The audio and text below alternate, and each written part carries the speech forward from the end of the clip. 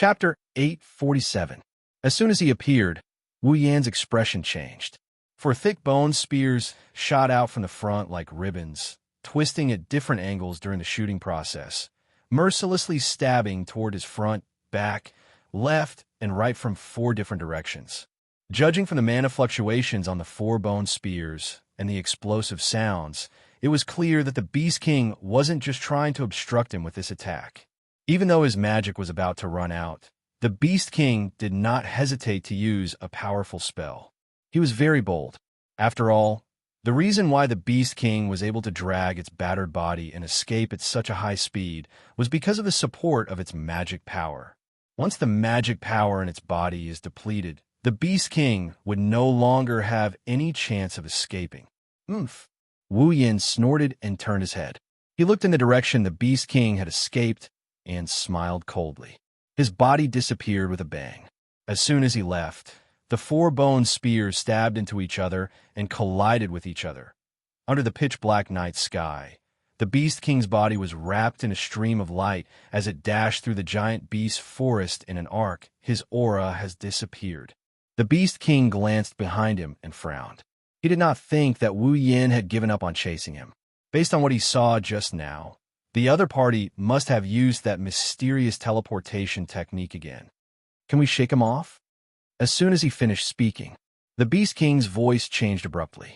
He waved his hand, and a powerful magic power shot out, slamming into the void in front of him. Bang! The magic hit the empty space, and the space rippled. A figure slowly emerged from it. It was Wu Yan. Seeing this, the Beast King immediately retreated. Wu Yan immediately teleported. When he reappeared, he was above the Beast King's head. Do you still not understand? He looked coldly at the Beast King. Wu Yan said in a low voice, if we're competing in speed, there's no way you can beat me. The Beast King clenched his fists and sneered. So ruthless. Looks like you're much more decisive than the first time we met. Wu Yan chuckled when he heard this. There was a hint of mockery in his smile. It started when you planned to kill the most important people around me. I didn't plan on letting you live for long. Whether it was Andrew or not, whether it was Marcus or the Beast King, they were normal people. Wu Yan could not be bothered with them. But if you touch his reverse scale, don't think you'll get away with it. As soon as he finished speaking, Wu Yan's eyes turned gold. With a swoosh, he charged towards the Beast King. You're at the peak of the 8th level.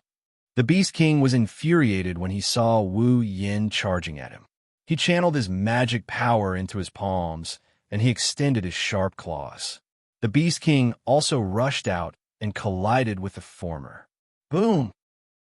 A huge wave of magic and a thunderous sound resounded in the sky above the forest. The explosive airflow swept out. Like fireworks, dust flew in all directions from the collision. Both of them flew backwards and pulled apart some distance. The Beast King endured the pain in his body and stared at Wu Yan on the other side of the smoke. There was some shock in his eyes. Although he was now seriously injured, he was still a demigod. In this state, it might be a little difficult to fight against a 9th level. But against the 8th level, even if the other party was at the peak of the 8th level, the Beast King had no reason to lose. But in fact, the collision just now was evenly matched. This Wu Yan was not a simple person. While he was daydreaming, opposite him, Wu Yan's figure trembled and strangely disappeared on the spot. Immediately after, he flashed out from the space behind the Beast King. Raising his hand, a bluish-white electric current containing surging magic power struck the Beast King's back like lightning. Thunder Light Fist. Boom! A low muffled sound was heard. The magic power on the surface of the Beast King's body flowed rapidly and forcefully resisted Wu Yan's attack. However, his body started to sway slightly. Seeing that the body wrapped in magic power could not bear the burden and was shaking, Wu Yan narrowed his eyes. With a clench of his hand, bluish-white electric light filled his entire body. With a flick of his finger, the bluish-white electric current whistled through the air with a crackling sound. It was entwined in the scorching atmosphere and shot out explosively. With the Beast King's experience, he could of course see that these few small electric currents were definitely not something that he could withstand in his current state. A trace of fear flashed in his eyes. The Beast King's figure retreated rapidly, but he was cursing loudly in his heart. He was clearly at the peak of the 8th level, but his attack was comparable to that of a 9th level. This Wu Yin was simply a monster. You still want to escape? Wu Yin waved his hand, and the electric current that flew out suddenly increased in speed. Like a thunderbolt, it violently struck the Beast King's body. Boom! After being struck by the electric current, the magic power surrounding the Beast King's body quickly dimmed by a lot, causing him to turn pale with fright. Before he could react, another electric current followed closely and violently struck the Beast King's chest again. Boom! With a muffled sound, the Beast King was hit by the electric current head-on. With a muffled groan, he smashed into the forest below. Boom! Boom! Boom! Wu Yan's palm danced, and several electric spears formed by electric current shot out explosively. All of them struck the Beast King's body. A series of muffled sounds rang out, mixed with the Beast King's miserable cries. Damn it! Large amounts of blood sprayed out from the impact of the electric current. The magic power wrapped around the Beast King's body became thinner and thinner. The Beast King's face was malevolent, and his eyes flashed with a crazy light. Don't think that you can have your way with this. Looking at Wu Yin, who was looking down at him from above, the Beast King took a deep breath. His chest slowly puffed up as he raised his head and roared violently. Roar! The deep roar rapidly reverberated from the Beast King's mouth, turning into a sound wave. With a boom, it exploded in the sky above the behemoth forest and scattered in all directions. Seeing this scene, Wu Yin deeply furrowed his brows. In his heart, a bad premonition quickly rose up, causing him to raise his hand reflexively. Li, Wu, Ying, just as Wu Yin was about to use the railgun to directly end the Beast King, a series of continuous beast cries suddenly rang out from the horizon not far away. Wu Yan's movements froze, and he abruptly turned his head to look at the source of the sound. With one look, his face immediately froze on the spot. All he saw was a group of flying magical beasts emerging from the behemoth forest below. An endless stream of flying magical beasts continuously flew over here. Not good. Wu Yan's face also changed. The Beast King coldly laughed and loudly shouted, "Attack!" Li, Wu, Ying. Under the Beast King's command, the group of magical beasts did not hesitate at all. Flapping their wings or using flying magic, they quickly rushed towards Wu Yin. Among them, there were 7th level, 8th level, and even 6th level and below. With their instincts as magical beasts, they should know that against Wu Yin, only death awaited them. However, at this moment, these magical beasts were like moths to a flame. By the time they reached Wu Yan's side, they all had a tacit understanding and simultaneously surrounded Wu Yin. Ha ha! Below, the Beast King raised his head to the sky and laughed wildly. His body moved, turning into a ray of light and quickly disappearing into the depths of the forest. He only left behind a single sentence, echoing in the surrounding space and into Wu Yan's ears. Wu Yin, in the future, this king will definitely repay everything you've given me today. Hold it right there. Wu Yin bent down and was just about to rush down when the surrounding magical beasts seemed to have received some sort of message. Amidst their roars, they all rushed towards Wu Yin. Without any other choice, Wu Yin could only use spatial teleportation to escape the encirclement of the magical beasts. He slowly emerged below and scanned his surroundings. However, he had already completely lost track of the Beast King's aura and traces. A sullen fury rose from Wu Yan's chest. Feeling the magical beasts continue to pursue him from behind, Wu Yin roared angrily, his voice echoing through the forest. In the next moment, the overwhelming horde of magical beasts covered Wu Yan's figure. Chapter 848. More than a dozen shadows are moving at a terrifying speed. They are running around the tree-filled behemoth forest. They're like thin black ribbons, shuttling back and forth, heading toward a certain direction. One could faintly see that a few of these figures had a pair of wings on their backs as they floated in the air. However, their speed was not inferior to the former's. In fact, they were even faster than the former's as they nimbly shuttled through the forest. From the looks of it, they seemed to be in a hurry. Shoko Misaki may have a unique ability, but in terms of physical strength, she was at the bottom of the pack. That's why Ikaros was holding her in her arms as they flew through the air. Shoko Misaki took a look at the sky and frowned. The sky that looked like it was the end of the world a moment ago has returned to normal, but she didn't feel at ease at all. Instead, she started to worry. According to Lei Wang, that scene was probably caused by Wu Yan's battle with the Beast King. Shoko Misaki doesn't know who caused that scene, but the thought of Wu Yan fighting alone made her uneasy. Back then, Wu Yan, her group, and Fei Fei couldn't do anything to the Beast King. Only Flandre-chan was able to inflict some minor damage to him. Now, Wu Yan is fighting alone. Compared to back then, no doubt. Now, Wu Yan is definitely stronger. Not only did he level up, he also has a new ability. He is strong enough to dominate all those below Tier 9. Wu Yan can even take on those who just reach Tier 9. But the Beast King is a demigod. Even if Wu Yan uses Flandre-chan's Ruby mode, he is still no match for the Beast King. Thinking of this, Shoko Misaki couldn't help but start to worry. Shoko Misaki didn't know that Wu Yan had Yukari's Ruby mode other than Kurumi and Flandre-chan's.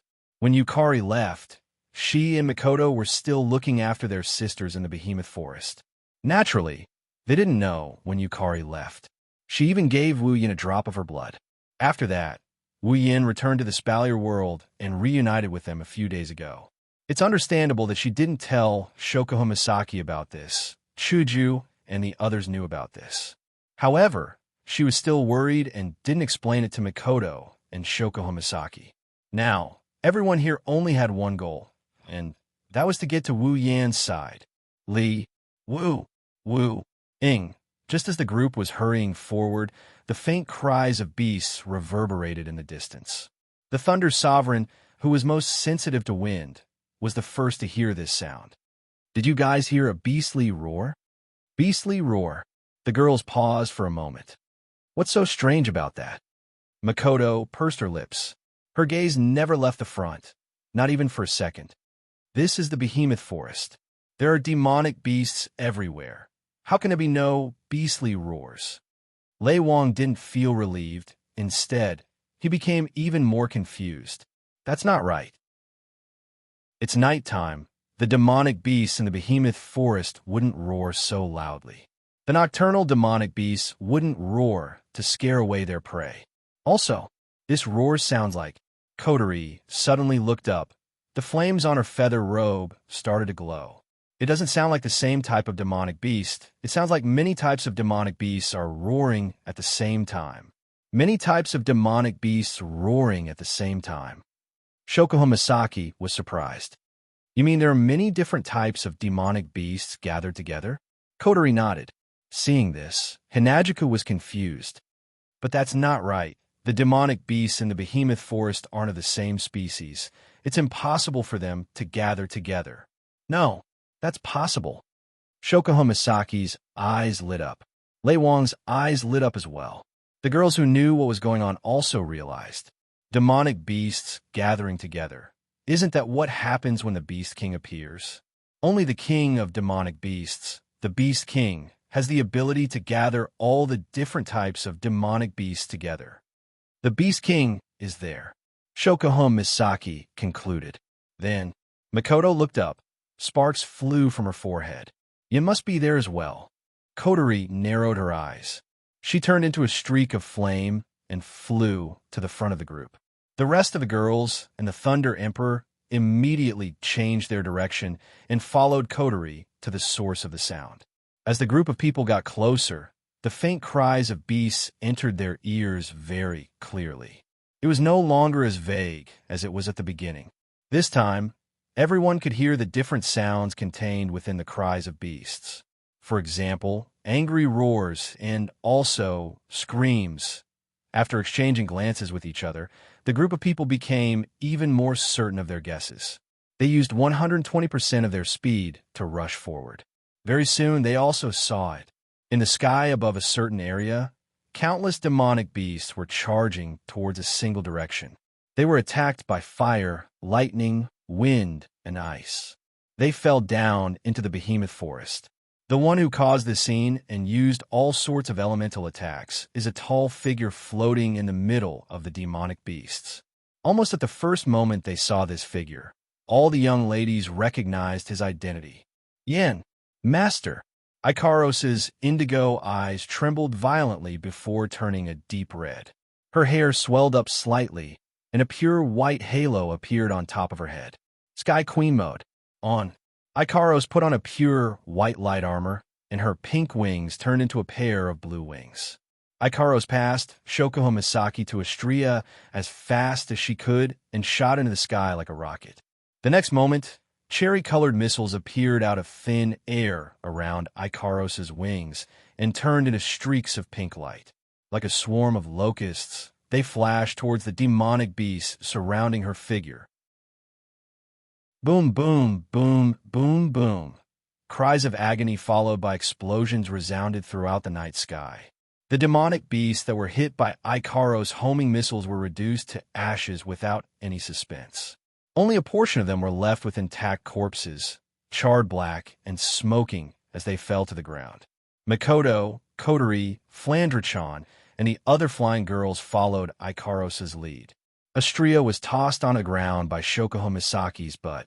Even Toka flew towards Wu Yin with her angel sword thrown. Wu Yin saw the arrival of the girls. When he saw the girls attacking, he quickly increased the frequency of his attacks. As a result, the one-sided slaughter began. By the time everything calmed down, the ground where they were standing was already covered with the corpses of magical beasts. Yin. The girls finally came to Wu Yan's side. Mikoto pointed a finger at Wu Yin. It almost hit his nose. You bastard. I can't believe you came here alone to do something so dangerous. Wu Yin flinched. He saw the displeased looks on the girls' faces. He smiled helplessly. I'm sorry. I didn't expect such a huge secret to be revealed. The girls' expressions lightened up after hearing Wu Yan's explanation. Lei Wang came to Wu Yan's side and asked with a serious expression, Where's the Beast King? Wu Yan took a deep breath. He clenched his fist and bitterly smiled. He escaped. Escaped. Lei Wang didn't understand what Ikaros meant by that. The peak tier 8 Wu Yin is fine. Instead, it was the demigod Beast King that escaped.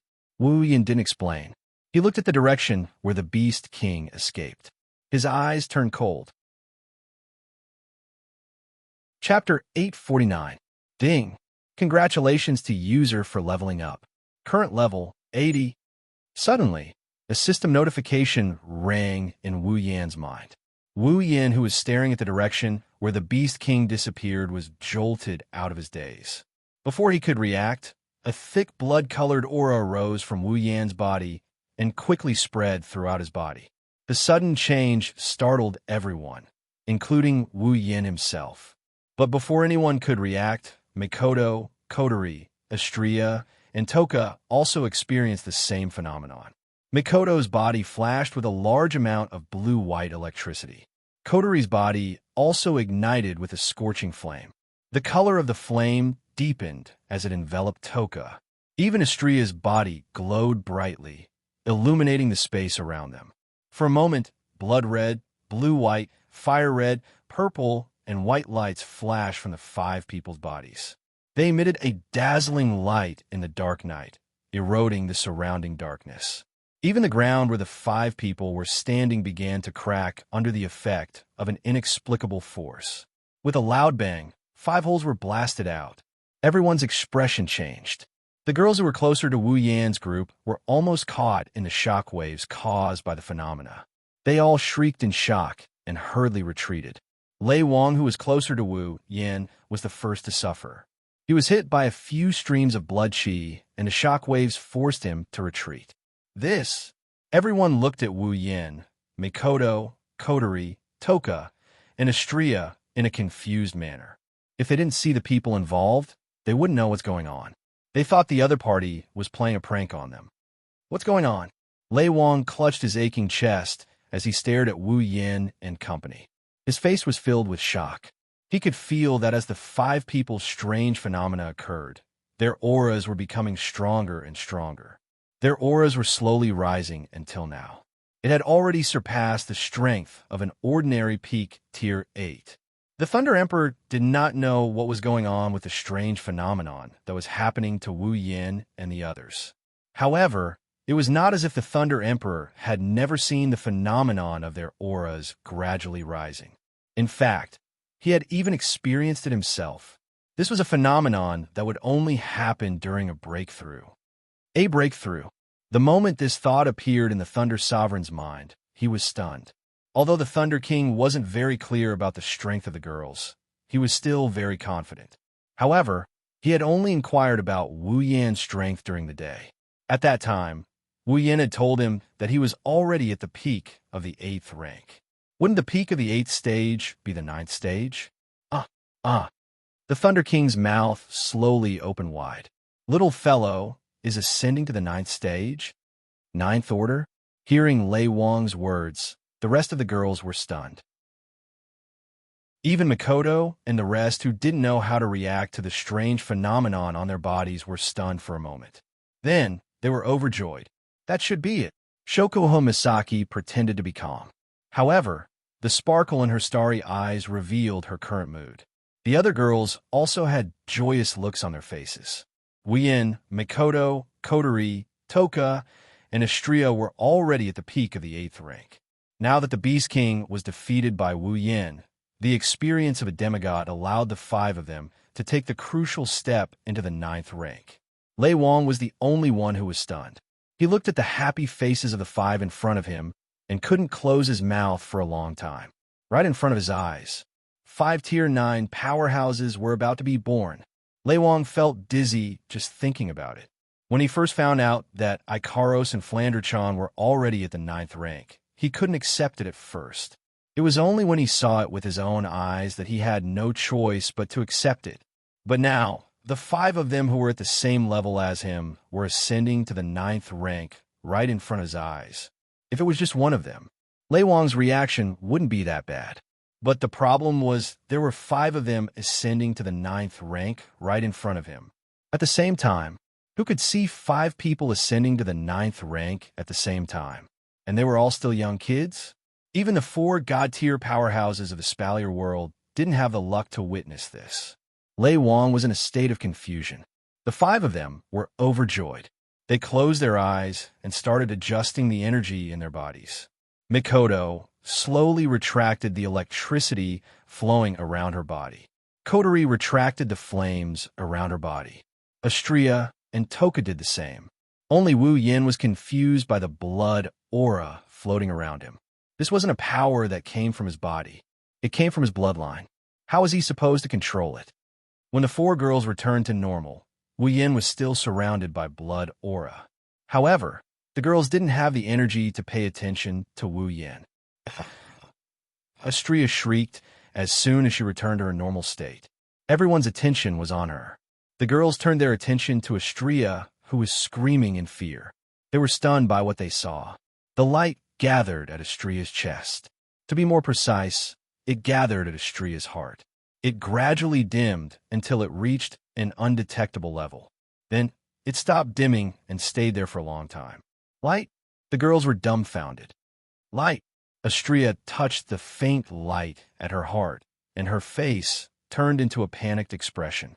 She screamed and jumped towards Ikaros. Ikaros was the only one who could do this. She screamed and jumped towards Ikaros. Ikaros-senpai, Astria is going to die. That one sentence caused the girls who were still in a daze to fall to the ground. Astria, on the other hand, had tears streaming down her face. Ikaros-senpai, I'm about to die. I'm about to die. Ikaros wasn't able to keep up with Astria's rhythm. She used her pitiful indigo eyes to look at the ball of light above Astria's heart. A stream of data flashed across her eyes, and she froze. This phenomenon. Ikaros placed her hand on Astria's chest and said in a daze, I experienced it before as well. Hearing this, the girls all seemed to have thought of something, and Shokuho Misaki suddenly understood. That's right. This phenomenon happened when Ikaros ascended to Tier 9 as well. Phenomenon? Kotori, Kurumi, and the others who were summoned later asked, but Shokuho Misaki didn't answer immediately. Instead, she said something thoughtfully. If I remember correctly, this phenomenon happened when Ikaros ascended to Tier 9. The Pandora system in her body started to awaken. That means... Chuju and Mikoto looked at Astria in shock. Astria, are you going to start your Pandora evolution as well? If I'm not mistaken, that should be the case. Astria blinked. Her panicked expression collapsed as she let out a sigh of relief. What? So she's not going to die? The girls sweated profusely. While the girls are still mesmerized by Astria's transformation, Wien, who lost his bloody aura, looked a little out of sorts. Kurumi tilted her head when she noticed this. What's wrong? Outsisoma. Wien snapped out of his daze. He felt warmth in his heart when he saw the concerned looks on the girls' faces. He quickly shook his head. It's nothing, don't mind it. Wien grinned as he immersed himself in his sea of consciousness. The system notification that rang in his mind just now. Ding! User's level has met the awakening requirement of True Ancestor Bloodline. True Ancestor Bloodline ability has been automatically awakened. Please choose one of the 3 options below as a Bloodline ability. 1. Mistransformation. 2. Blood Pact. 3. Vassal Beast Summon. Chapter 850. Behemoth Forest, the campsite. A night had passed. The apocalyptic sky had disappeared into the distant horizon like a dream. After the initial chaos, the campsite once again returned to its peaceful state. The guards who were patrolling around the campsite forced themselves to stay awake and began their mission for the day. However, no matter if it was their mind or body, they were all abnormally exhausted, causing the entire campsite to be filled with a dispirited atmosphere. They couldn't be blamed. The events that had happened in the camp these past 2 days had tormented these pitiful guards. Not to mention other things, just being woken up from their sleep twice in a row already made them physically and mentally exhausted. First, it was Wien who was furious and woke up all the guards in the middle of the night. The matter of Andrew's death caused everyone to lose the sleep they had the night before. Last night, such a ridiculous phenomenon occurred, causing everyone to be in a state of panic. It was impossible for them to sleep. It had only been 2 days, but so many things had happened. Even though the guards in the campsite were all warriors and magicians, they were still somewhat overwhelmed. It was only natural for such a phenomenon to occur. At this moment, in a large tent in the center of the campsite, there should only be 1 or 2 high-ranking officials. However, at this moment, it was filled with a black mass of figures. All sorts of noises mixed together, buzzing incessantly, causing one to feel as if they were in a beehive, causing one to feel extremely irritated. Almost all of the high-ranking officials in the campsite were present, discussing animatedly. At the same time, all of them were looking at the main seat in the tent. Over there, a figure was seated on a high seat. That dignified face that had intimidated all the guards yesterday was currently in a state of absent-mindedness. For a long time, he did not speak. Although it had only been a day since the Thunder King had arrived at the campsite, the impact he had received was definitely greater than that of the other garrison members. That was only natural. Think about the council formed by the 3 great empires and the 9 great clans. There were only 12 ninth-grade powerhouses. However, in the campsite, there was a small group that didn't belong to the council. There were 7 ninth-grade powerhouses, and the rest were all peak 8th-grade powerhouses. Although the overall strength of this small group couldn't compare to the entire council, that wasn't too far off. Regarding last night's collective advancement event, the Thunder Sovereign had yet to recover from a shock. Even when they followed Wu Yin and the others back to the camp, they were still in a muddle-headed state. How great was the impact on the Thunder Sovereign? The Thunder Emperor thought very highly of Wu Yin. He knew that there would come a day when this mysterious little fellow would stand at his level, or even surpass him and become a demigod. That wasn't impossible. However, the Thunder King hadn't expected this day to come so soon. Not to mention Wu Yin himself, even the girls around him were all extremely talented. They were not weaker than Wu Yin, and some of them were even more talented than Wu Yin. Now, the small group that he used to take care of as a juniors had become a force that he, or the entire Spalier world, couldn't ignore. It was only at this moment that the Thunder Sovereign felt that he had underestimated them in the past. Of course, the Thunder Sovereign was more surprised. He still couldn't let go of the fact that 5 kids who weren't even 25 years old had advanced to the 9th grade at the same time. The Thunder Sovereign didn't believe that it was a coincidence. Wu Yin and the others might have an alternative cultivation method that allowed them to have such terrifying potential and speed of advancement. Realizing this, even the Thunder Sovereign couldn't help but be tempted. If he could obtain such a cultivation method, the Lori family would become the pinnacle of the continent in just a matter of time. As for himself, it was very likely that he would obtain the opportunity to advance to the demigod level. Demigod. The Thunder Sovereign's heart began to heat up. His ancient eyes were filled with an unusual fanaticism. However, when he remembered that the one who had such a method was Wu Yin, he had no choice but to suppress the desire in his heart.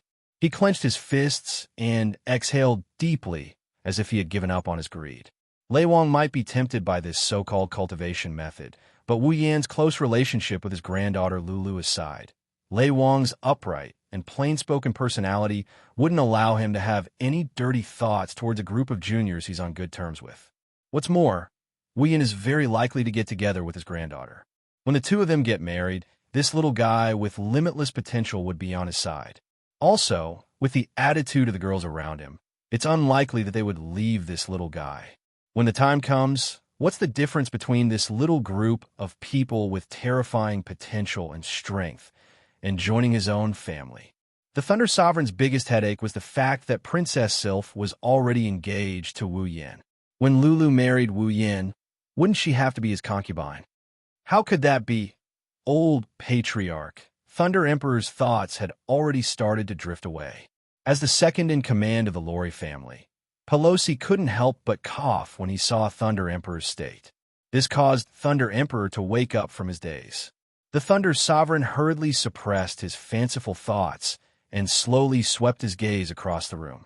All the noise in the room disappeared. The Thunder Sovereign nodded slightly and looked at the empty space in the center. There, a figure was kneeling there with a pale face. It was as if he had lost all hope. It was Marcus. Sigh.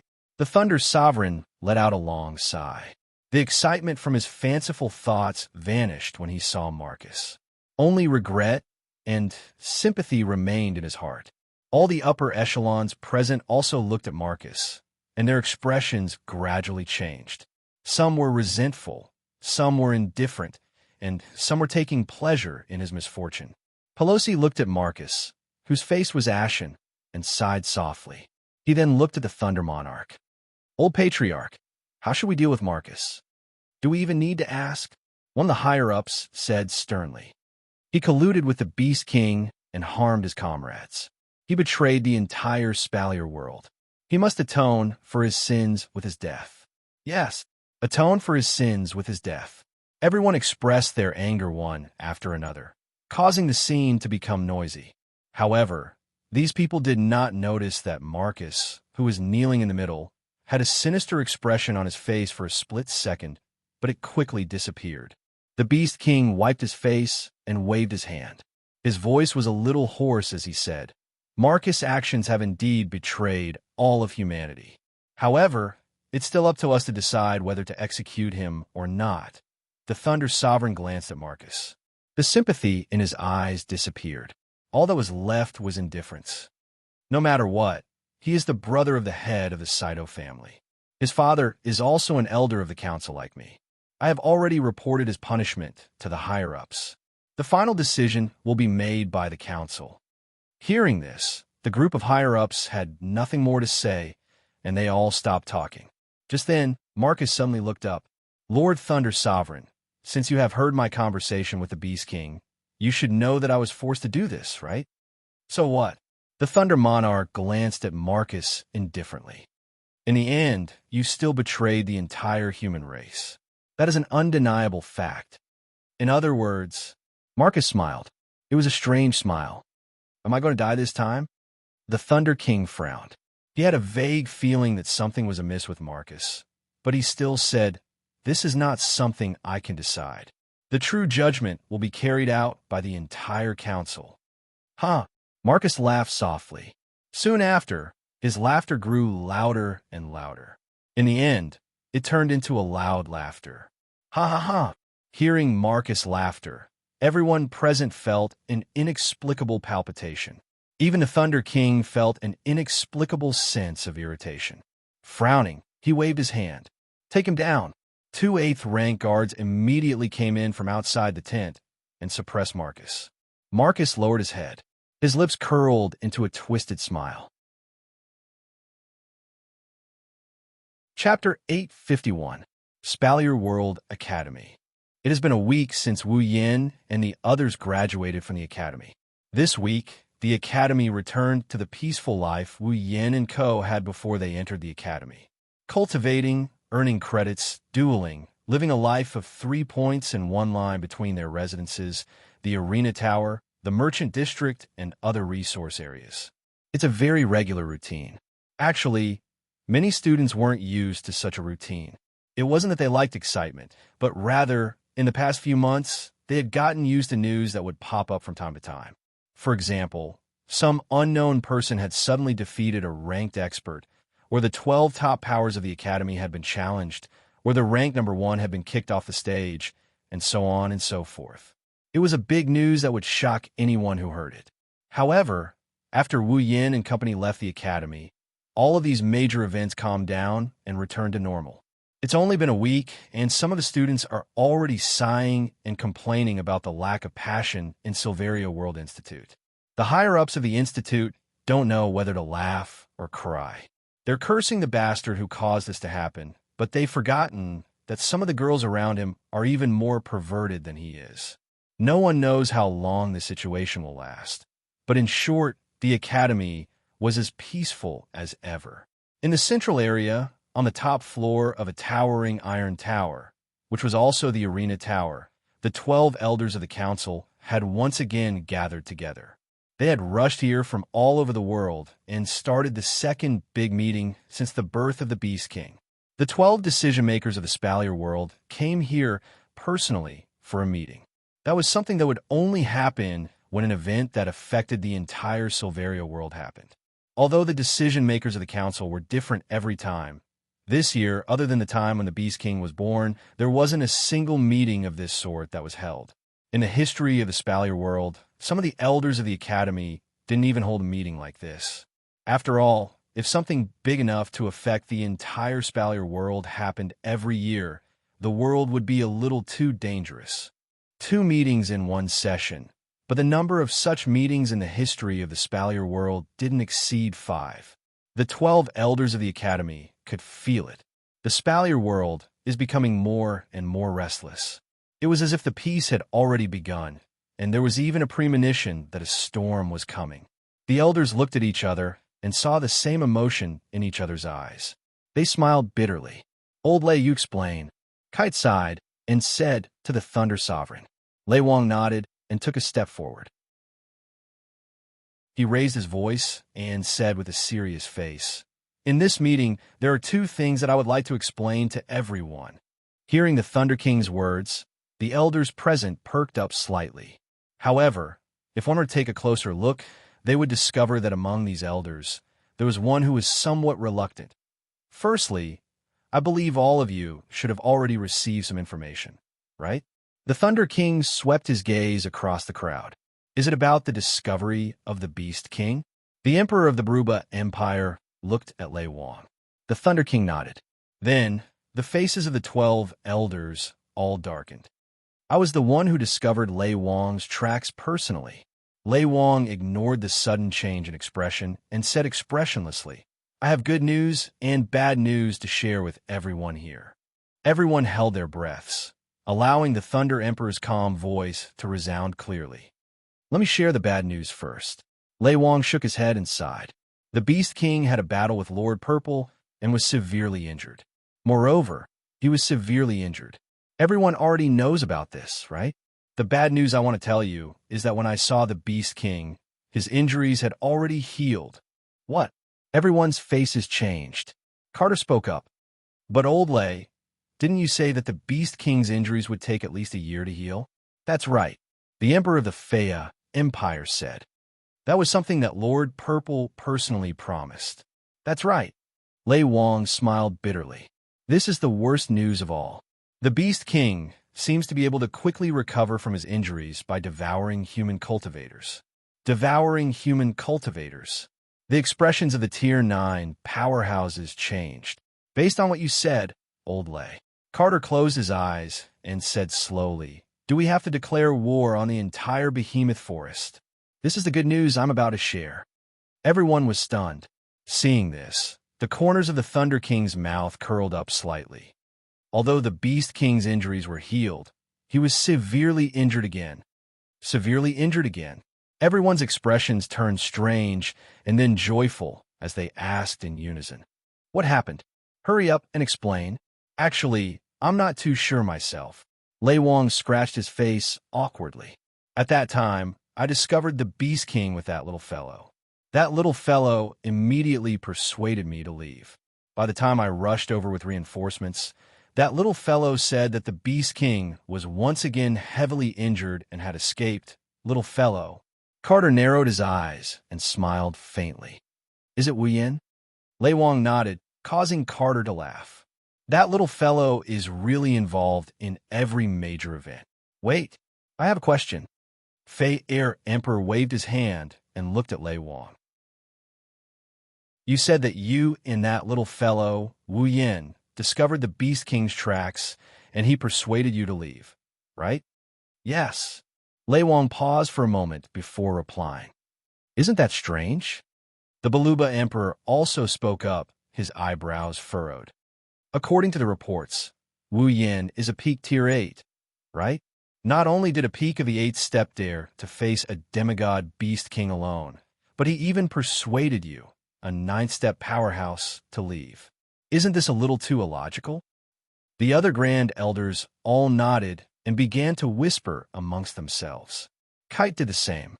It does seem illogical. Carter rubbed his chin thoughtfully.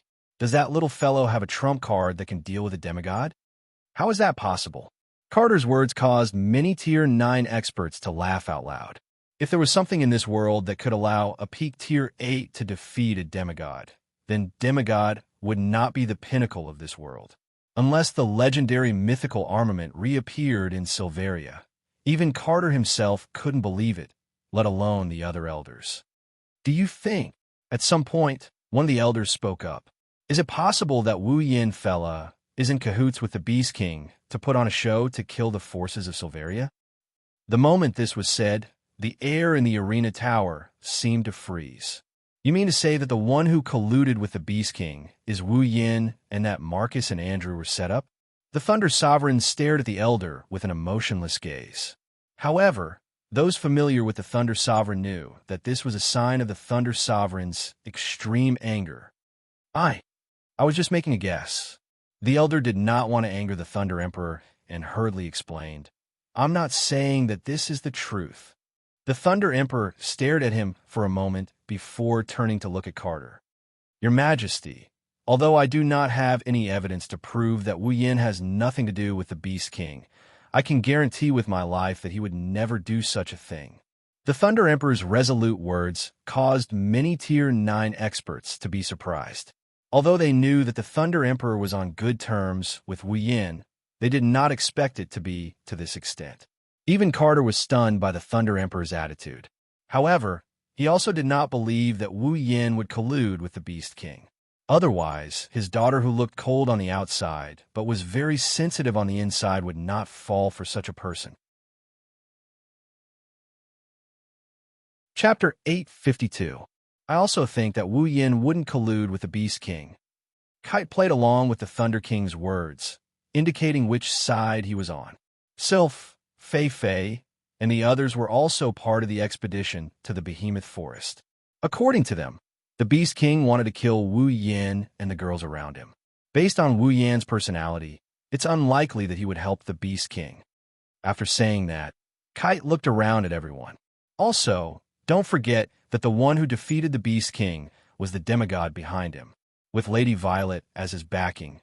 Why would he collude with the Beast King, who is weaker than Lady Violet? That's right. That's true. Everyone looked at each other, seemingly agreeing with Carter's words. Only the Baruba Emperor was still frowning. But this still doesn't make sense. The Baruba Emperor crossed his arms and glanced at Lei Wang. Lei Wang said that Wu Yin told him that the Beast King was heavily injured again. At that time, he was the only one facing the Beast King, right? Could it be that he really injured the Beast King? The Baruba Emperor had a slight smile on his face. No one answered the Baruba Emperor's question immediately. However, from the looks of disdain on their faces, it was obvious that they thought that Wu Yin was the one who injured the Beast King. Carter, who was standing with the Baruba Emperor and Faya Emperor in front of all the Tier 9 powerhouses, felt helpless. He sighed and said, Sylph said that when they fought the Beast King in the Behemoth Forest, they couldn't injure him even if they worked together. In the end, it was Lady Violet who stepped in and injured the Beast King. Lady Violet wasn't originally in the Behemoth Forest. However, at the critical moment, Wu Yin used some sort of summoning magic to summon Lady Violet to their side. Carter's eyes lit up. I think so. That little fellow must have used that summoning magic again to summon Lord Z over. That was why the Beast King was injured again, wasn't it? This statement received the unanimous approval of the senior elders, including the Thunder King. That should be the case. Lei Wang pursed his lips.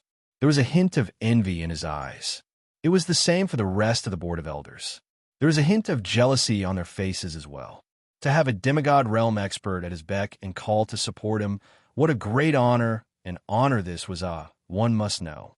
Even if the Ailu, Bruba, and Faya empires each had a semi-god guardian deity behind them, they would only appear when the royal family or Silveria was facing a true calamity to help them survive. Normally, those semi-god guardians deities would hide behind the scenes. Don't even mention ordering them around. They wouldn't even respond if you called out to them. Yet Wu Yin has a demigod who can call. That's a good thing. In the end, all the good things were taken away by Wu Yin. Not only does he have a demigod to support him, he also has a group of girls with heaven-defying combat power and potential. It's as if he has all the good things in the world. The three emperors couldn't help but feel jealous. Not to mention the Tier 9 powerhouses from the families without a demigod. A white-haired elder sneered. I agree with the previous speculation. Maybe the reason for all the trouble in the Spalier world is because of this brat. Hearing this, Kite's and the Thunder Emperor's faces sank. Lei Wang sneered. I know your Ladine family suffered a loss in his hands.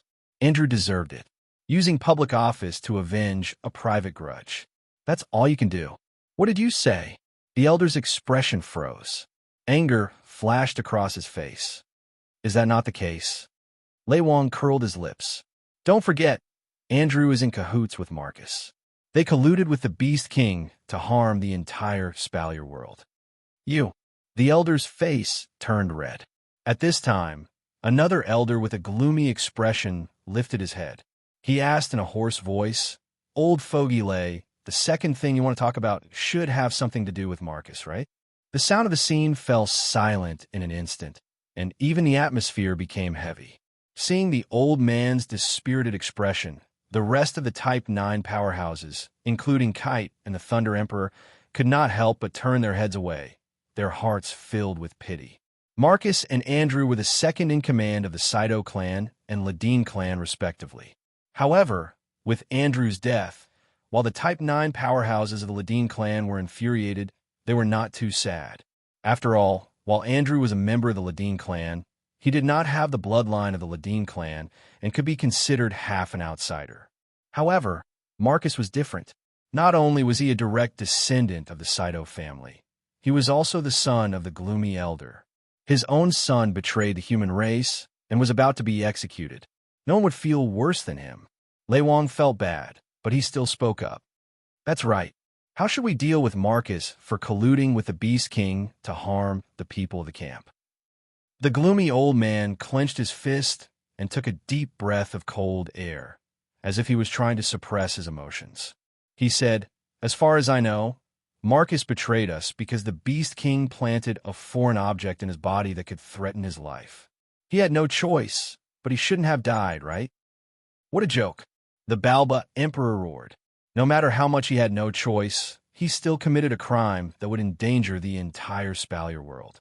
The gloomy elder clenched his fists and turned his head away. No one could see his expression, but his back seemed to have aged considerably.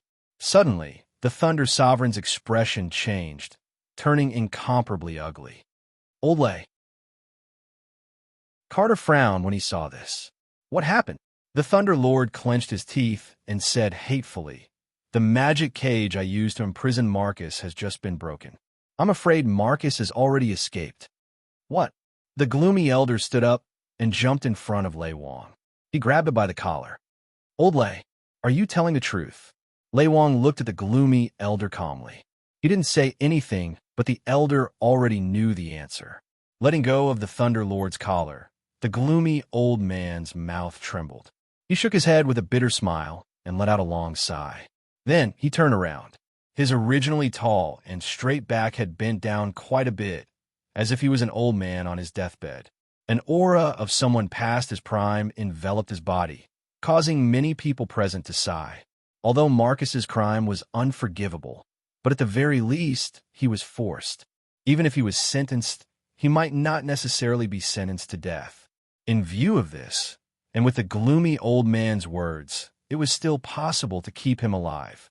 But now, Marcus had absconded for fear of punishment. There was no longer any possibility of survival. After taking a look at the gloomy old man, Carter turned around and announced, "From now on, Marcus will be listed as a felon. All families can dispatch teams to capture Marcus. Once his whereabouts are discovered, they are allowed to kill him on the spot." Yes, the rank 9 powerhouses of the families responded. The emperors of the Baruba and Fea empires also nodded. Only the gloomy elder didn't say anything, but no one would blame him. Also, the mission to find the Beast King is still to be carried out. Like before, report immediately if you discover his whereabouts. Carter looked at everyone and said, "Apart from that, don't forget to pay attention to the disappearance of large numbers of practitioners in your respective territories. The Beast Kings are able to quickly recover from their injuries by devouring human practitioners. Paying more attention to this information will help us find the whereabouts of the Beast Kings. After all, we won't be so lucky as to encounter another Beast King who has just recovered from his injuries." Everyone looked at each other and nodded their heads with heavy expressions on their faces. Chapter 853. Behemoth Forest Base. Inside the tent, Wu Yin and the girls were gathered in a circle. They stared at Astria, who was sitting in the middle of the circle with a serious expression on their faces. The atmosphere in the tent fell into a long period of silence.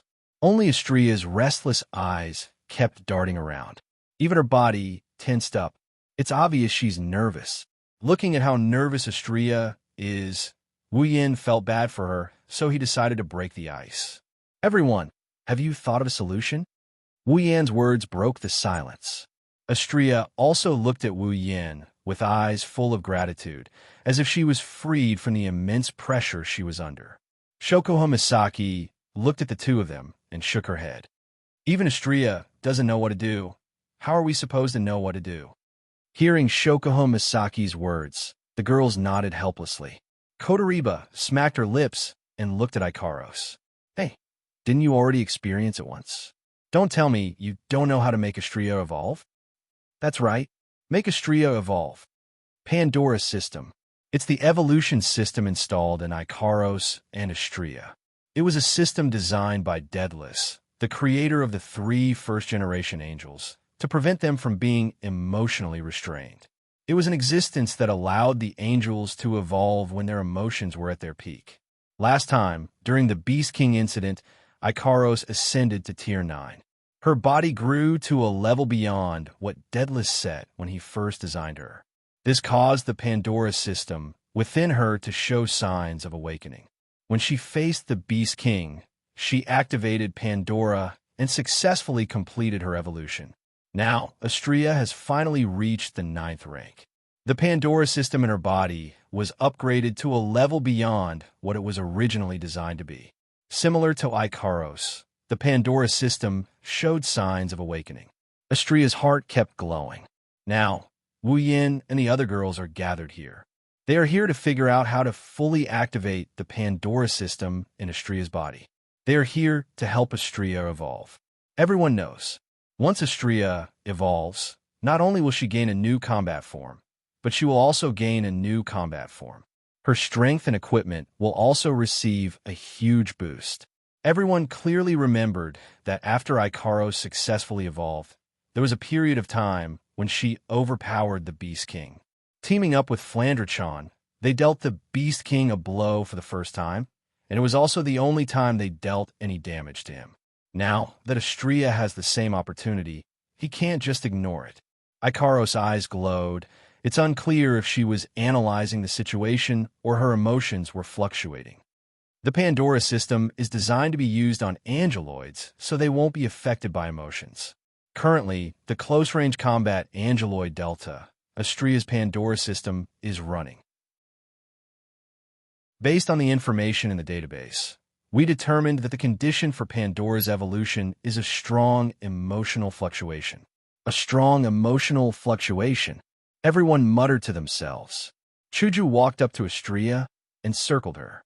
How can we trigger a strong emotional fluctuation in Astrea's emotional fluctuation? Everyone looked at each other and fell into a short silence once again.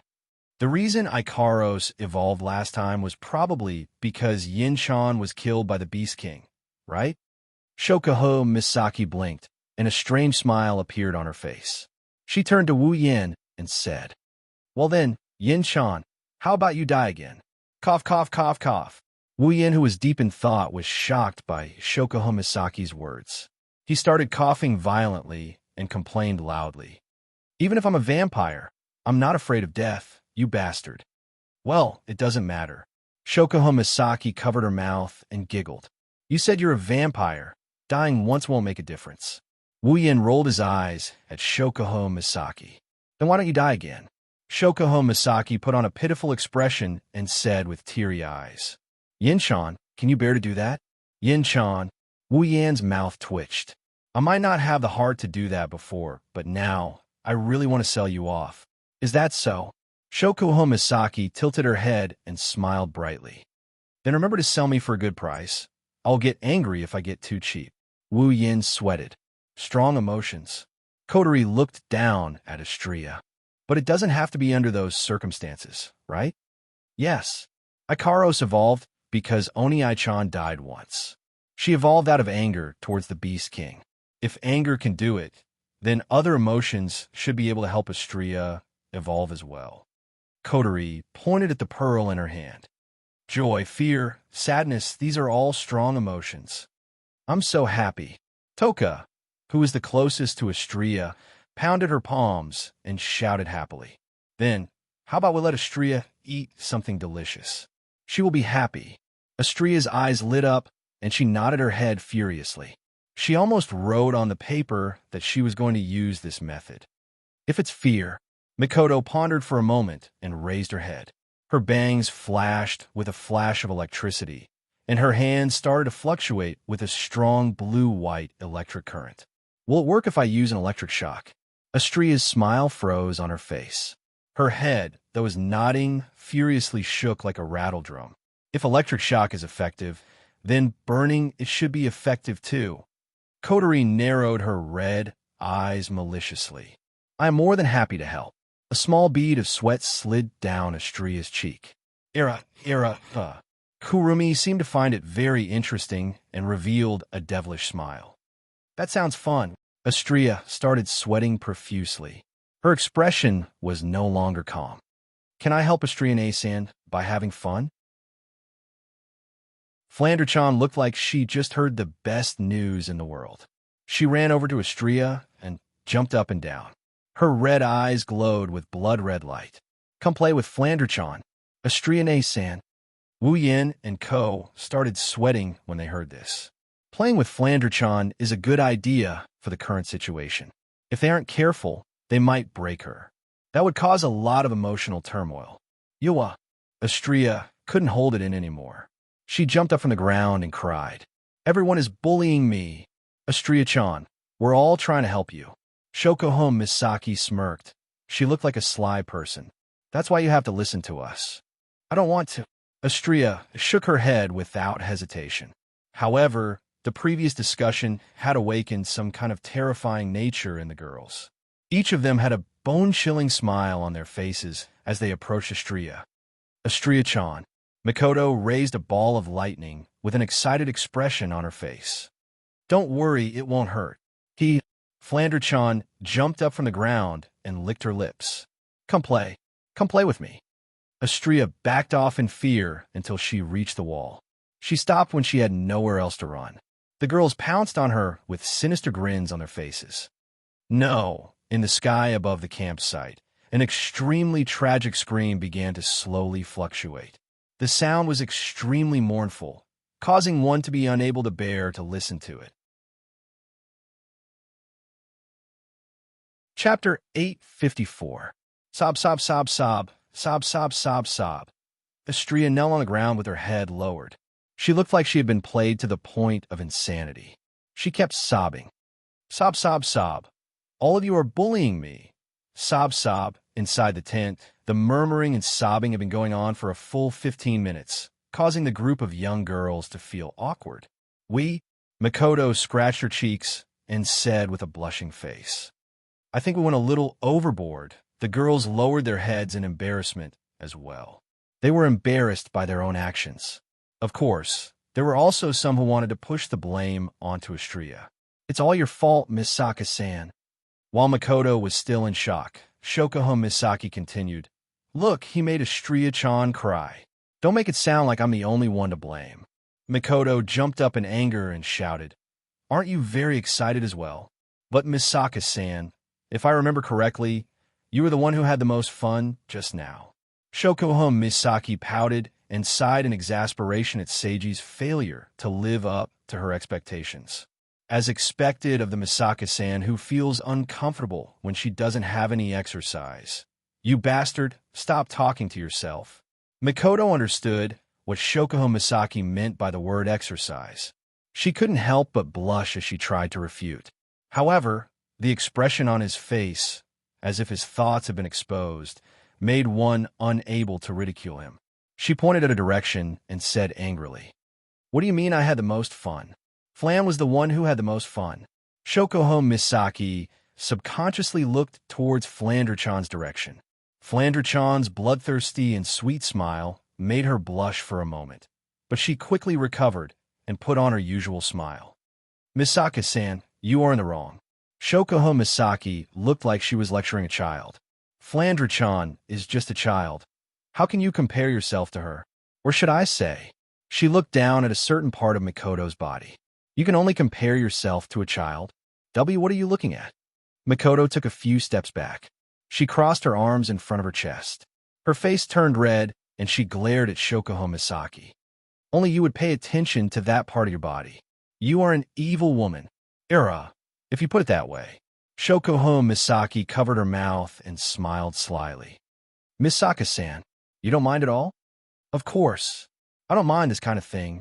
Mikoto's hands tightened. Mikoto stuttered. She forced a fake smile on her face. With one look, one could tell that this girl was being arrogant. Is that so? Shokohome Misaki pursed her lips and pretended to be nonchalant as she shook a certain part of her body. Instantly, her breast started to sway, and it attracted the attention of a certain group of people. Mikoto and Hinajiku were one of them. Their gazes were filled with envy and jealousy. I have been paying attention to their diet every day, taking the necessary nutrients and taking good care of them. Shokohome Misaki said in a casual tone that caused the girls to stiffen up. After all, a certain someone likes them a lot. When they heard that, all the girls looked in the same direction. In the corner, Wu Yin was sitting calmly on a chair. He looked like he had nothing to do with this. He was leisurely sipping on a cup of black tea. It was as if this had nothing to do with him. Not just Makoto, even Hinajiku, Shokoho Misaki, and Kotori couldn't help but feel angry. Oomph. Kotori snorted and turned her head away. Sit by the side and watch the members of your own backyard fight with each other? What a disgusting hobby. Chuju walked up to Wu Yin and snatched the cup from his hand. She glared at him with a scary expression. Of course, Wu Yin thought she was just trying to act cute. I say, Chuju put her hands on her hips and frowned.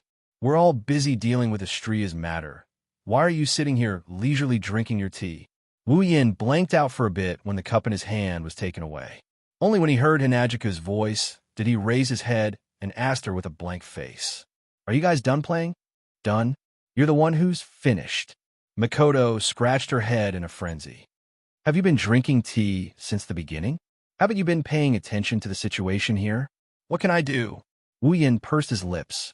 He glanced at Estria, who was still sobbing. His lips twitched. Who told you guys to have so much fun when we're dealing with serious matters? We're not having fun. The girls spoke up in unison. We're trying our best to help you. Yes, yes, yes, I'm helping. Wu Yin rolled his eyes, and he propped his head up with his elbows on the table. He pursed his lips at Estria. So, this is the result of all your hard work. The girls froze. They stole a glance at Estria and lowered their heads awkwardly.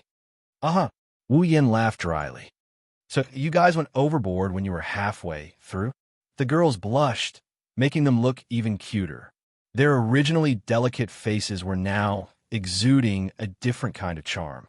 With more than a dozen of them standing side by side in such a state, a certain wolf's eyes were fixed on them.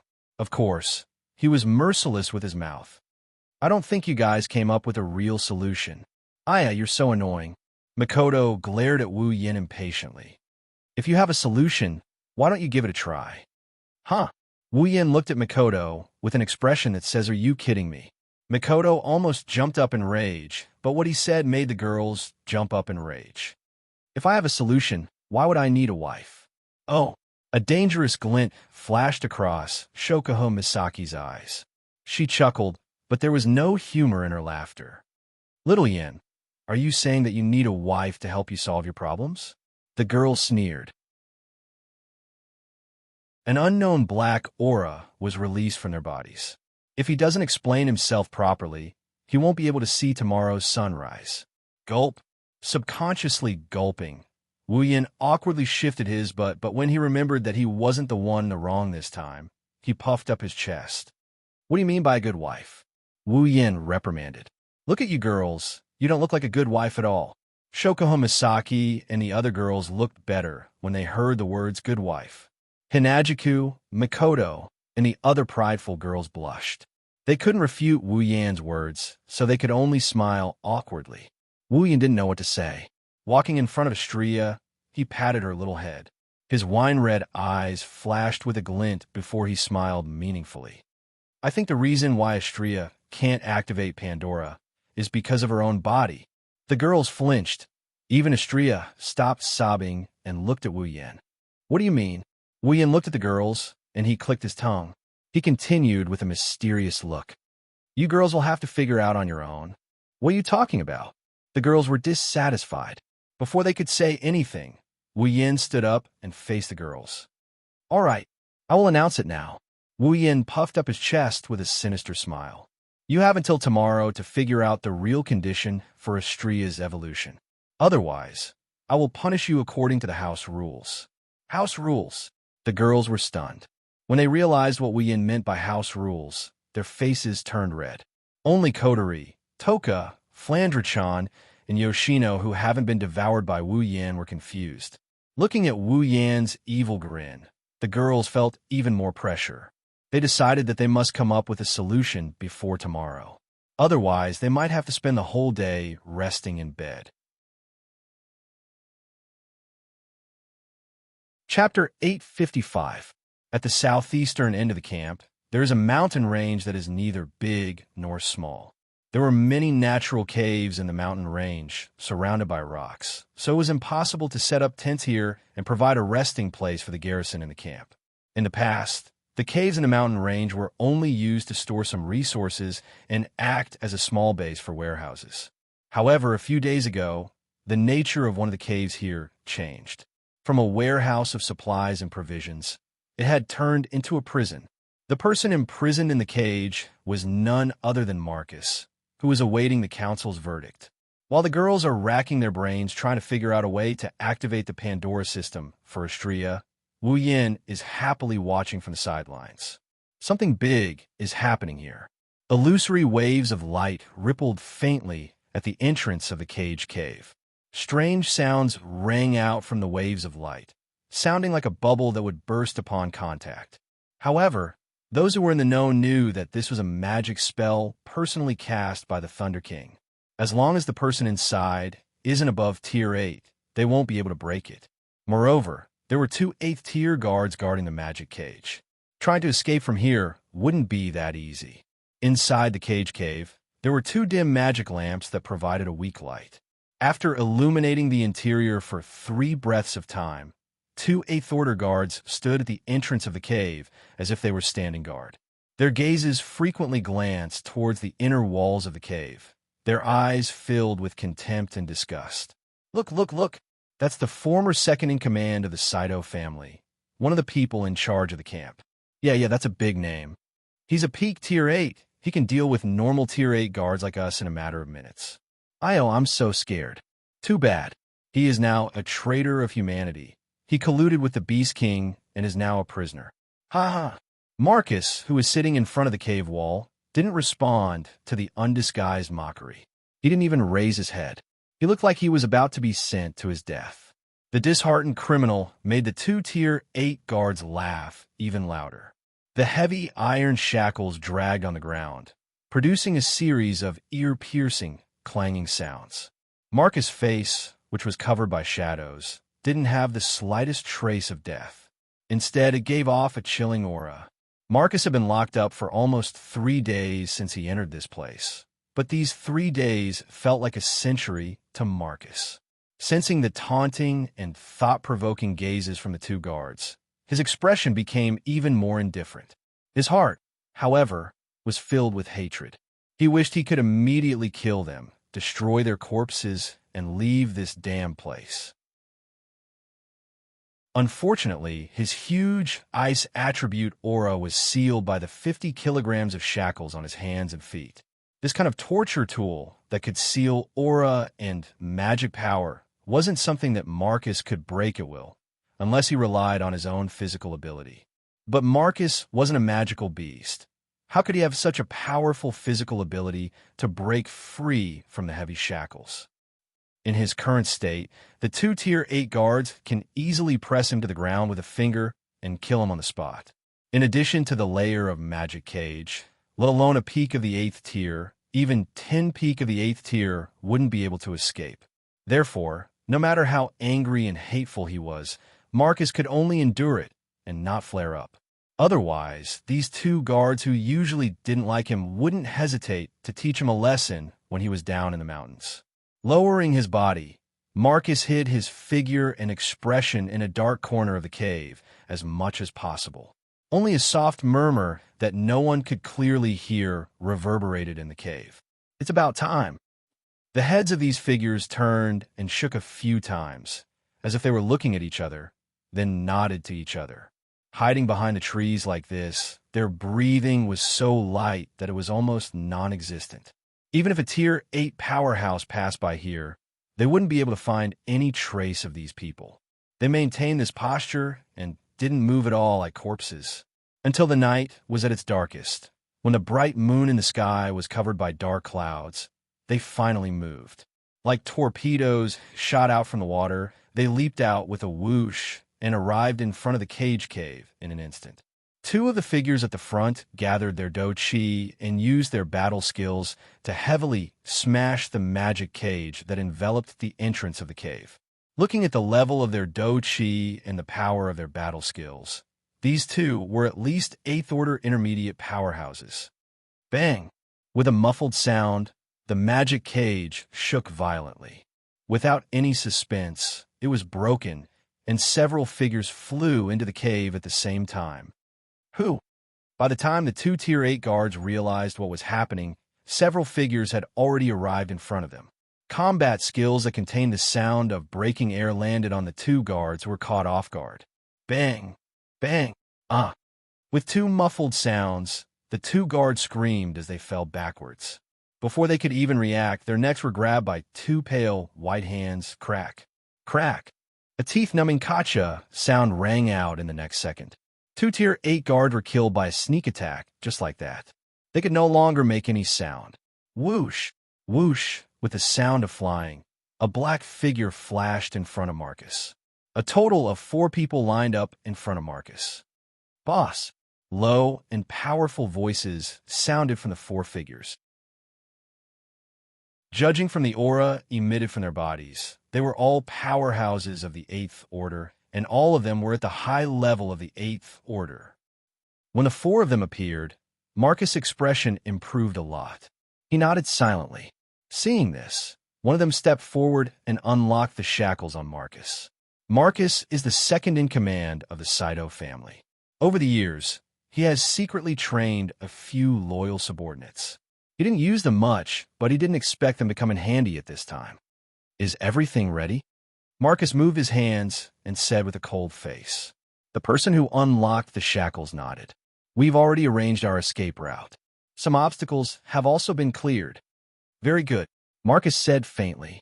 He then walked towards the cave entrance. The 4 loyal subordinates quickly followed. The moment he walked out of the Cage Mountain Cave, the sealed Do-Chi seemed to emerge in hindsight. Billowing, icy, blue streams of air drifted from Marcus' limbs, causing the temperature in the air to drop to the extreme. Marcus looked at his hands and looked at the night sky above the camp. He clenched his fists so hard that his bones made a grinding sound. I have been holding back for a long time. When he said this, Marcus' tone was low, but it revealed a shocking amount of resentment and hatred. His body burned with a terrifying aura. Behind him, the 4 loyal subordinates lowered their heads, not daring to look at him directly. They had been with Marcus for a long time, but they had never seen such a leader. They were familiar with Marcus's temper, and they knew that if they provoked him at this time, only death would await them. After a few seconds, Marcus raised his head again. The corner of his mouth curled up, and he laughed like a devil. His eyes were filled with malevolence. Marcus looked at a certain area in the camp. His eyes were filled with killing intent. It was the area where Wu Yan's tent was. Wu Yan! Wu Yan! Marcus growled resentfully. Just you wait. I will not let this go. Under the dim light of the night, Marcus and the other 4 disappeared from their original spot and rushed towards the outside of the camp, disappearing without a trace.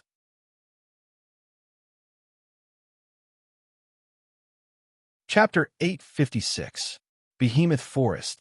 Rows and rows of trees are scattered across the uneven terrain.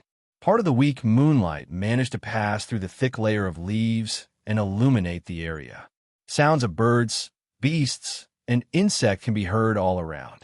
Rustling sounds of wind and sand can be heard continuously. If you remove the magical beasts here, then the Behemoth Forest is a very good environment. It is very peaceful. However, this tranquility is quickly broken by a series of rhythmic footsteps. As the footsteps grew louder and louder, under the faint moonlight, a few figures were slowly revealed. Their appearances also became clearer and clearer. Among them, one person was walking at the very front. It was very obvious that he was the leader. The remaining 4 people were guarding around him like guards. Their faces were filled with vigilance and vigilance. It is Marcus and his 4 loyalists who escaped from the camp. If you look carefully, you can see that there are people lying on the waists or shoulders of the loyalists behind Marcus, rubbing against the withered leaves on the ground. The 5 people slowly walked in a certain direction.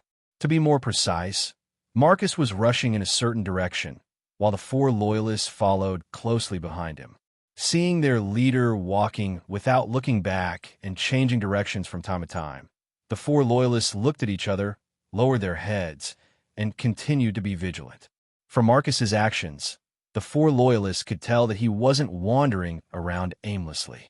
Rather, he was walking in a regular pattern, or rather, he was looking for something. Although they were puzzled by Marcus's frequent changes in direction, as loyalists, they wouldn't ask their master about his plans. Marcus also did not talk to the loyalists. It is as if they do not exist. He only has a gloomy face.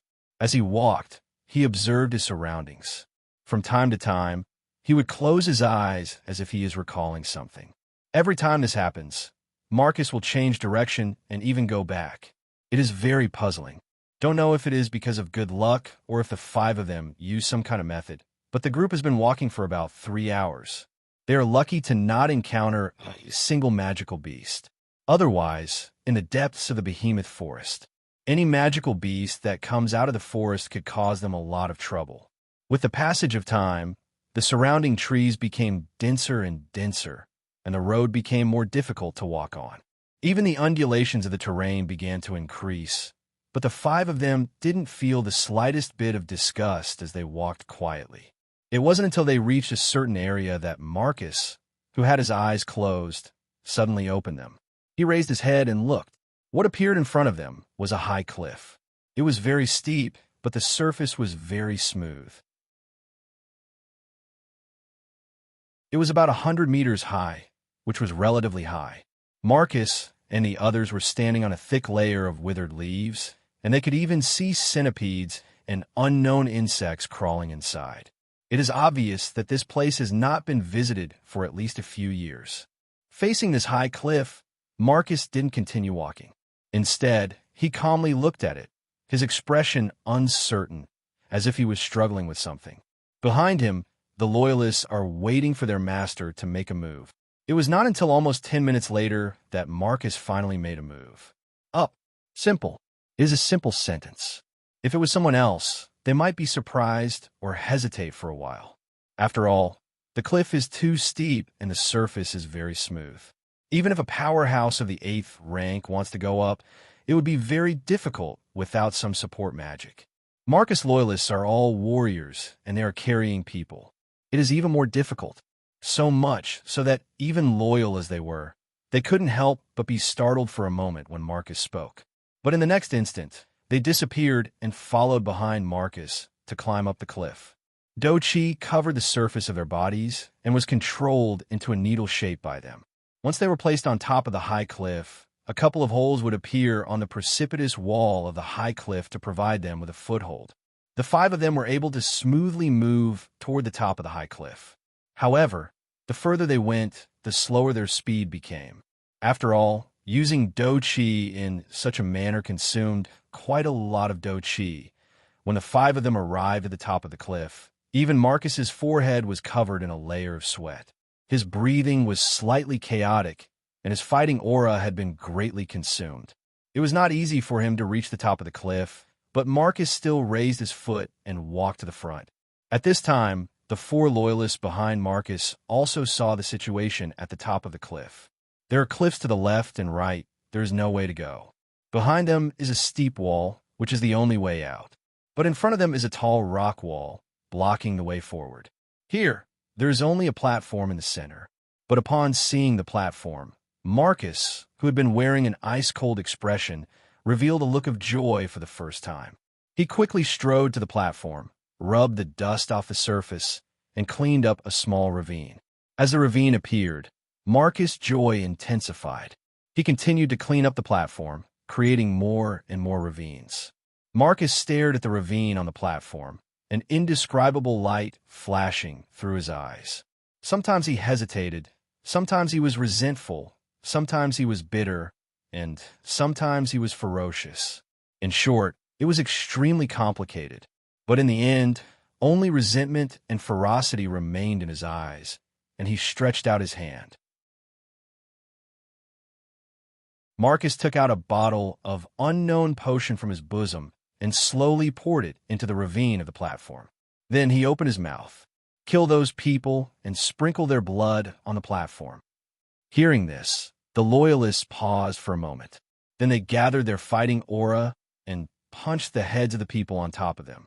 Bang, bang, bang, bang. Sounds like papayas breaking echoed in the surroundings. The heads of the 4 loyalists were smashed to the ground.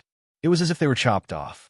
The loyalists grabbed their necks and threw them on the platform. Like chickens being slaughtered, a large amount of blood flowed out. Bright red blood dripped onto the platform. The blood of the 4 loyalists dyed the entire platform red. Marcus poured all the liquid in the potion bottle into the gully. In the next moment, the blood-dyed platform suddenly lit up. The platform shook and all the blood spilled on it flowed back into the gully. It was as if the blood had been absorbed, slowly fusing with the liquid flowing inside. The color of the platform was restored to its original appearance, but the liquid flowing in the gully had turned black. Then, a second light lit up in the gully. This time, the vibration of the platform increased by a lot. The black liquid in the gully also flashed with a strange light and illuminated the gully. It was a magic formation. The third vibration was no longer the vibration of the platform. It was the vibration of the black liquid in the gully. Suddenly, the black liquid in the gully turned into a stream of water and flew into the air. It drew a mysterious trajectory. Then, a magic formation similar to the one on the platform was drawn in the air. It had a diameter of 10 meters. It was very large. Boom! A strange sound came from the magic formation. However, before anyone could react, the magic formation quickly shrank to the size of a palm and flew out at an incredible speed. It shot into Marcus's body. A blood-curdling scream came from Marcus's mouth. Boss! The 4 loyal followers were startled. Just as they were about to step forward, the scene that appeared in front of them caused them to be stunned. A layer of black scales covered Marcus's entire body at a speed visible to the naked eye. Even his face was covered. A tail grew out of his back, and 2 sharp horns grew out of his forehead. He looked frighteningly ferocious. Marcus's aura rose rapidly. In an instant, he broke through the peak of the 8th rank and reached the 9th rank. The 4 loyalists were shocked. Marcus, who had turned into a monster, laughed loudly. His laughter was like that of a ghost. Chapter 857. Marcus escaped. By the time the news spread throughout the camp, Marcus had already fled the camp. It had already been an hour since the news had spread throughout the camp. It couldn't be helped. The 2 guards guarding Marcus had been silently killed, and the guards around the cave where Marcus was imprisoned had also been wiped out by his 4 loyal subordinates. Nobody had discovered Marcus's escape in time. If the Thunder King hadn't hurriedly rushed back when he sensed that the magic cage had been broken, nobody would have known that Marcus had escaped even now. Many patrol teams were hastily dispatched by Pelosi to search for traces of Marcus. Many of the sleeping guards were also pulled up to participate in the tracking team. Those who were not pulled up were almost all woken up. The entire camp was in a mess. Not being able to rest in the middle of the night caused the garrison in the camp to howl in grief. Including this time, they hadn't had sufficient rest for 3 whole nights. For a moment, the sound of complaints resounded throughout the camp. All the garrison cursed Marcus thousands of times, then turned their resentment into motivation, and began to search for Marcus as if they had been injected with chicken blood. If Marcus really fell into their hands, he probably hasn't returned to the camp yet. Who knows how many times they'll have to wear their little shoes. Of course, this is all inside the camp. It has nothing to do with Wu Yin and company. When Wu Yin learned of Marcus' escape, he only talked about it for a bit before tossing it to the back of his mind. Lei Wang, who came to inform Wu Yin, couldn't help but sigh in exasperation. All in all, despite the chaos in the camp, Wu Yin and co. are still living a comfortable life. For them, the camp is a mess. For them, helping Astrea activate Pandora is much more important than Marcus. If they have the spare energy to care about a stray dog, they might as well use it to think about the conditions for Astrea's evolution. At least, that's what the girls thought. They don't want to be subjected to the so-called family discipline. As for Wu Yin, he has his own matters to attend to. While the girls are still researching Pandora, Wu Yin returned to the camp. Wu Yin returned to his tent. He climbed into his bed. He didn't lie down to sleep. Instead, he opened the system interface and clicked on a tab that appeared a few days ago. Ding! User's level meets the awakening requirement of True Ancestor Bloodline. True Ancestor Bloodline ability automatically awakened. Please select one of the following three options as a bloodline ability. 1. Mist Transformation. 2. Blood Pact. 3. Familiar Summon. He looked at the information displayed on the tab. Wu Yin fell silent. A few days ago, when Mikoto, Kotori, Toka, and Astria reached Tier 9 and reached level 80, this tab has been there ever since. Every day, he would be prompted by the system to choose a bloodline ability. At that time, he had a lot of things to deal with, so he put this matter aside for the time being. It's only now that he's bringing it up again. Wu Yin isn't unfamiliar with the awakening of a bloodline ability. His Ruby mode was awakened when he was level 70. Without it, he would have to run when facing a Beast King. Now that he's about to awaken a bloodline ability, Wu Yin has to be careful. According to the system, the true ancestor bloodline had many bloodline abilities, but because his own strength was not enough, there was no way to awaken the abilities hidden in his bloodline. They had always been hidden in his body, but once his strength grew to a certain level and met the requirements of the bloodline ability would be awakened. Based on the current situation, he awakened his bloodline ability once when he was level 70. Now that he's level 80, his bloodline ability will awaken again. When he reaches level 90, or even the max level 100, he'll have to face the problem of awakening his bloodline ability again. In other words, the awakening of the true ancestor bloodline will come with his rank. However, Wu Yin didn't expect to have to choose a bloodline ability. After the system's explanation, he finally understood. Every person and every life had their own limits. Even vampires with incomparably strong vitality had their own limits. True ancestors were much stronger than ordinary vampires, but they also had their own limits. In some of the system's dungeon worlds, other true ancestors also exist. Moreover, the true ancestors in each dungeon world have different natures. For example, the true ancestors in the world of Shape Moon are more like elves than vampires. The true ancestor and teacher of magic, Evangeline, is a man-made product. There are also true ancestors in some dungeon worlds that weren't born naturally. There are also true ancestors that were born due to environmental or man-made reasons. Some true ancestors were even born due to curses. The most common thing about each true ancestor is that they are immortal. However, due to their different natures, the true ancestors themselves have different abilities. The true ancestor bloodline in the system is more like the true ancestors in the world of Shape Moon, similar to elves, but its nature doesn't limit its abilities. In other words, Wu Yan's true ancestor bloodline is the same as the true ancestors in the world of Shape Moon, but the bloodline's ability is a combination of the advantages of all the true ancestors in the world of Shape Moon, including the ability. In this way, a problem arises. True ancestors are also creatures with limits.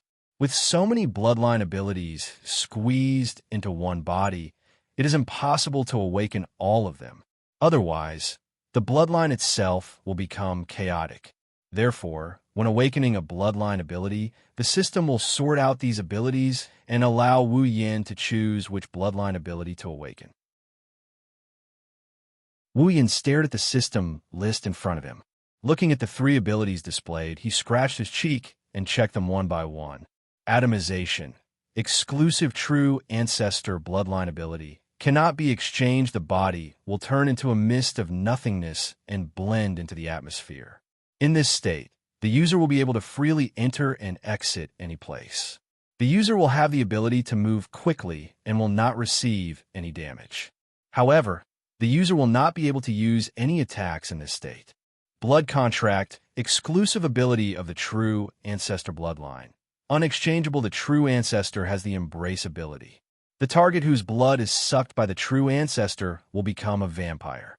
When the Embrace is used, this ability will be activated at the same time. The target of the Embrace will be given a certain level. The level is the user's level minus 10 levels. Vassal Beast Summon, exclusive true ancestor bloodline ability, cannot be exchanged. Summon an otherworldly beast. The vassal beast is extremely destructive.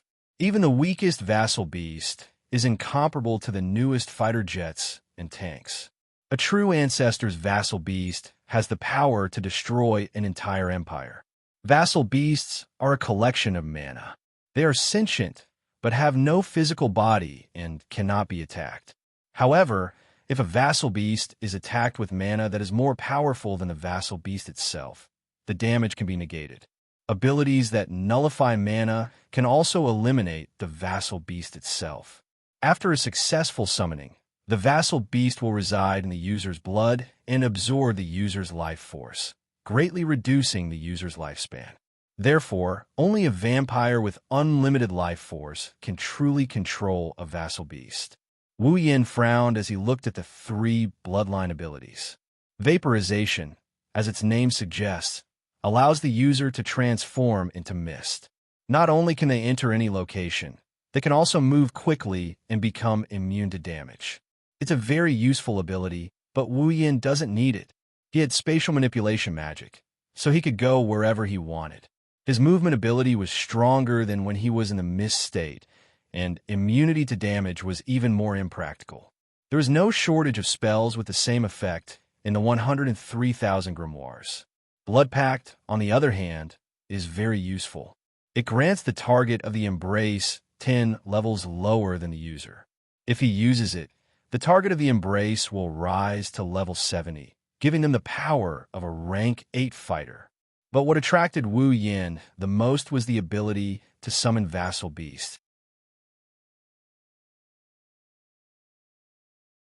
Chapter 858. Vassal Beast Summon. Ability exclusive to the primogenitor bloodline. Cannot be exchanged. Summon an otherworldly beast under the wielder's command. Vassal beasts possess immense destructive power. Even the weakest vassal beast is superior to the most advanced fighter jets and tanks. A primogenitor's vassal beast possesses the power to destroy an entire empire. Vassal beasts are a collection of mana. They possess sentience but do not have a physical body. They cannot be attacked. However, an attack with mana greater than the vassal beast's body can be nullified. The vassal beast will reside in the wielder's blood and absorb the wielder's life force, greatly reducing the wielder's lifespan. Therefore, only a vampire with unlimited life force can truly control a vassal beast. Without a doubt, this is a terrifying ability. Even the weakest vassal beast is superior to the most advanced fighter jets and tanks. A primogenitor's vassal beast possesses the power to destroy an entire empire. And I am a primogenitor. In other words, if I can obtain this ability and summon a vassal beast, it will possess enough destructive power to destroy an entire empire. Vassal beasts will become my most powerful means of attack at this stage of the game. On top of that, vassal beasts are a collection of mana. They do not have a physical body and cannot be attacked. Vassal beasts are even more powerful than before. Wu Yin can already imagine what would happen if a monster like this was thrown into the Ailu Empire and wreaked havoc as it pleased. Even though using mana greater than the vassal beast's body to nullify the damage, vassal beasts are a collection of mana. A primogenitor's vassal beast is a source of mana, who can possess a greater amount of mana than a vassal beast. With my current strength, I can summon a vassal beast. Even a demigod expert who is proficient in magic would not be able to block one of my attacks. Even a demigod expert would have to exhaust most of his mana. After 2 attacks, the opponent's mana would be depleted. Without mana, the vassal beast is just a paper tiger. What's there to worry about? Of course, a demigod expert isn't that stupid. If they understood the nature of a vassal beast, they wouldn't be foolish enough to take it head-on. However, that doesn't diminish the power of a vassal beast. Moreover, vassal beasts had their own consciousness, so he didn't need to control them.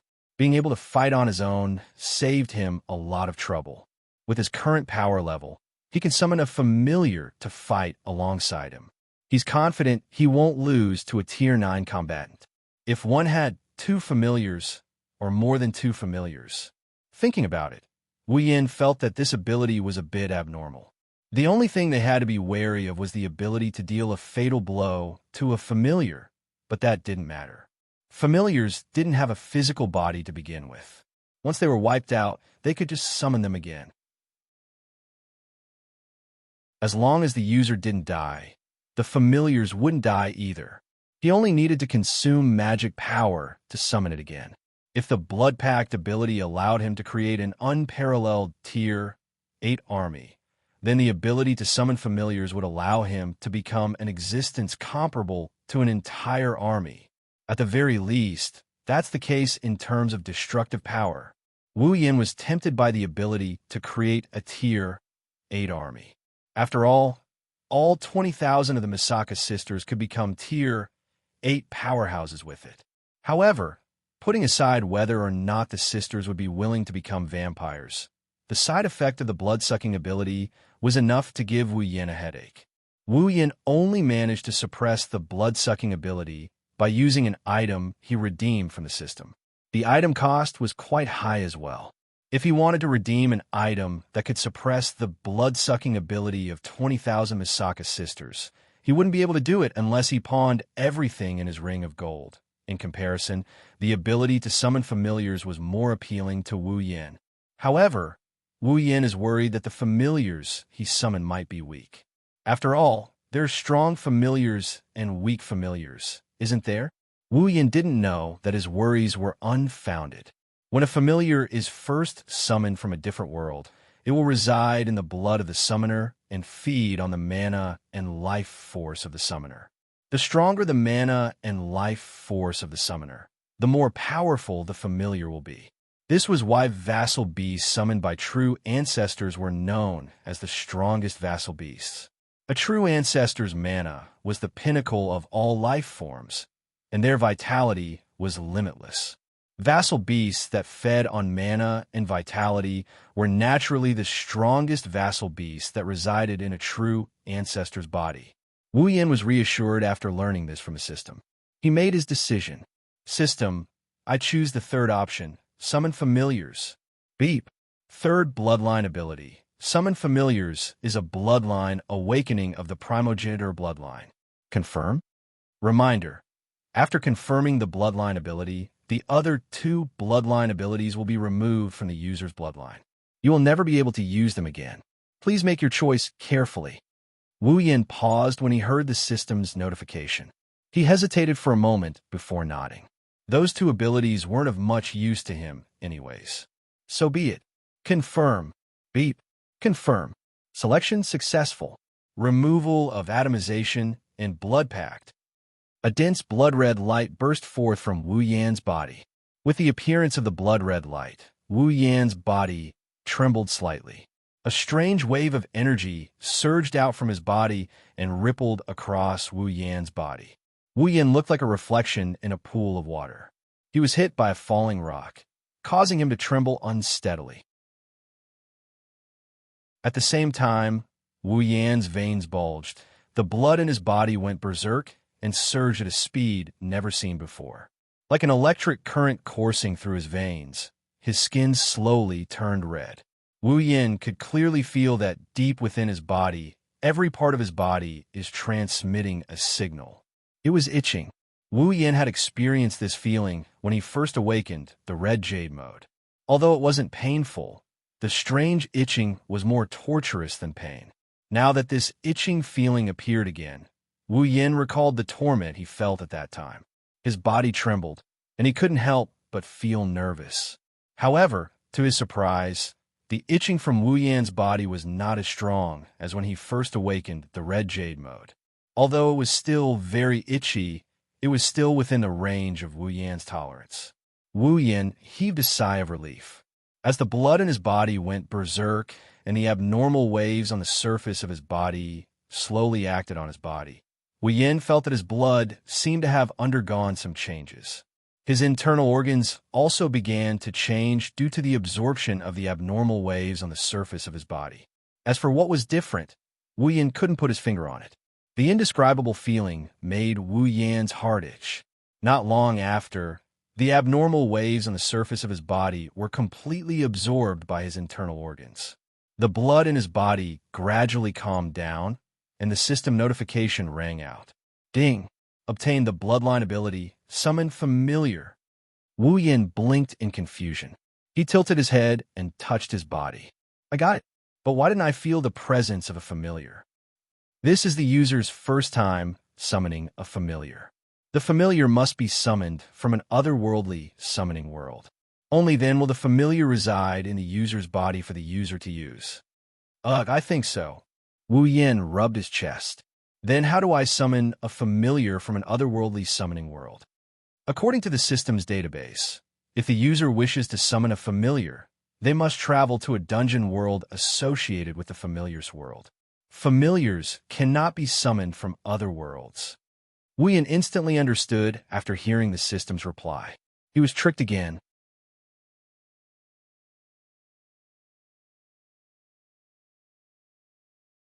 Chapter 859. Behemoth Forest outside the campsite.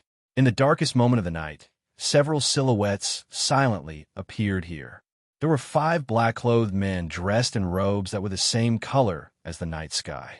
They were arranged in a convex formation, and the leader even used a cloak to cover his head.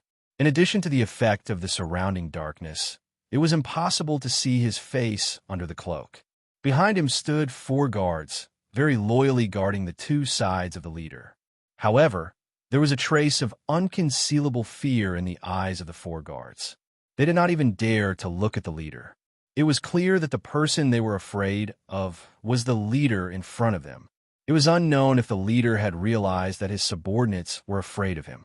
His face, which was hidden under the cloak, was facing a certain direction in the camp. He did not speak, but a wave of ferocious aura, like that of a wild beast, flashed from his body. Seeing this scene, the fear in the eyes of the 4 guards became even stronger. The identity of the 5 people was already obvious. They were Marcus and his 4 loyalists who escaped not long ago. Perhaps even the Thunder King would never have guessed that Marcus, who had escaped not long ago, would actually return a few hours later. The 4 loyalists secretly glanced at Marcus and opened their mouths.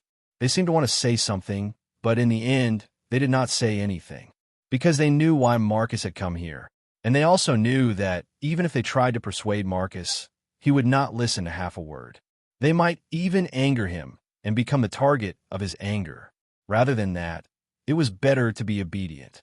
Thinking of this, the 4 loyalists returned to their expressionless appearance. They slightly raised their fighting aura.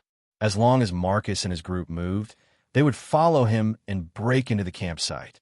Yes, break into the campsite. This was equivalent to courting death, but now they had to follow Marcus and do it. Of course, if it was in the past, then this action would be courting death. But now, the 4 loyalists tacitly recalled the scene they saw last night that would be engraved in their minds for a lifetime. Their hearts could not help but twitch, and fear appeared in their eyes once again. And at that moment, Marcus finally made his move. Without even greeting his subordinates, his cloaked figure flickered and turned into an afterimage, rushing into the camp like a gust of wind. Marcus had already entered the camp without even the guards in the surroundings noticing his presence.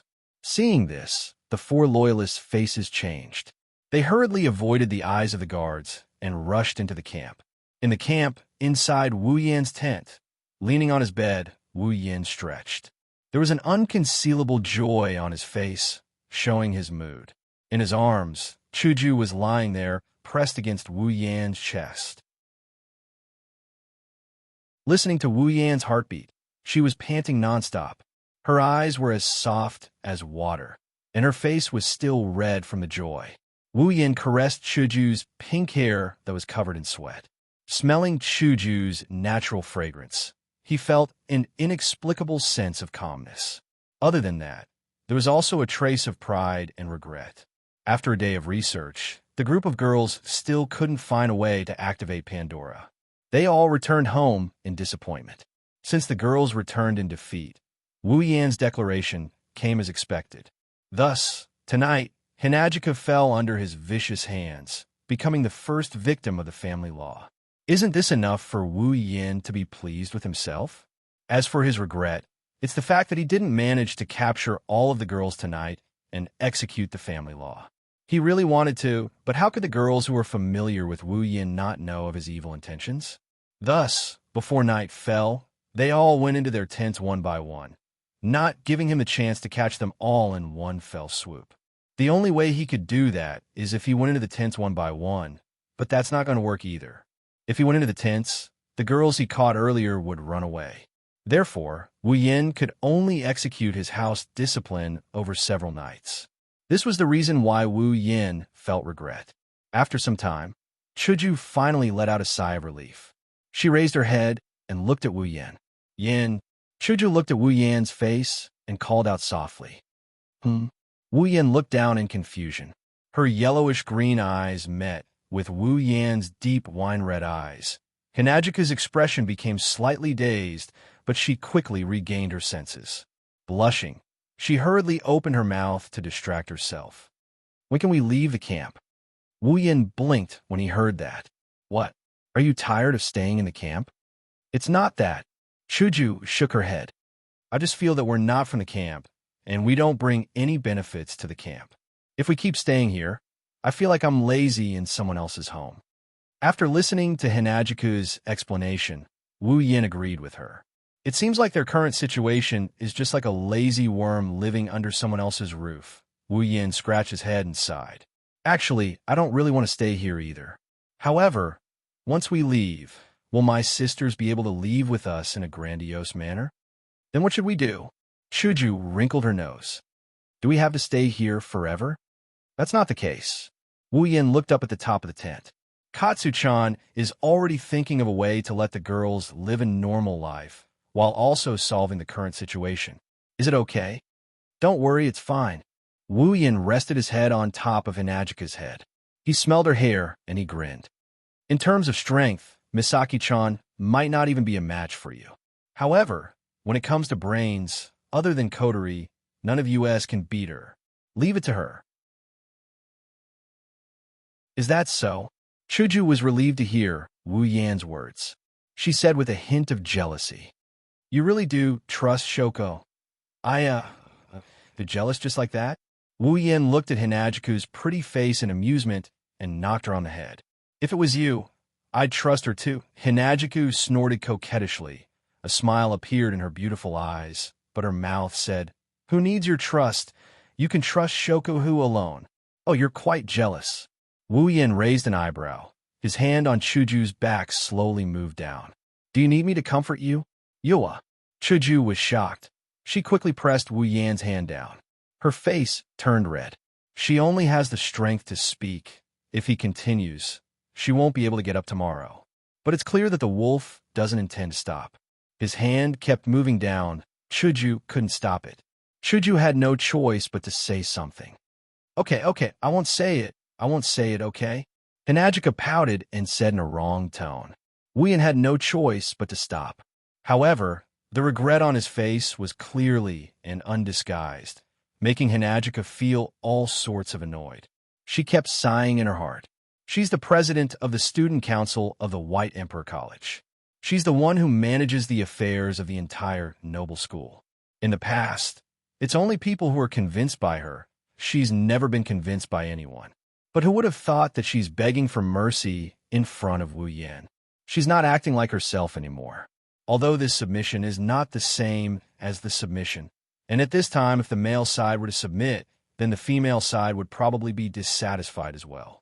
The two cannot be discussed together. But in the heart of our strong-willed president, there is actually no difference. Chuju finally understood that she's going to fall for this hateful guy for the rest of her life. Thinking of this, Chuju couldn't help but pinch Wu Yan's waist. Ouch! What are you doing? Nothing. Why do you look like you're not convinced? Did I offend you in some way? No, what?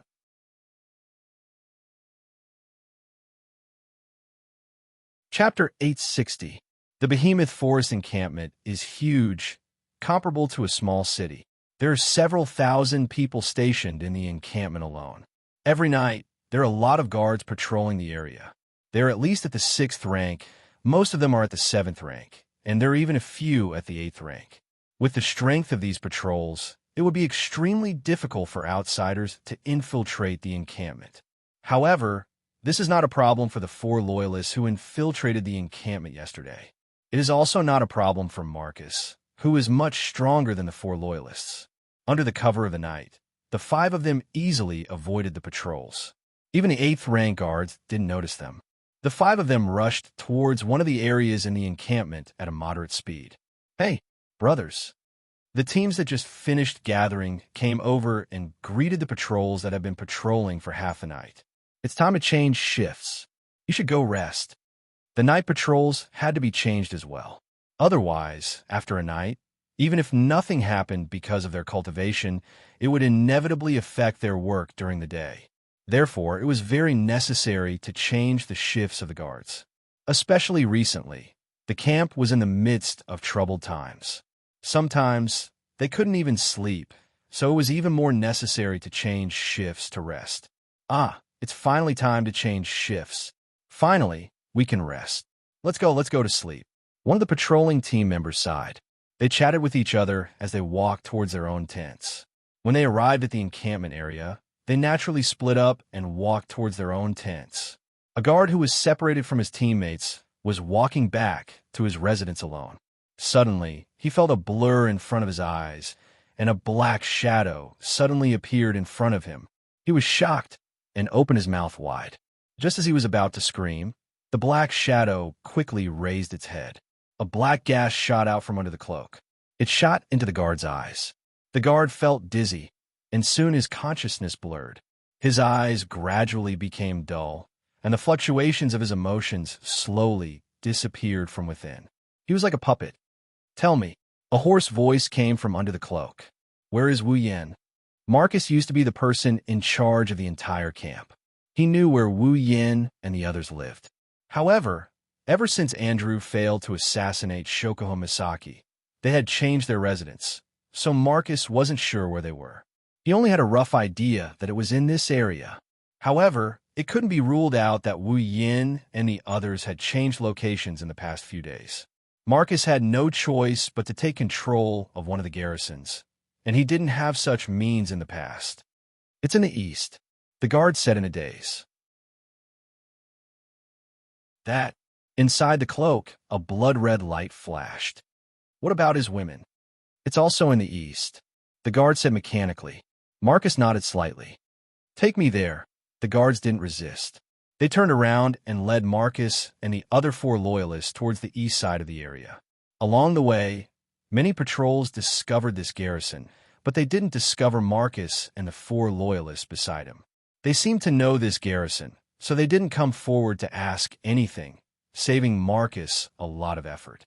After advancing for a while, they arrived at the edge. The garrison personnel suddenly stopped moving forward. Marcus and the 4 loyalists raised their heads and looked ahead. There, nearly 10 tents were set up in a very isolated corner and didn't converge with the other tents.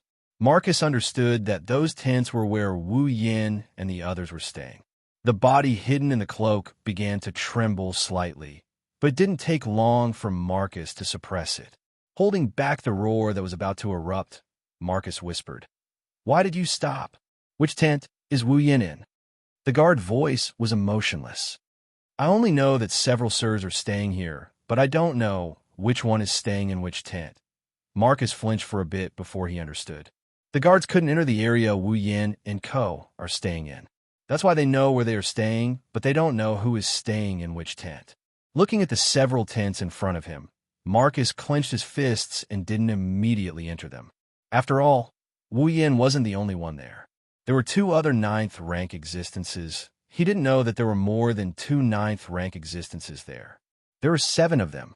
In the tent area where Wu Yan and the others were staying, the lights were all dimmed. It meant that the owners were asleep. Looking from the outside, although there was no way to know the situation inside, the faint sound of breathing that could be heard would only give others the impression that the person inside had already fallen asleep. But unexpectedly, there was an exception. In one of the tents, the lights were all dimmed. However, the 2 girls living there weren't asleep. No, they weren't asleep. They couldn't fall asleep.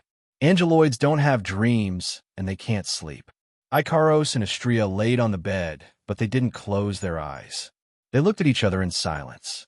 Ikaros and Astrea's cheeks were fiery red. Ikaros was no exception. Before they came to Wu Yan's side, the nights were filled with loneliness and solitude for these 2 beauties. They're already used to it. However, ever since they came to Wu Yan's side, their habits started to crumble. That's because they couldn't fall asleep at night. Only by staying beside Wu Yin would they feel safe and fulfilled. Without Wu Yin, they would feel lonely and lonely. That's why when their master fell asleep at night, the two angeloids would sneak into Wu Yan's tent and spend the entire night looking at his sleeping posture. That's the only way they wouldn't feel lonely. Of course, Wu Yan knew about this, but he didn't point it out. Once he feels the two girls beside him, if he's tired, he would fall asleep while holding their hands.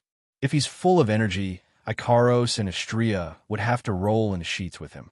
Of course, Ikaros and Astrea didn't accompany Wu Yan every night.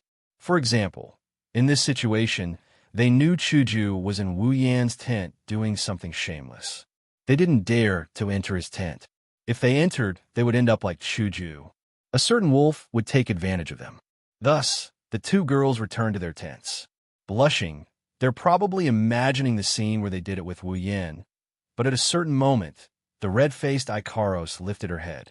Her pair of indigo pupils flashed and contracted. Then a square frame appeared as her pupils turned crimson red.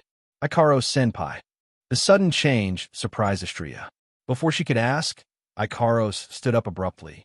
With a flap of her wings, Ikaros dashed out of the tent. Astrea reacted and a square frame appeared in her eyes. As an angel like Ikaros, even though her brain wasn't that bright, she knew Ikaros wouldn't do something so meaningless. Ikaros must have noticed something. That's why she flew out in such a hurry. Astrea flapped her pure white wings and flew out of the tent at a speed comparable to Ikaros. She arrived beside Ikaros, who was standing at the entrance of the tent. Astrea saw what was happening outside the tent. Astrea saw. In front, not far away, 5 black figures were standing beside a guard. The one in the lead was emitting a very ominous aura. Even an idiot like Astrea eliminated the possibility of the other party being friendly when she sensed the ominous presence. Are they trying to harm Master? With this thought in mind, the square frames in the two women's eyes suddenly expanded, and a halo flashed above their heads for a moment. The two girls shot out like cannonballs.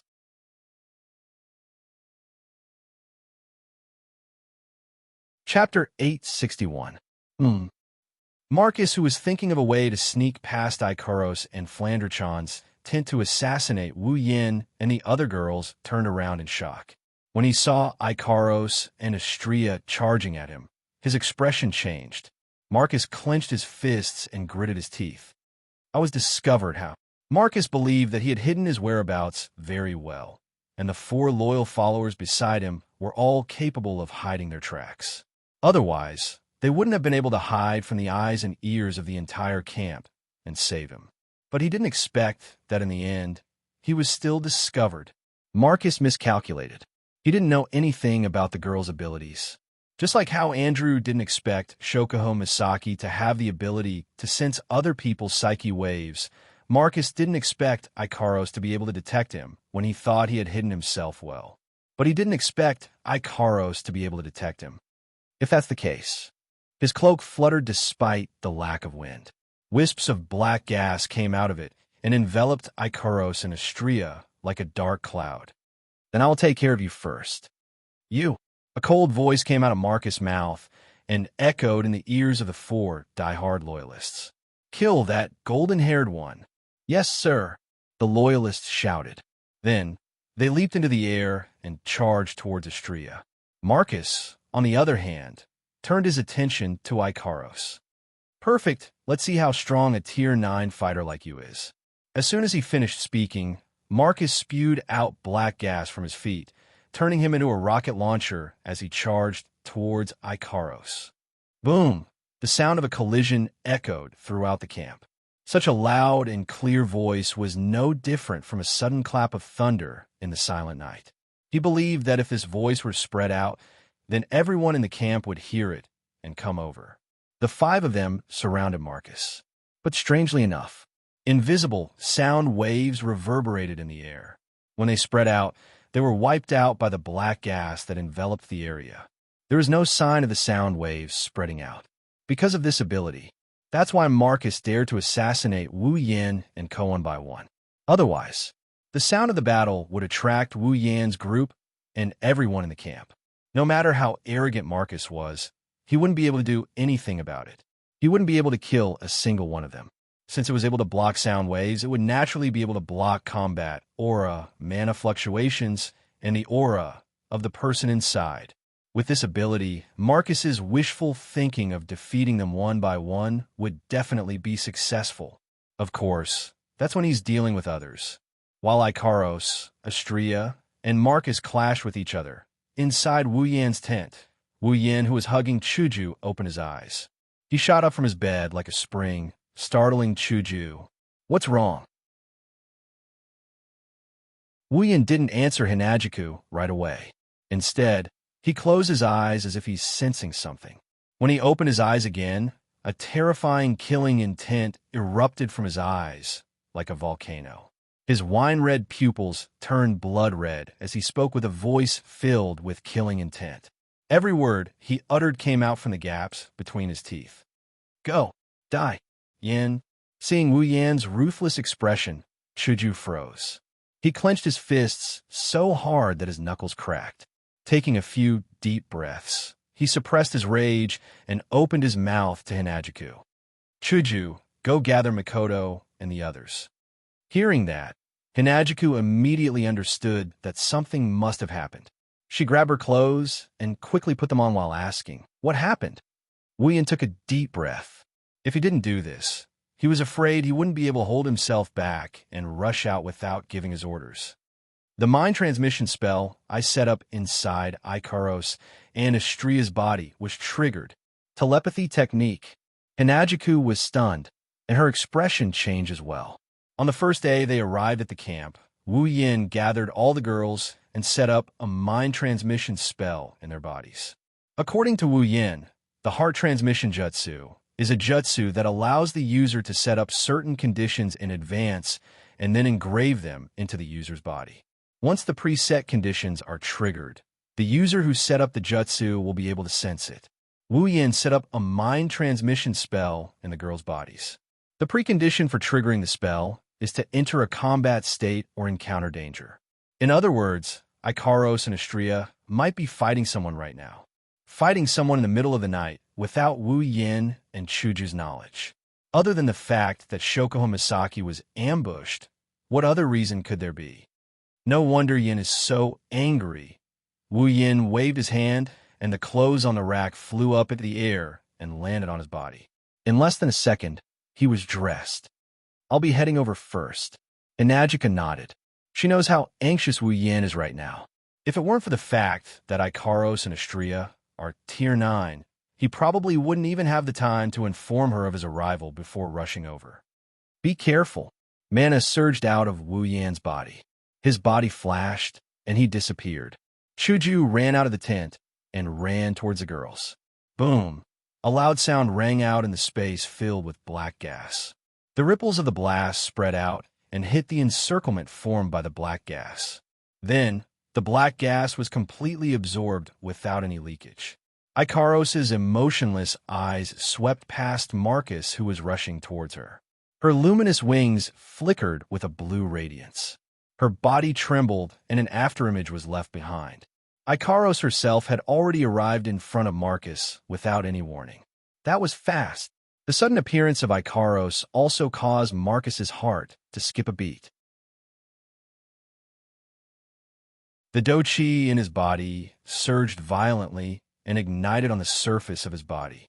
However, the icy blue do-chi of the past had already disappeared without a trace.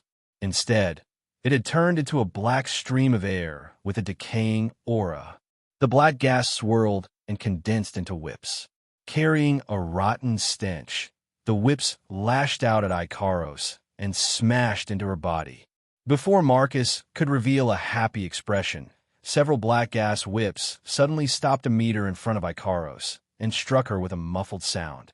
At the place where the black gas whips stopped, a crystal-like beehive barrier reverberated.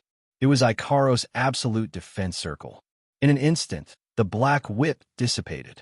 Ikaros' body suddenly leaned forward and flew directly into Marcus' chest. With a twist of her slender waist, all the strength in her body was concentrated on the wings behind her back. Then, with a fierce flick, she smashed Marcus' chest. Boom! Oomph! A powerful force surged from the illusory wings and landed on Marcus. A low groan came from the face under the cloak, and Marcus was sent flying back a few steps. Obviously, Ikaros' fierce wing attack caught him off guard and caused him to suffer some injuries. Damn it! Furious and alarmed, Marcus channeled his black doe chi and retreated hastily. But when he retreated a few meters, Ikaros caught up to him and chased after him. Her eyes shrunk slightly as she raised her slender fist. A crystalline light similar to the one on the surface of the absolute defense circle flashed, and with a sharp sound of wind tearing through the air, she punched Marcus in the chest. Bang! A frightening force gushed out of the small fist. Marcus' expression couldn't be seen under the cloak, but it was like a waterfall crashing into his body with a muffled rumble.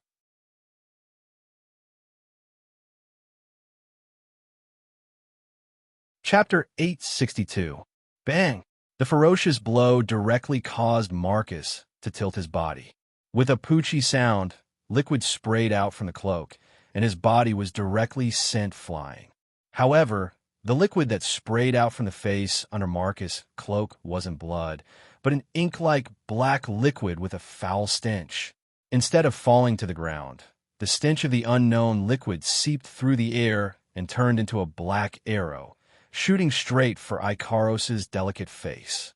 Ikaros raised her head. A stream of data flowed out from her crimson pupils, as if she's analyzing the data of the entire battle. She didn't move an inch and casually threw out absolute defense circle to cover the front of her body, allowing the black liquid arrow to hit it.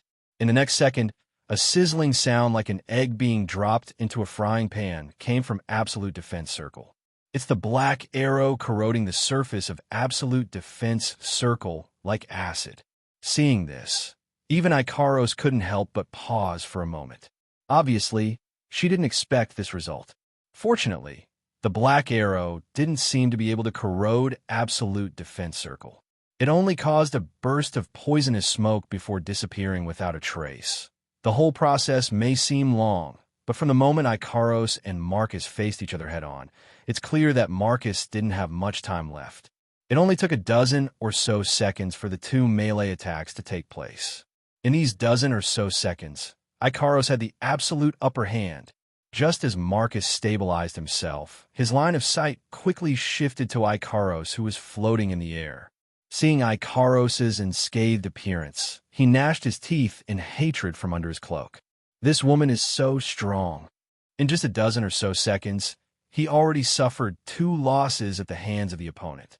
At this point, no matter how stupid Marcus is, he finally understood. This woman called Ikaros isn't what he thought she was. She's like him, relying on some kind of method. She's a fake who forcefully raised her strength to the 9th stage. But how is this possible? This woman, she's still so young. How can she rely on her own strength to reach the 9th stage? Marcus' voice was filled with uncontrollable jealousy and hatred. One must know, he had paid a rather painful price to reach the 9th stage. Looking at Ikaros' unwavering eyes, Marcus cautiously took a few steps back. His face under the cloak was terrifyingly gloomy. The heterogeneous do-chi in his body had been pushed to the limit. Now, in his heart, he no longer dared to underestimate Ikaros in the slightest. However, even if Ikaros' strength is beyond Marcus's expectation and is much stronger than the current Marcus, he has nothing to fear. He can't win against Ikaros alone, but if they entangled, she won't be able to defeat him. Once Astrea is killed by Marcus' 4 diehard followers, she will join forces with me, and I will tank her head on while the 4 diehard followers attack me from the side. I don't believe I can't win this battle. Lin Sanjia thought. In a battle between 9th stage combatants, if there isn't a huge disparity in strength, even a slight distraction can be fatal. Ikaros is stronger than Marcus, but not by much. Under such circumstances, with 4 more diehard followers harassing her, she'll definitely die. As for Astrea's battle, Marcus isn't worried at all. A peak 8 stage is much stronger than high 8 stage, but she's up against 4 high 8 stage combatants. The peak 8 stage has almost no chance of winning. 1 against 4. It's like ants can bite an elephant to death. Plus, his 4 diehard followers aren't your average high 8 stage combatants. If they join forces, they'll definitely win. Marcus has no doubt about it. At least, that's what he thinks. That's why he didn't know that the Icaros in his mind, who isn't much stronger than him, still has an evolved combat mode that she hasn't used yet. Of course, he also didn't know that the peak 8 stage Astrea in his mind has already become a 9th stage combatant. One miscalculation after another, Marcus is doomed to a tragedy. No. Just as Marcus was about to use a delaying tactic to fight Icaros, not far away, several familiar screams suddenly resounded, accompanied by an astonishing pressure. An ominous premonition emerged from the depths of Marcus's heart. He did not dare to turn his head to look at the source of the sound, but his head still turned uncontrollably. Then, the scene that entered his eyes caused his body to tremble violently. The one-sided siege that he had expected did not happen.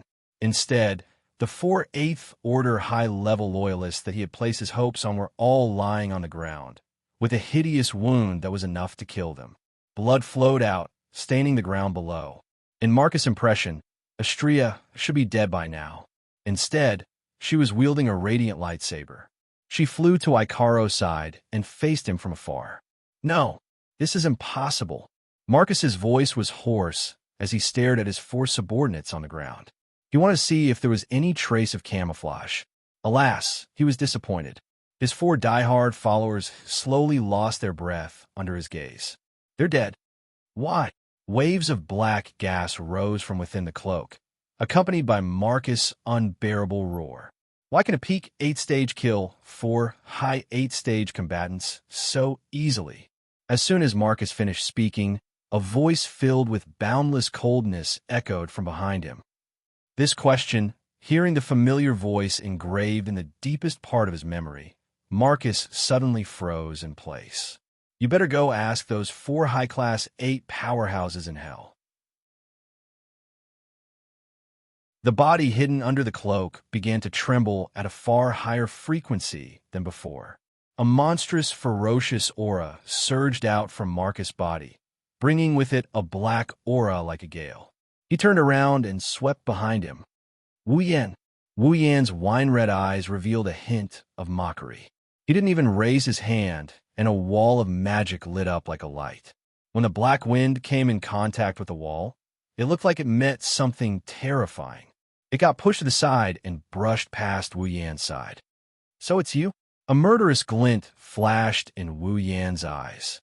He unleashed a mountain-like pressure that enveloped the entire area. He didn't hold back as he slammed it down on Marcus. You're the stinky rat that crawled into this place and bit into the ground without knowing your own strength. Frantic killing intent, hidden in a voice as faint as a mosquito's buzz, spread out and, together with the extreme pressure, fell on Marcus' body. Marcus, who was still in a state of madness just a moment ago, felt his breathing become sluggish and his shoulders sink. Marcus paused for a moment when he realized he was being suppressed by Wu Yan's aura. Then, a ferocious aura that was several times more ferocious exploded, and Marcus howled like a demon from the abyss. Wu Yan frowned when he heard the other party's resentful howl coming from inside the cloak. It was obvious from the other party's tone that the cloaked person knew him and had a deep hatred for him. Otherwise, he wouldn't be acting like this. Originally, he thought that the cloaked person was like Andrew last time. He thought that the cloaked person came to the dark side of the camp to fulfill his own scheme. But now, it seems that this idea can be denied. Wu Yan looked at the cloaked person who was howling madly. He activated the system's perception and looked over. Marcus? Saito, level 80, narrowing his eyes. Wu Yan's murderous gaze turned a few degrees colder. You're Marcus.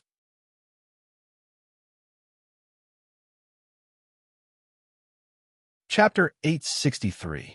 You are Marcus. Ha ha ha ha. Wu Yan confirmed the answer in his heart. When Marcus heard it, he laughed out loud. His laughter was filled with hatred and resentment.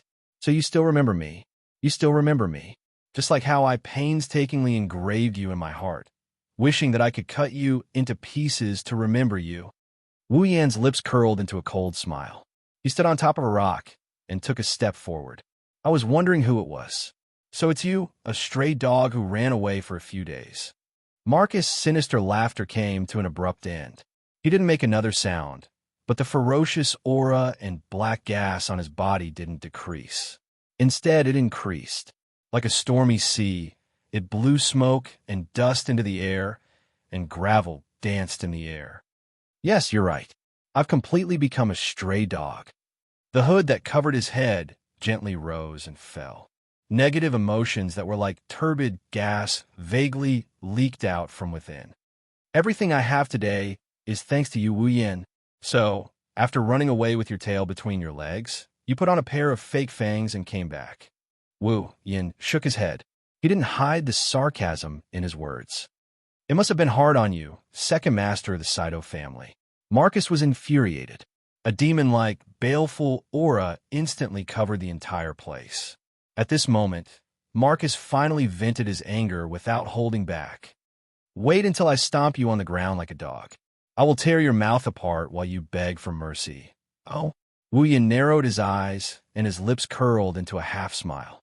Perhaps, with your current strength, you really have a way to do it. You want to be stubborn?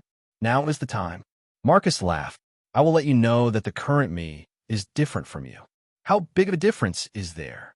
After saying that, a murky, dark fighting aura surged from Marcus' body. It carried an inexplicable explosion. The aura of a ninth-order powerhouse was revealed. Marcus looked forward to seeing Wu Yan's shocked expression. He let out a strange laugh.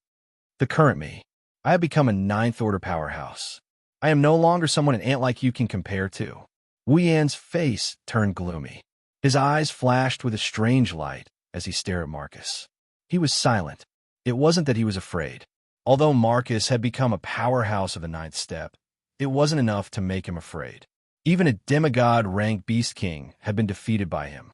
Marcus's current actions, to him, were nothing more than a clown show. Wu Yan's expression darkened, not because he's curious as to how Marcus became a Tier 9. Before this, Marcus was already at the peak of Tier 8. It's not surprising that he broke through to the next tier. Wu Yan is more curious as to why Marcus's Ice Do Chi, which is exclusive to the Saito family, turned into this murky black Do Chi. Moreover, looking at the indescribable black aura on Marcus's body, for some reason, I have a feeling of uneasiness. Even the blood in his body seemed to have gone berserk, constantly transmitting a roaring signal. This isn't a joke. The blood in his body was the blood of a true ancestor. For a vampire, blood was more important than the heart and the brain, and it was the same for a true ancestor of vampires. Now that the blood of a true ancestor is rioting, it proves that what he's seeing isn't as simple as it seems. Wu Yan can clearly feel the blood in his body speeding up without him noticing. It's as if he's the king of all beasts in the forest, encountering another king of tigers in his territory. He's itching to tear the other to death. In other words, the inexplicable black gas on Marcus's body was comparable to a true ancestor's in level. It wasn't a match in terms of strength, nor was it a match in any other aspect. It was a match in terms of the natural order of life. A life force comparable to a true ancestor? Wu Yan's expression turned serious. A true ancestor's life form is at the peak of all life forms. Even if it can't compare to the likes of Yang Jinli, it's still on par with the self-proclaimed gods in the dungeon worlds. Now that a life force comparable to a true ancestor appeared in front of him, it's like two tiger kings meeting each other. They're wary of each other, and they're afraid of each other. Wu Yan's intuition told him that something big must have happened to Marcus for his true ancestor bloodline to react so violently. Master! In the sky, Ikaros and Astrea flapped their wings and landed beside Wu Yan. Their cold eyes caused Marcus, who was laughing in a weird manner, to stop. He finally regained his senses. Ikaros is a Tier 9 powerhouse. A Tier 9 powerhouse even stronger than him. Marcus didn't know Estria's exact strength, but she must be strong to be able to take out 4 of his subordinates in such a short time. On top of that, there's Wu Yin, who killed Andrew with ease. Marcus calmed down, but he seemed to be hesitating. Right now, he was alone and helpless in the midst of the enemy's camp. Although the black chi barrier he used could ensure that no matter what happened here, it would not attract the attention of the people in the camp. However, with his own strength, he probably had no chance of winning against the 3 people in front of him. Retreat? Marcus doesn't want to just give up like that. However, if he did not retreat, it was very likely that he would be left behind. If he was captured again, then he would definitely not be able to survive in his current state. What should I do? Marcus hesitated. On one hand, his grudge against Wu Yin is driving him to stay. On the other hand, the current situation is putting him in a disadvantageous position. He didn't want to leave, but he didn't have a chance of winning if he stayed. He didn't know what to do. In the end, reason won over his hatred for Wu Yin. Marcus chose to retreat. Wu Yin only has 1 life. Revenge can be taken at any time. Marcus believes that next time, Wu Yin won't be as lucky as he is now. Just as Marcus was about to retreat, a voice rang out, causing him to freeze. Wu Yin narrowed his eyes, as if he saw through Marcus' thoughts. He said something to Marcus, who suddenly turned silent. You're right. Ikaros. Estria, don't make a move. Marcus raised his head and looked at Wu Yin. Wu Yan's lips curled into an almost imperceptible sneer. Ikaros and Estria froze for a second. When they realized what was going on, the impatient Estria quickly yelled out. But master, this bastard is much stronger than before. It's fine. Trust me. Wu Yin interrupted Estria, and he told the 2 girls. I alone will be enough. Ikaros and Estria hesitated for a moment before nodding helplessly. They retreated behind their master. Marcus was overjoyed when he saw this. He gave up on retreating without hesitation. After killing Wu Yin, he can retreat whenever he wants. With his current strength, even if he can't beat Ikaros, he's confident that he can at least run away from her. Wu Yin, you're the one asking for it. The excitement in his heart surged uncontrollably as the 2 girls left the stage. Marcus let out a hearty laugh as the black dough chi on his body swelled up once again. Bang! Marcus stomped on the ground, and with a dark cloud of dough chi, he turned into a black lightning bolt and leaped towards Wu Yin, who was standing on top of the boulder.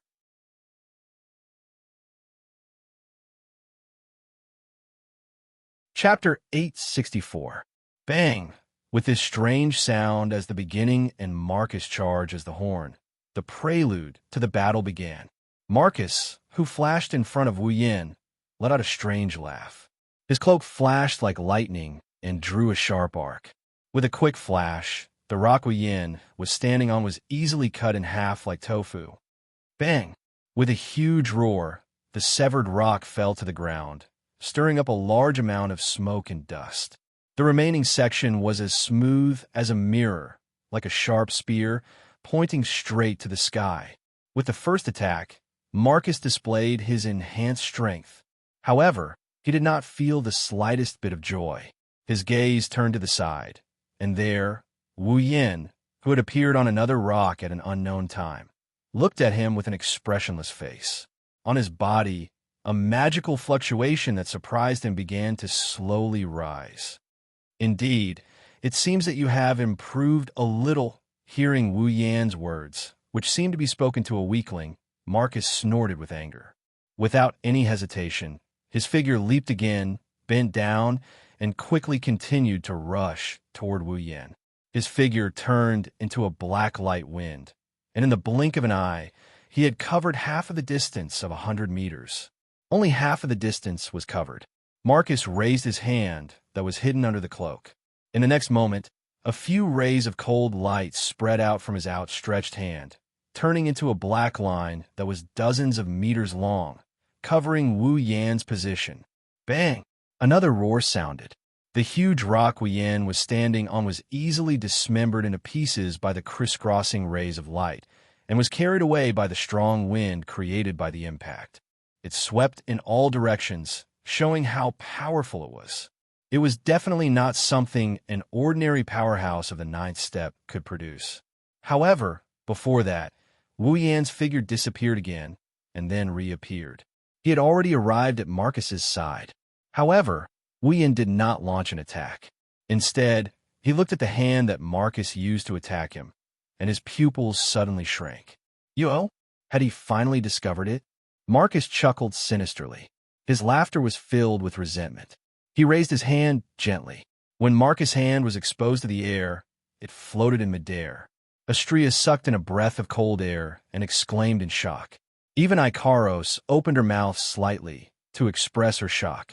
Its entire body was covered in black scales, and 4 of its 5 fingers were 20 centimeters long. The remaining thumb was like a tentacle, swaying back and forth softly. The back of its hand was covered with barb-like, sharp objects. In the palm of his hand was a bald sarcoma. It was as if Marcus was holding it in his hand, and it was beating like a heart. This could no longer be called a hand. This wasn't what shocked Wu Yan and the other two the most. What truly shocked them was Marcus' face, which had lost its hood at some point in time.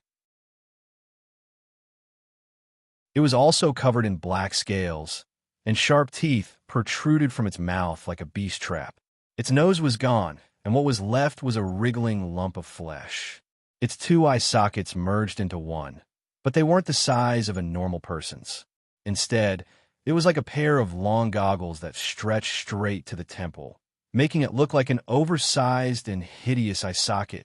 Inside, numerous eyeballs were spinning around like windmills, resembling the eyes of beasts. Counting carefully, there were a total of 7 eyeballs. Forget humans. Even demonic beasts couldn't refer to Marcus as such. There was only one word that could be used to refer to him. Monster. Wu Yan stared at the monster in front of him. He took a deep breath and suppressed the impatience in his heart. He let out a long sigh, and his gaze was no longer as cold and emotionless as before. There was only sympathy and pity in his eyes. Is this the price you have to pay for your power? Wu Yan softly spat out a sentence that contained an unknown emotion. Marcus opened and closed its beast trap-like mouth. It squeezed out a creepy laughter from its throat. Although the laughter was very strange, it wasn't hard to hear the overflowing resentment in it. That's right, because of you, I became like this. It tore off the cloak on its body, revealing its beastly body covered in black scales. Its long tail swept back and forth, roaring like a tiger or a lion. It's because of you. I had no choice but to pay a painful price to obtain my current power. Wu Yan, I will never let you go. Hearing this, Wu Yan closed his eyes and became silent. Following Wu Yan's silence, the scene suddenly fell into a strange silence. Only Marcus's sweeping tail, swaying tentacles, pulsing sarcoma, and rotating eyeballs emitted a strange sound that was enough to give one goosebumps. The atmosphere in the silent scene was very gloomy. At a certain moment, Wu Yan suddenly opened his eyes. His wine-red pupils had already turned into a noble gold. Lamentable life. Wu Yan coldly stared at Marcus, who had turned into the most unsightly monster. His indifferent voice slowly spread to the surroundings. I will end you, he, ha ha, ha ha ha. Marcus burst into laughter. As his laughter rang out, a series of oppressive, ferocious roars resounded deafeningly. If you can do it, then give it a try. After saying that, Marcus waved his hands together, creating a sharp sound of friction between the atmosphere and a blast of wind. He fiercely grabbed downwards. Several black rays of light shot out from his 4 sinister and terrifying long fingertips and violently shot towards Wu Yan. Looking at the incoming black rays, Wu Yan gently leaned to the side. A surge of vigorous magic burned from his body as he activated spatial magic. In an instant, he disappeared from the spot. Several black rays of light suddenly missed. What are you doing? Huh? Didn't you say you want to end me? The words coming out of Marcus's mouth became like a deep, beastly roar. His spirit also seemed to have become deranged. He turned towards Wu Yan's direction and made a strange sound. What's wrong? What's wrong? Do you only know how to dodge? Don't worry. Wu Yan's head gradually lowered. His bangs in front of his forehead covered his face. His voice was as soft as water ripples. Right now, I'll give you a dazzling death. Following Wu Yan's voice, the slowly burning magic on the surface of his body suddenly expanded. Boom! The sound of flames burning things exploded in the surrounding space. Like an electric current flowing in all directions, all the smoke and dust around him were blown away. From Wu Yan's back, a transparent light suddenly slowly extended from there. Like a pair of wings, it spread to the surroundings. As if lifted by an invisible force, Wu Yan's body gradually floated up and stopped in midair. Seeing this, Marcus was startled and then laughed loudly. What? Do you want to be a birdman, like your woman? There's no other way. Looking down at the monster below, Wu Yan opened his mouth.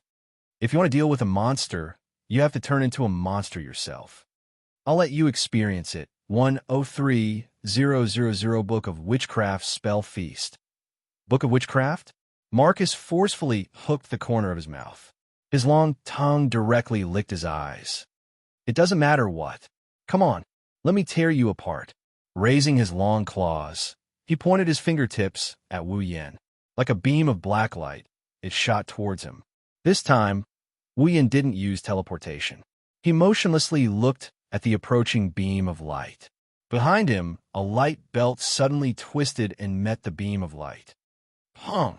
The beam of light collided with the belt of light. The beam of light seemed to sink into something dense. The moment it came into contact with the belt of light, its speed sharply decreased. In the surrounding space around the belt of light, a clear wave of light flashed and quickly dimmed. Marcus's beam of light seemed to have a large piece bitten off. The front part disappeared without a trace. The remaining part continued to move forward and slowly sank into the belt of light. Marcus was stunned.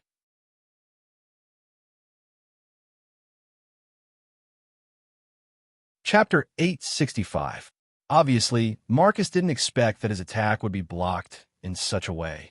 His current attack was all accompanied by the black Do Chi on his body. This Do Chi was not only powerful, but also corrosive, devouring, and other negative effects. Compared to Marcus' previous Ice Do Chi, its power was more than one level higher. To put it bluntly, if he had this Do Chi in the past, then he, who was at the peak of the 8th step, would have no opponent under the 9th step. But now, not only had Marcus reached the 9th step, he also had this variant Do Chi. This allowed him, who had just reached the 9th step, to have the strength to directly face those in the middle and lower ranks of the 9th step. But even with this kind of strength, his attack was still blocked by Wu Yan. For a moment, Marcus was somewhat stupefied. An unbelievable guess uncontrollably floated in his mind, causing him to cry out involuntarily. You have advanced to the 9th step. Wu Yan looked at him indifferently and didn't say anything. But the aura that far surpassed the peak of the 8th step directly told Marcus the answer. Wu Yan had indeed advanced to the 9th step. No, impossible. As if he had received a blow. Marcus staggered back a few steps. His sinister face, full of scales, clearly reflected his absent-minded expression. In order to advance to the 9th step and have the strength to kill Wu Yan, Marcus paid an extremely painful price. Using this inhuman appearance as a catalyst, he advanced to the 9th step and obtained a variant Do Chi that far surpassed the Ice Do Chi, greatly increasing his strength. But why did Marcus make such a choice? Wasn't it to dismember Wu Yan, who had caused him to this state, in the cruelest way possible? And when he paid such a cruel price in exchange for enough strength to achieve his goal. But reality told him otherwise. The enemy he wished to cut into pieces unexpectedly advanced to the 9th step like him, and didn't even need to pay any price. How could Marcus accept this? How could he accept it? This is impossible, impossible. As if he had gone insane, Marcus kept repeating. The more he muttered, the crazier his expression became. The black chi on his body became more violent, and the sound became louder and louder. The muttering sound had already evolved into a roar, and the black gas on his body had completely exploded. This is impossible. An extremely crazy hatred soared into the sky, causing every corner of the scene to be filled with a sinister and fiendish aura. Marcus seemed to have gone mad. He leaned forward, swept his tail across the ground, and rushed towards Wu Yin, who was floating in the air. "I'll kill you." Following Marcus' actions and roars, Wu Yan's golden pupils became even more indifferent. Behind him, the transparent and invisible light ribbons seemed to have been awakened and danced. Several light ribbons twisted and shot out like whips. With a sharp sound, they met the charging Marcus. Die, die, die, die. Marcus had fallen into a frenzy of hatred. There was no longer a shred of reason in his head. He only had one thought now, and that was to kill Wu Yan. With a wave of his hand, his sharp claws shot out like spears, stabbing at the oncoming light ribbons. At this moment, the light ribbons that were about to collide with Marcus' ferocious sharp claws suddenly flashed, and their color gradually dimmed. Marcus' sharp claws pierced through them, as if they had encountered a mirage. Marcus subconsciously froze when he felt that his attack had missed. While he was in a daze, the light ribbons flashed again. The originally dimmed color suddenly lit up, and with a whistling sound, they shot straight at Marcus' face. In his heart, a sense of crisis quietly arose, calling back Marcus' reason. Without any hesitation, Marcus' long tail twisted behind him. His body was in the air without any support, but he suddenly turned and jumped down, avoiding the light ribbons shooting at him. Bang! The light ribbons pierced downward, passing through Marcus' original position and smashing into the ground. The next moment, an explosion resounded, accompanied by a 1-meter diameter hole on the ground where the light ribbons attacked. Seeing this scene, Marcus instantly understood that the light ribbons can transform between tangible and intangible forms. "Damn it," Marcus angrily rebuked. "You're only using small tricks." "Small tricks?" Looking down at the hateful Marcus, the corner of Wu Yan's mouth hooked into a smile that wasn't a smile. "Then, let's change to another method of attack." With that said, a few more light ribbons danced like a whirlwind, causing Marcus to be vigilant. But to his surprise, the light ribbons didn't shoot at him this time. Instead, they were like spider legs, slightly bent and pointed in his direction. Buzz, buzz. Suddenly, small specks of light appeared around the tip of the light ribbons, accompanied by a buzzing sound, gathered at the tip of the light ribbons, and formed a small light bead. Then, the tip of the light ribbons trembled. The light bead instantly turned into small light beams and shot out. Another long-range attack. Marcus's face was ashen. He is a warrior, without a doubt. His strength can only be fully displayed in close combat, being forced to passively defend by Wu Yan's long-range attacks. In the end, he will only be reduced to exhausting his combat chi and losing. I must find a way to get close to him first. With that thought, Marcus suppressed the impetuousness in his heart and didn't dodge. Instead, he fiercely swung his claws, turning into a series of afterimages, hitting the light beams one after another, scattering them into clusters of light flowers. In response, Wu Yin only pointed with one hand, and all the light ribbons pointed at Marcus, converging into light beams and raining down on him. Seeing this, Marcus hurriedly took a step back and then stretched out his claws, repeatedly slashing in front of him. Then, a wave of dense black light swarmed out, colliding with the light beams falling like rain. Bang, bang, bang, bang, bang. Continuous explosions echoed between Wu Yin and Marcus. The light beams and light beams collided, stirring up a moderate amount of dust, gathering together to form a smoke screen, blocking the vision of the two, making them unable to see each other. Marcus wasn't surprised, but happy instead. "Good chance." Roar. From his mouth, a roar like that of a beast was transmitted from Marcus' throat. Like a signal, the black gas on his body swelled up like a chain reaction, raising his claws and swinging them down. An incomparably dazzling black light suddenly bloomed from his hands, as if crossing through space, ignoring the distance between the two, the smoke screen that covered the sky, and the target's location flashing past. In an instant, Marcus, carrying the black light, suddenly flashed in front of Wu Yan. Wu Yan's pupils constricted. Looking at Wu Yan's pupils gradually constricting, Marcus smiled sinisterly. Die for me. Amidst the roar, the black light on Marcus' body all condensed into one of his claws. In an instant, that incomparably ugly claw suddenly expanded several times, growing to the size of a wash basin. Immediately, against the whistling heavy pressure, it fiercely smashed towards Wu Yan's chest. In his eyes, that huge claw gradually expanded. It was clearly less than a second, but the surrounding time seemed to have stopped. Marcus' movements became incomparably slow, and his sinister and terrifying face was clearly reflected in Wu Yan's golden pupils. Dong dong. At the critical moment, those light ribbons extending from Wu Yan's back fiercely twisted and entangled together, forming a huge, sharp light blade.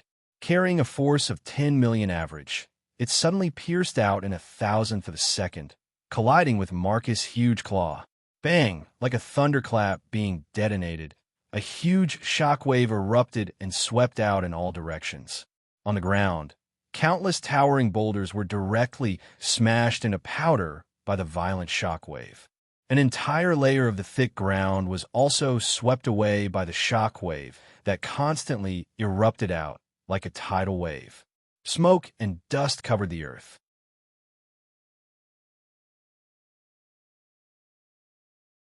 Chapter 866. Strong winds rolled up, smoke and dust flew everywhere. The figures of the two people who were fighting had long been concealed.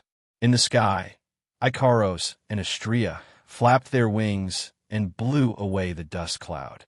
The illusory frames in their eyes were still rotating, proving that their vision wasn't obstructed by the cloud.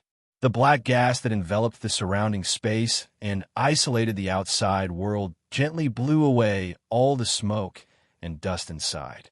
When the dust settled, only a huge hole was left on the ground. It appeared in this hidden world, showing the desolation of this world. The figures of Wu Yan and Marcus slowly appeared at this time. The huge claws and the huge lightsaber were still rubbing against each other, creating sparks. They were still in a deadlock. Ah! Black chi surged on his claws. Marcus kept exerting strength while roaring unwillingly. He tried to smash the light blade in front of him to make his attack work. However, the light blade seemed to have an inexhaustible amount of strength. It spread like a pair of wings. Pum! With a soft, muffled sound, an unparalleled force passed through the light blade and continuously acted on the hand claw. It shook the claw and even the slowly fluctuating black gas. Suddenly, Marcus seemed to have hit a wall and was shaken back under the effect of the light blade. Bastard! Marcus cursed and landed on the ground again. He was furious that his attack had been nullified. While he was furious, the light ribbons suspended on both sides of Wu Yan quickly rolled up and intertwined into a huge light wall before crashing down with a loud bang. Marcus' expression changed.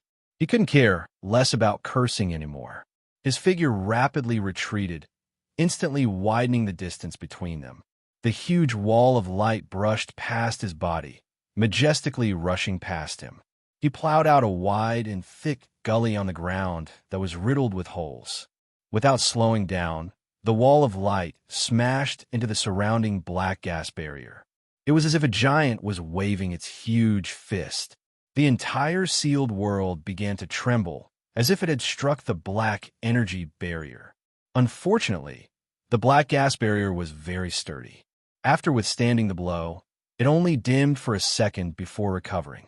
Otherwise, once the black gas barrier was destroyed, everyone in the camp would have heard the commotion and Marcus would have had no choice but to escape. However, after the attack failed, the nimble ribbons of light danced again. With Wu Yan as the center, they quickly converged. From afar, this scene looked like a spider weaving a web, and Wu Yan was the spider in the center of the web. The formless belt of light once again extended from his back, forming two gigantic wings. Swish! Almost in an instant, the wings suddenly expanded. Without using any space movement magic or any acceleration superpower, The wings flashed in front of Marcus without stirring up any wind. Then, a pair of blade-like wings flashed past and flapped toward Marcus. Pong! The sound wave vibrated, and an invisible impact force burst out between the wings and the sharp claws that Marcus had swung out at an unknown time. Marcus easily blocked the attack. However, it was not over yet. The other wings swung from the other side of Marcus like a big slap. It was a simple flap, but the friction caused the surrounding air to scatter light smoke, and the temperature suddenly became a lot hotter. Obviously, if this flap hit, even Marcus would be seriously injured. Marcus, who was aware of this, showed a dignified expression. His other hand also swung out fiercely, like a mayfly shaking a tree, and abruptly collided with a rapidly rubbing wing. Clang! The sharp claws and wings collided, and a violent and crisp sound of collision burst out, mixed with a trace of fierce eruption of sparks, spilling out in the entire black gas barrier. The strength of his whole body surged, and the majestic black doe chi also roared. Marcus was like a pie in the middle, struggling to support the wings that were attacking him. The black scales on his face and arms were erected, proving their master's efforts at this time. Marcus' face was already extremely unsightly as he continued to support the two wings. His heart was burning with anger, so much so that Marcus did not notice that Wu Yin, who was floating in the air and at the source of the two wings, was looking down at him, who was tightly entangled with the wings. From his mouth, incomparably profound and mysterious words came out of his mouth. As a series of inexplicable words came out of Wu Yin's mouth, the flow of magic on his body began to flow in a different pattern from before, accompanied by an inexplicable sacred power. When the last word was lightly spat out by Wu Yin, a platinum-colored feather robe that looked like a battle robe, but also like an imperial robe, gradually took shape. His black clothes were covered by the platinum-colored feather robe. At this time, Wu Yin was like a pope who had walked out of church, sacred and incomparably noble. Only when the platinum-colored feather robe was formed did Wu Yin raise his head, and a pair of eyes slowly opened. Moving church. Done. That's right. This platinum-colored feather robe was known as the ultimate defensive barrier, the moving church that possessed astonishing defensive power. Using magic was a very rigorous matter. No matter which magician it was, they couldn't get rid of the inherent restrictions when using magic, such as the necessary symbols and chants. Some powerful magic even required the addition of rituals. Among them, a single wrong step could lead to the failure of the magic, even if it was an unclear incantation. Wu Yin was the same. Although he had the 103,000 magic books that could be said to be all-encompassing, not only magic, but also yin-yang technique, boundary technique, and sealing technique. However, among these magic methods, as long as they were powerful and had powerful effects, they had to go through certain procedures. It was similar to chanting incantations, and there was no doubt that the moving church was known as the ultimate defensive barrier, so naturally, it also required a very strict chanting of incantations. Wu Yin was also not an exception. Even if he had the infinite martial refining to familiarize himself with the magic methods in the Book of Witchcraft, he still couldn't get rid of the shackles of magic. To be able to get rid of the shackles of magic and use magic at will, only the legendary demon god could truly do it. For example, Alistair was such a character. Don't think that Alistair was weak just because Wu Yin could threaten him. To put it bluntly, at that time, if there wasn't the terrifying Meteor Knight and Alistair wasn't bound to the life support system, then even if there were 100 Wu Yin at that time, they still wouldn't be able to threaten Alistair. Demon God, that was already a realm, not a level.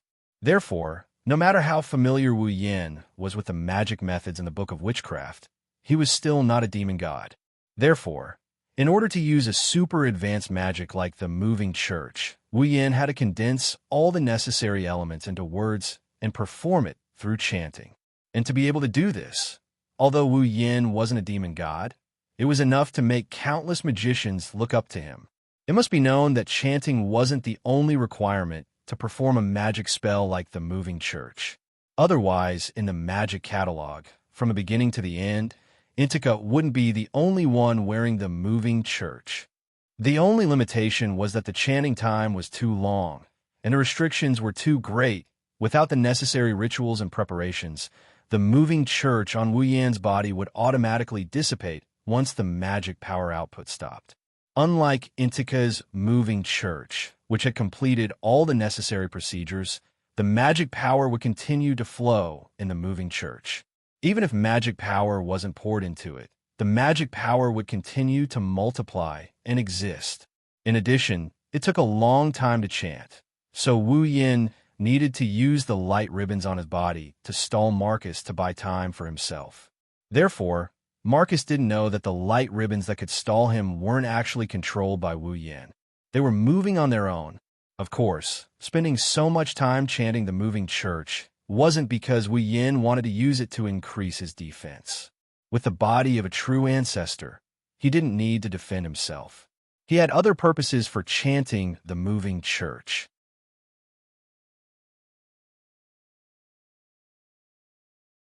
Chapter 867.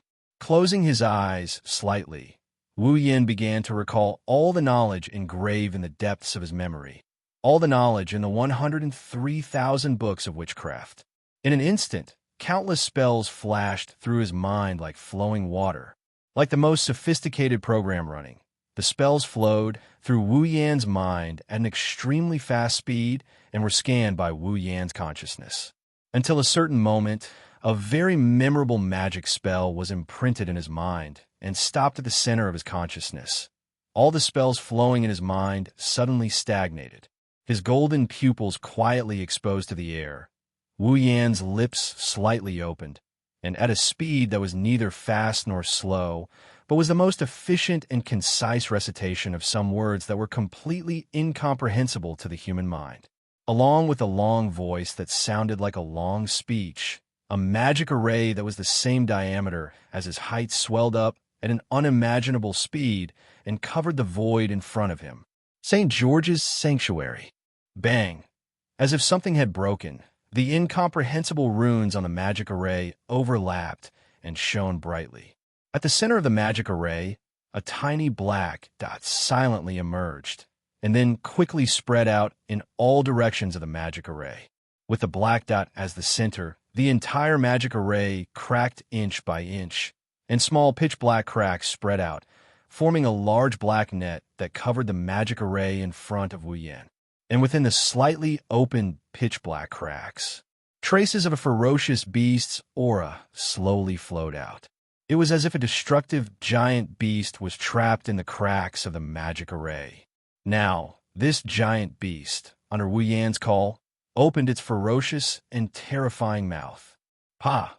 A soft sound reverberated from the magic array, and the giant beast hidden in the depths of the cracks seemed to have exposed its fangs through the cracks of the magic array. At the same time, below, Marcus, who was confronting the wings, suddenly felt a frantic warning in his heart, as if urging him to escape, and his heart thumped rapidly together with his accelerated heartbeat. At that moment, Marcus's expression changed abruptly. The Dragon King's sigh, an extremely faint voice as if sleep-talking, lightly drifted into Marcus's ears. Hearing this sleep-talking voice, all the warning signs in Marcus's heart turned into a sense of crisis. His head suddenly turned upward, looking in the direction of Wu Yan. In the instant that Marcus raised his head, he looked up. An exceptionally dazzling beam of light shot out from the center of the magic array with a deafening cracking sound. The beam of light was not very large, but it contained a destructive power that made all the scales on Marcus's body explode. Wherever it passed, the atmosphere evaporated and arrived in front of Marcus in the blink of an eye. The dazzling beam of light filled Marcus' 7 eyes. Looking at the Dragon King's lament that was projected at a speed that he could not react to, Marcus only had time to open his 7 pupils to the maximum. Then, the dazzling beam of light swept across his scaly body. Boom! The Dragon King's sigh directly swept through Marcus's body, passed through his figure, and shot backward, landing on the surrounding black gas barrier. Previously, no matter how strong the impact was, the black gas barrier had no effect at all. But under the direct attack of the Dragon King's Sai, it lasted less than a second before collapsing with a loud bang. Bang! The black gas barrier exploded, scattering into black spots all over the sky, and under the effect of the Dragon King's Sai, these black spots directly turned into glowing feathers, gently falling to the ground and scattered in all directions, landing on the camp outside the black gas barrier. The momentum of the Dragon King's Sai didn't slow down either. With an irresistible force, it pierced through the sky, full of light feathers, and shot towards the camp outside. It swept past the camp and continued to fall towards the camp. With such a situation and the terrifying destructive power and effect of the Dragon King's Sai, if this beam of light in the sky full of light feathers landed in the camp, then 99% of the guards in the camp would unknowingly die an unnatural death. After all, the beam of light formed by the Dragon King's Sai had the terrifying power to shoot down satellites. And the objects attacked by the Dragon King's Sai would also turn into glowing feathers and continue to attack. Every single feather had the power of the legendary St. George's Dragon's full power attack. If all of them landed on the camp, then forget about the people, the entire camp would be destroyed in an instant. At this moment, Wu Yan, who was hiding in the St. George's Sanctuary magic circle in the sky, roared fiercely and forcefully propped up his body. Both of his hands grabbed the platinum moving church as if he wanted to tear it apart, and fiercely pulled his hands to his sides. With a chi sound, the moving church, which was known as the ultimate defense barrier, was torn apart by Wu Yan's hands, revealing the black clothes he was originally wearing. Scatter! A low voice came out of Wu Yan's mouth. The moving church in Wu Yan's hands, which had turned into fragments, suddenly exploded, turning into an invisible wave, rippling and reverberating, instantly covering the entire sky above the camp, like a wavering water wave, protecting everyone in the camp inside. Boom! At the same time, the lament of the Dragon King beam ferociously slammed into the water ripple formed by the moving church, stirring up a massive ripple. A shock wave that caused even space to tremble reverberated from the collision between the two.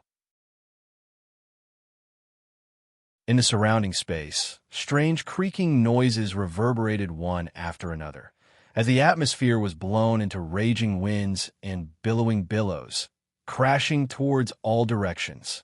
Ikaros and Astrea, who were spectating the battle, were caught off guard by the raging wind. They were blown back by it. Their wings were stretched to the limit, flapping with all their might to prevent them from being blown away. The Dragon King's Sai and the Dragon King's Sai remained in a stalemate for more than half a minute before the terrifying collision ended. The Dragon King's Sai gradually weakened. The ripples on the moving church also gradually disappeared. The ripples on the moving church stopped expanding until the moving church completely disappeared. However, this didn't mean that everything was peaceful. The Sai of the Dragon King cast a sky full of luminous feathers that landed on the mobile church, one after another, and clashed with the mobile church. In an instant, boom, boom, sounds of explosions resounded incessantly in the air above the campsite. After who knows how long, the light feather finally calmed down. Only the moving church remained in the moving church's Sai form. The collision between the lament of the Dragon King and the moving church finally woke up the guards in the camp. It was a pity that they were once again woken up in the middle of the night. Amidst a wave of wails and complaints, they rushed over together with the patrolling guards who had witnessed the collision in the sky above the camp. It seemed that it was only a matter of time before everyone in the camp gathered here. In the air, the St. George's Sanctuary that was cut off by Wu Yan has long disappeared. Otherwise, the moving church might not be able to withstand 2 waves of attacks from the Dragon King's Sai. On the other hand, Wu Yan was panting heavily. He knelt on one knee in the air. His face was pale for a moment. He sensed that more than half of the mana in his body was depleted. He bitterly smiled. Forcibly changing the shape of the incomplete, moving church from a single-target defense to an area of effect defense, is no laughing matter. Every tactic had an extremely regular way of using it, as well as its inherent use and effects. Modifying the formation of a tactic to create a different effect was already destroying the composition of the tactic itself. This method was even more difficult than creating a new tactic, and it was also incomparably dangerous. A normal tactic is already like this, let alone a super advanced magic like the moving church. If it wasn't for the fact that the mobile church is only temporary and not complete, plus the fact that he has perfect control over the infinite arm's refinement and the knowledge from the 103,000 grimoires, Wu Yin would have exploded from the sheer amount of magic power in his body in the very first second of action. Even if he succeeded now, the price he paid was not small. Even a creature like the true ancestor had depleted more than half of its mana, and its body that was aching constantly proved this point.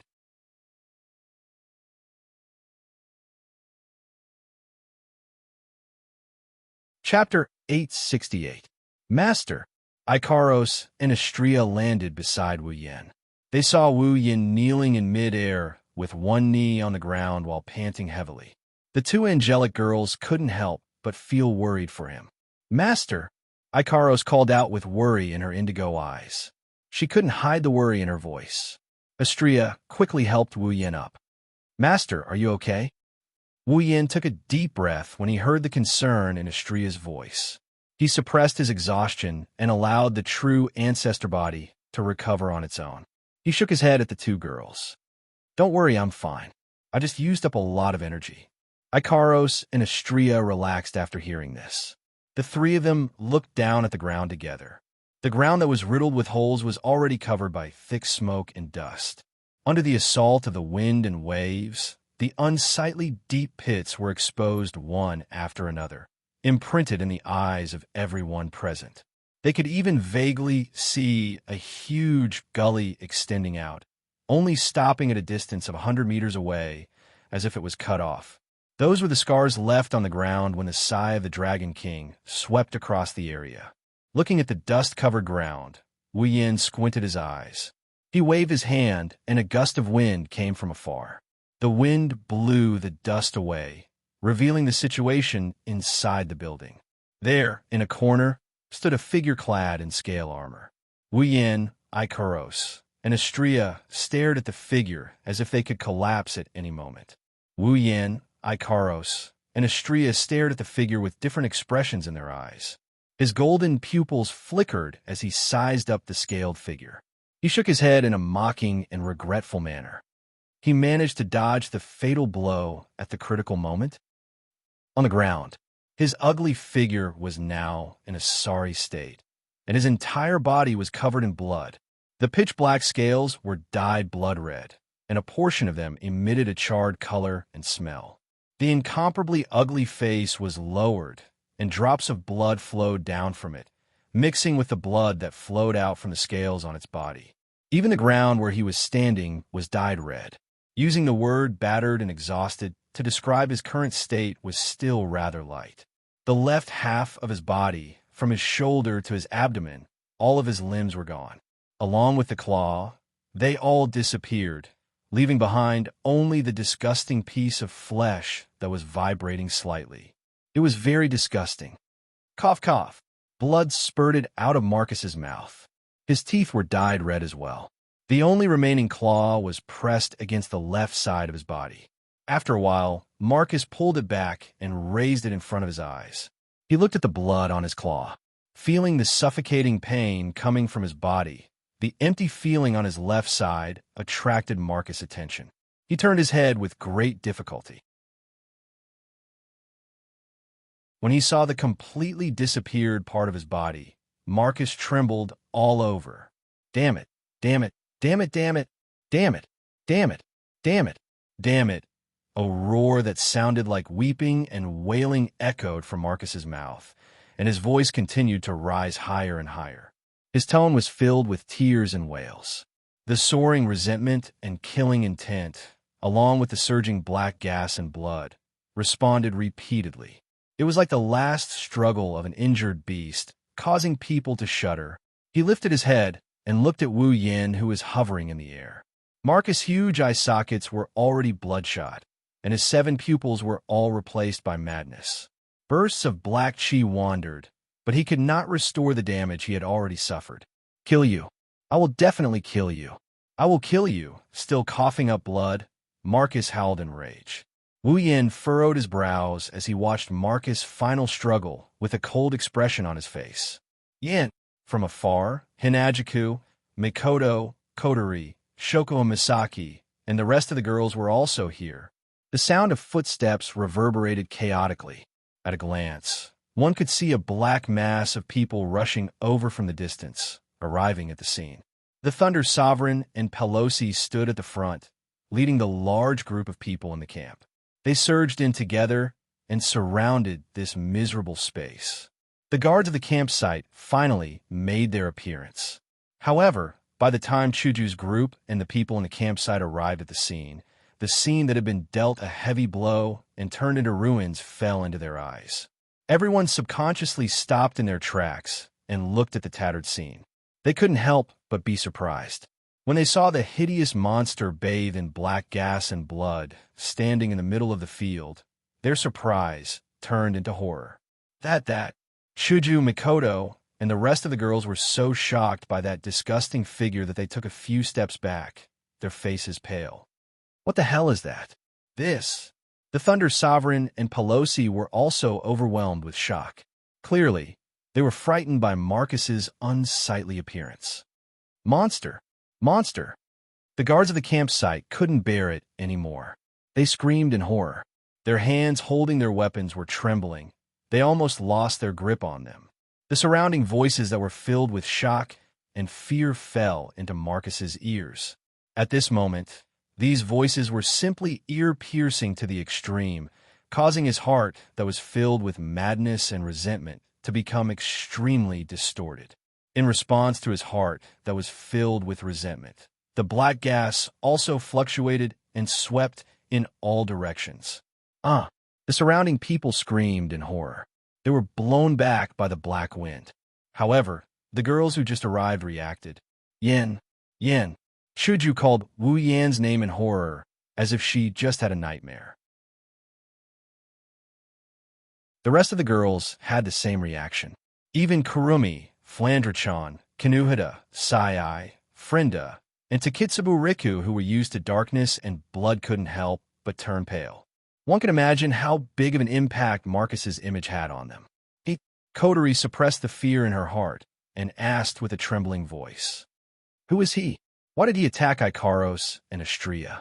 To be precise, he wants to attack all of us." Wu Yan didn't move his gaze away from Marcus. He slowly revealed a fact that shocked everyone. "He is Marcus." "What?" Everyone screamed. Pelosi had an expression of disbelief. "You're saying he is Marcus?" Wu Yan nodded. Following his action, the crowd quieted down. Everyone was still in a state of disbelief. They looked at the monstrous figure and tried to recall Marcus' figure in their minds. They couldn't match the two figures no matter how hard they tried. Everyone was in a daze. They must have received quite a bit of shock as well. Sensing the gazes of disbelief, the resentment in Marcus' heart grew even stronger. His killing intent surged crazily, making him wish he could kill everyone. It was obvious that even he himself couldn't accept his current appearance. Wu Yan. All of this is Wu Yan's fault. Wu Yan. Marcus's eyes were about to pop out of their sockets. His sharp voice pierced everyone's ears. "I will kill you. I won't let you get away with this." Marcus's twisted gaze swept across Hinajiku and the other girls, as well as Lei Wang, Pelosi, and the rest of the camp members. He roared with incomparable resentment. His voice was like that of a demon. "And you, all of you, one day, I will kill every single one of you. Kill every single one of you." The resentful roar sent chills down everyone's spine. They looked at Marcus with fear, including the girls beside Wu Yan. Seeing the girls pale from fright, Wu Yan's anger flared up and he laughed coldly. "Do you think you can walk out of here alive?" "No, I will never die." Marcus raised his head and roared, as if refusing to accept an unsatisfactory outcome. Marcus turned into a black light and flew out of the camp as fast as he could. Blood splattered all over the sky and lingered for a long time.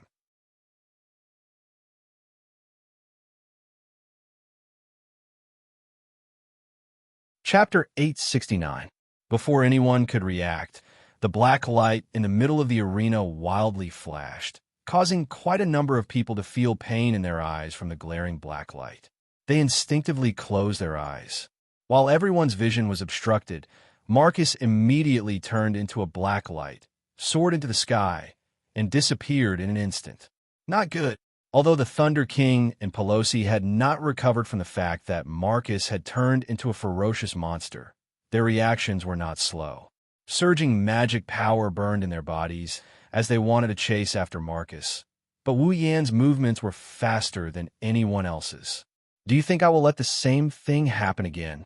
Recalling the Beast King that escaped from his hand some time ago, Wu Yan's eyes revealed a strong, murderous intent. With a teleportation, Wu Yan flashed into the air.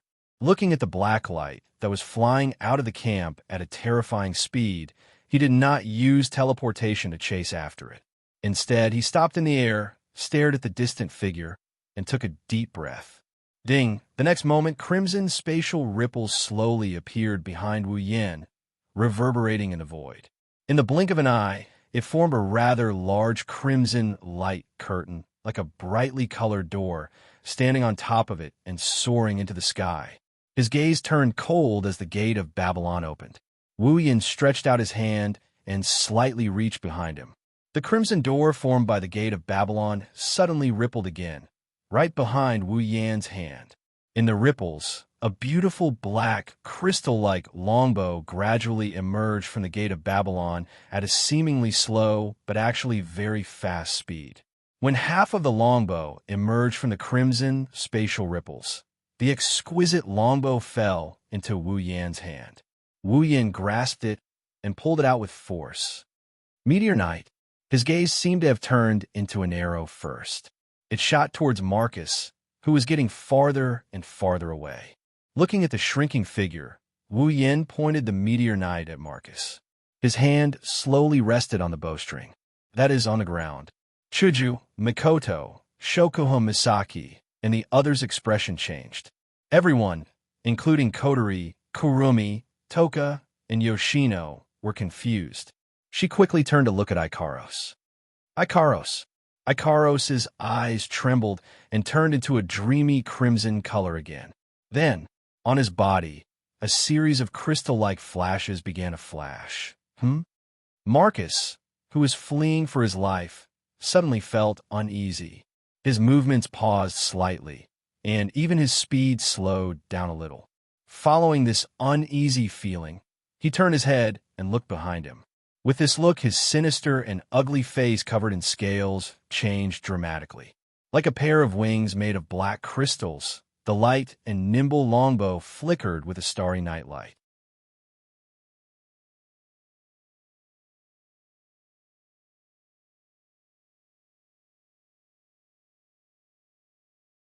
If there was anyone who saw the Meteor Knight arrow, they would have noticed that at the moment the arrow was shot, a protective shield made of data crystals enveloped the space where Marcus was and isolated it. It was only when Marcus was wiped out that the protective shield quickly disappeared. At the same time, on the ground, Ikaros's eyes also returned to normal. It's obvious that the protective barrier just now was her masterpiece. Without the isolation of the absolute defense circle, the terrifying shockwave from the meteor shower would destroy the camp mercilessly. After all, the mobile church was no longer around anymore. Until now, the people in the camp still haven't recovered from the dazzling and shocking scene. Their eyes are still unfocused. I'm afraid they won't be able to react for a while. Returning the meteor shower back into Gate of Babylon, Wu Yan's eyes returned to their wine-red color. His lips curled into a happy arc, showing his master's mood. But soon his relaxed expression froze, and he quickly turned his head to look forward. Squinting his eyes, Wu Yan stared at the direction Marcus disappeared. His eyes were filled with a strange gravity. After a while, he suddenly narrowed his eyes. In that undisturbed space, A small black light appeared out of thin air. The moment it appeared, it flew away with a speed faster than Marcus and disappeared into the horizon. The moment he saw the black light, Wu Yan's blood went berserk again. Just like when he saw Marcus turned into a monster, it's sending out a very corrosive message. They're talking. They're telling Wu Yan not to let that black light escape. Clenching his fist, Wu Yan's eyes flashed. After some hesitation, he shouted at Shokuha Misaki and Kotori on the ground. Kisaki-chan, Kotori, I'll leave this place to you. Wu Yan didn't give the girls any time to react. He teleported and disappeared from where he stood. Yan, the girls subconsciously yelled. When Wu Yan disappeared from the spot, they realized what might have happened. They silently looked at the direction Wu Yan disappeared in and didn't say anything else.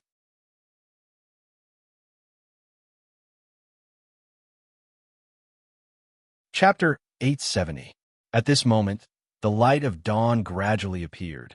The curtain of night quietly passed by on the horizon, gradually being replaced by a bright blue color.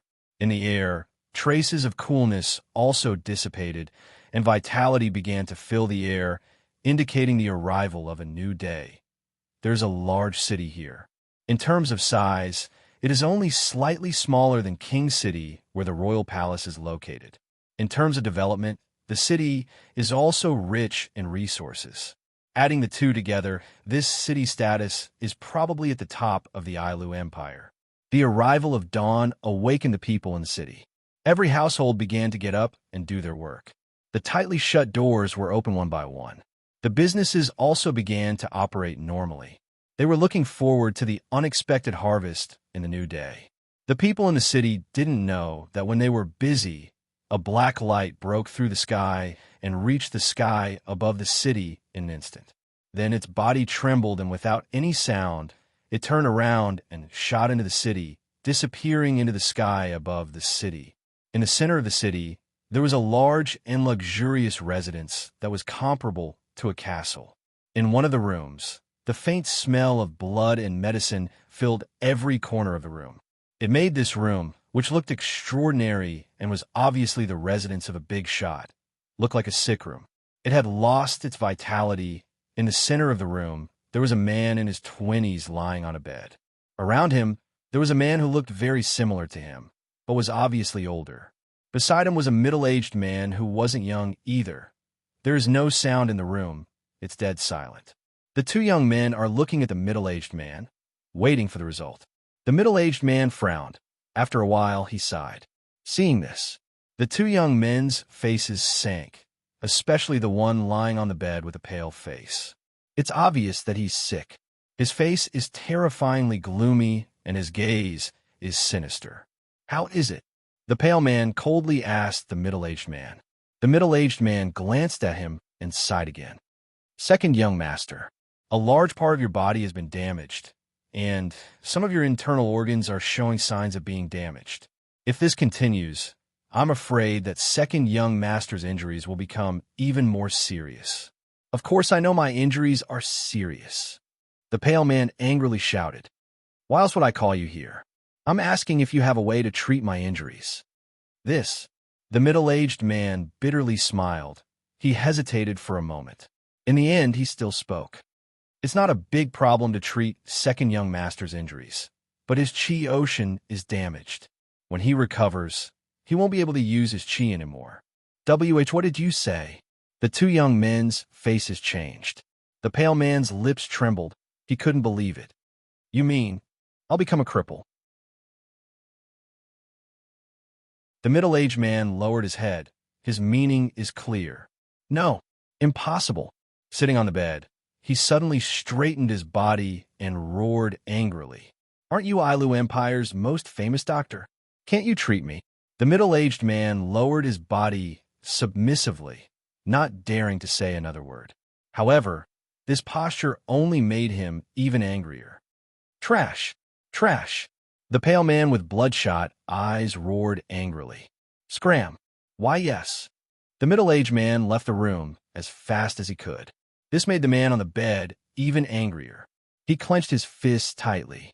When he thought about how he would become a cripple in the future, his whole body trembled. His already pale face turned even paler. Sigh. At this moment, the young man who had been quietly standing at the side finally sighed deeply and glanced at the dispirited man. He shook his head as if he had expected better from her. You're really muddle-headed. Originally, if you obediently continued to grow, I would inherit the position of clan head. The second in command of the clan would definitely be you. If I had stepped down from the position of the clan leader earlier, it wouldn't be impossible for me to pass the position to you. But now, the pale man listened to the young man's sigh, his heart filled with sorrow. What was supposed to be a beautiful future, now it's a dark one. He's in more pain than anyone else. Big brother. Tears flowed down his cheeks. He cried out in pain. I can't accept this. I really can't accept this. Cry. What are you crying for? The young man reprimanded. Since young, the pale man had always been afraid of his big brother. He held back his tears. But the pain in his heart couldn't be quelled. What's the use of crying? Who else can you blame? The young man said hatefully. If you didn't use your clan's Aisto Chi to plot against Wu Yin, you wouldn't have been injured by your own Aisto Chi and ended up in this state. At this point, the identity of the two was obvious. It's Bing Ling and Bing Mian. When Wu Yin and the others first entered the Spalier World Academy, Bing Mian plotted against Wu Yin once. He used his clan's unique Do Chi to hide a small strand of Do Chi in Wu Yan's body. This strand of Do Chi would grow day by day and would be hard to detect. Once it grew to the point where it could explode, it would definitely kill someone. With the goal of killing Wu Yin, Bing Mian slyly plotted against him. But he didn't expect Wu Yin to notice his little trick the moment he used it and quietly sent the strand of Do Chi back into Bing Mian's body. Bing Mian didn't notice any of this, which led to the current situation. If it wasn't for the fact that the Aisto Chi was his own and his clan was more familiar with it than anyone else, Bing Mian's life would have been saved. Otherwise, Bing Mian would have died under his own treachery. Bing Mian was filled with regret when he thought about what happened back then, but more than that, he was filled with resentment. I only wanted to teach him a lesson. You're still being stubborn. Bing Mian's expression turned cold. Do you really think no one knows what you've done in the academy? Or do you really think no one knows what you've done? Do you think the number of students who died at your hands isn't small?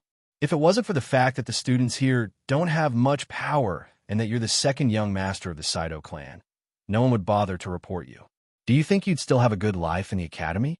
Bing Mian's lips moved, but he didn't say anything.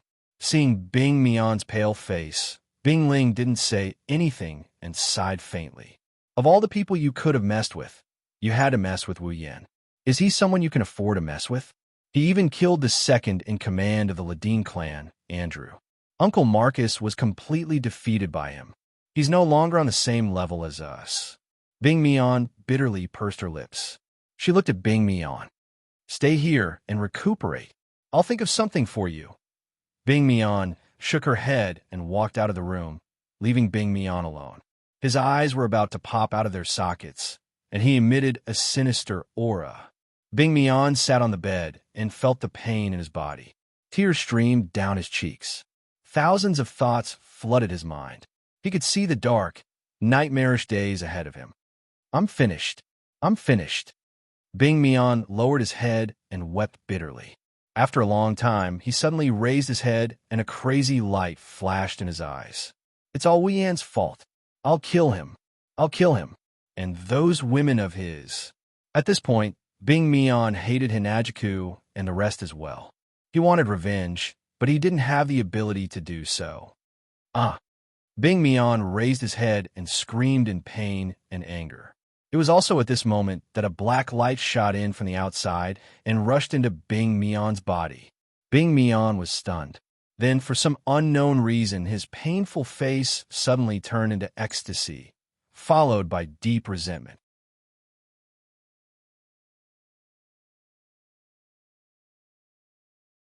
Chapter 871. On the other side, a figure suddenly appeared in the blue and white sky above the city. Wu Yan lowered his head and glanced at the bustling city below. It was completely different from the behemoth forest camp. He frowned and floated in the air, motionless. It had been 3 days since He Guang flew away from the encampment. In these 3 days, Wu Yin gave up the idea of flying in order to track the black light that was several times faster than his normal speed. Instead, he used spatial transference and traveled day and night to follow the traces left behind by the black light. It had to be said that the speed of the black light was truly terrifying. It was probably far beyond the speed of a ninth-order powerhouse. Even some demigods who were not good at speed might not be able to match the speed of the black light. If it were not for spatial transference, Wu Yin would not have been able to catch up with it. Of course, in these 3 days, Wu Yin had paid a heavy price for chasing it all the way here. The distance from the behemoth forest camp to here was not that short. During this time, not only did he have to pass through several small cities, but there were also many natural barriers. It took Wu Yin 3 days to reach here. If he had to walk for such a long distance, it would take him 4 to 5 months or even half a year to reach here. Perhaps it would be faster if he took an airship, but it was not something that could be done in a day or two. Along the way, in those small cities, due to various reasons of power and strength, there were fights almost every day. Various mercenary groups would engage in chaotic battles for benefits. Among them, there was no lack of brainless people who would change their identities and use the banner of a mercenary group to do shady business like bandits. Whenever they encountered people or caravans, as long as the guards weren't very strong, the bandits would be able to kill them. He would probably run up to them and rob them. Under such circumstances, in order to avoid trouble and to avoid losing track of the black light, Wu Yin did not rest for more than half a minute during these 3 days. He kept using spatial transference all the way. It was very tiring. Fortunately, a true ancestor's recovery ability was heaven-defying. Under such extreme travel, Wu Yin would sometimes feel tired, but he would recover almost immediately. It was just that using spatial teleportation consumed a lot of mana. If not for Wu Yan's mana reaching an unimaginable level, he would have lost at least a few kilograms.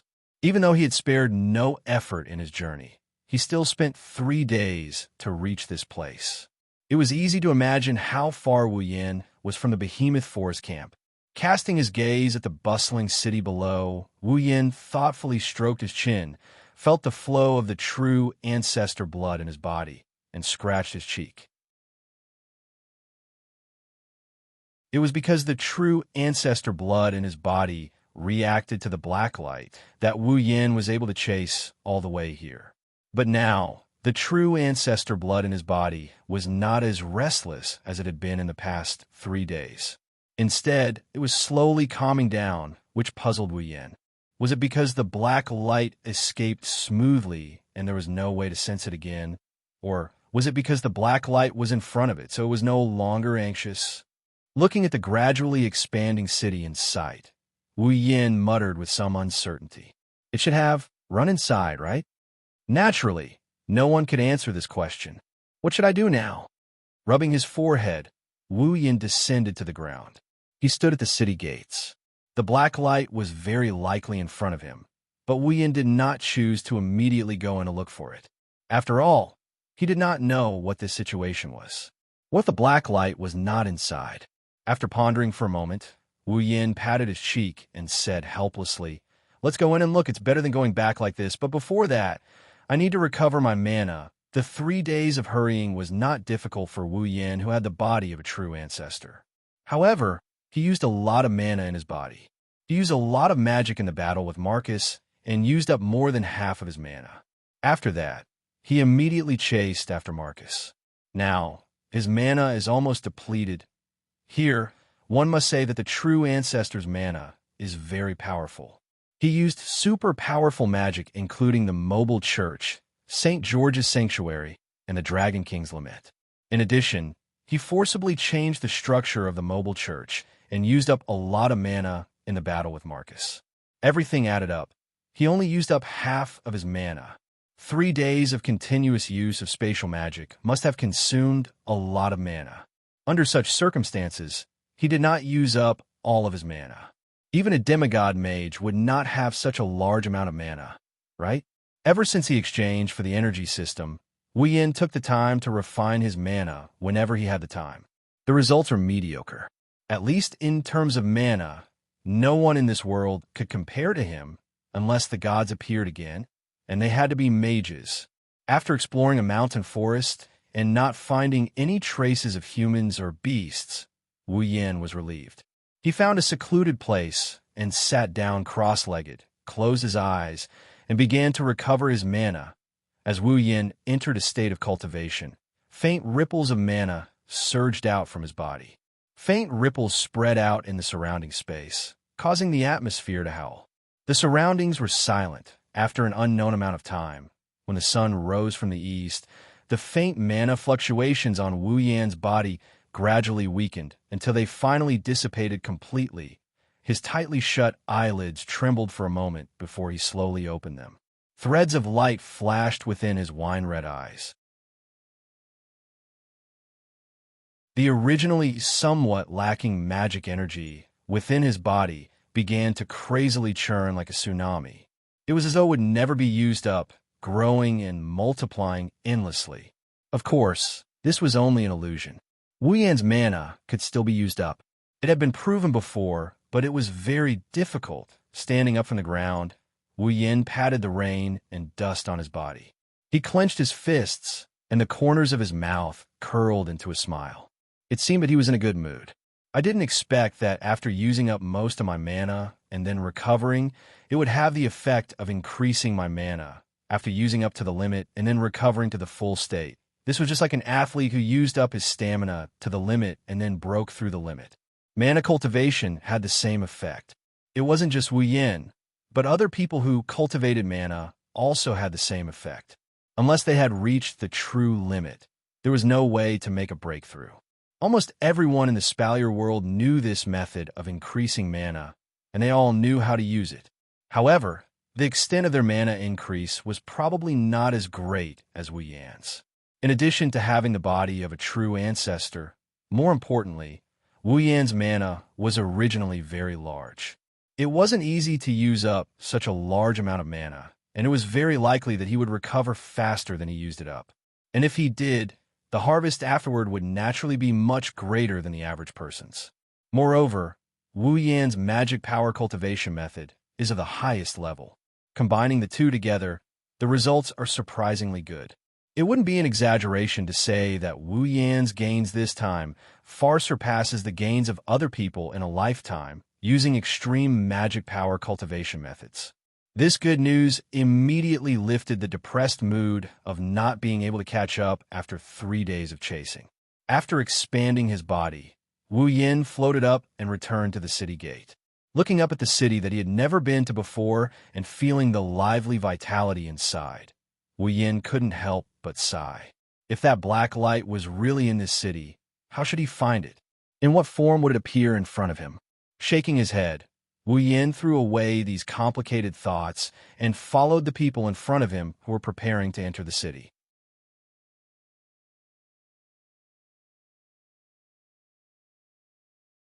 Chapter 872. The boundless sky was filled with a monotonous blue color, contrasting with the slightly dim sunlight. This kind of weather should be very suitable for going out. It was neither hot nor cold, making one feel comfortable under the silent sky and the bustling city. A figure that was neither too conspicuous nor too ordinary was slowly walking on the street from the city gate. The speed of the figure was not fast, even slower than that of an ordinary person. Therefore, the surrounding pedestrians did not know that a rather important figure had sneaked into their midst. The figure slightly raised his head, exposing a young face that was neither handsome nor ugly to the air. As he walked, his eyes wandered around, admiring the scenery around him. In fact, his attention was not on the scenery around him, but on his own body. Frowning, Wu Yan looked at the buildings and cursed in a low voice. Where the hell is that damn thing? Is it really in this city? If it is, come out and let it out. I felt all kinds of discomfort when the blood was rampaging, but now that it's calm, I can't do anything about it. Why do I have to encounter such a confusing situation? Lowering his shoulders, Wu Yan looked around again, but still did not feel any reaction from his ancestor blood. He couldn't help but feel dispirited. How long do I have to continue? Letting out a light breath, Wu Yin could only pull himself together and continue forward. Otherwise, if he gave up like this, not only would he not be willing, but the strange feeling he felt from the black light made him feel uneasy. I don't know if I should be happy or annoyed. With Wu Yan's average-looking face, if he mixed in with the crowd, he wouldn't become a bystander, but he wouldn't attract too much attention.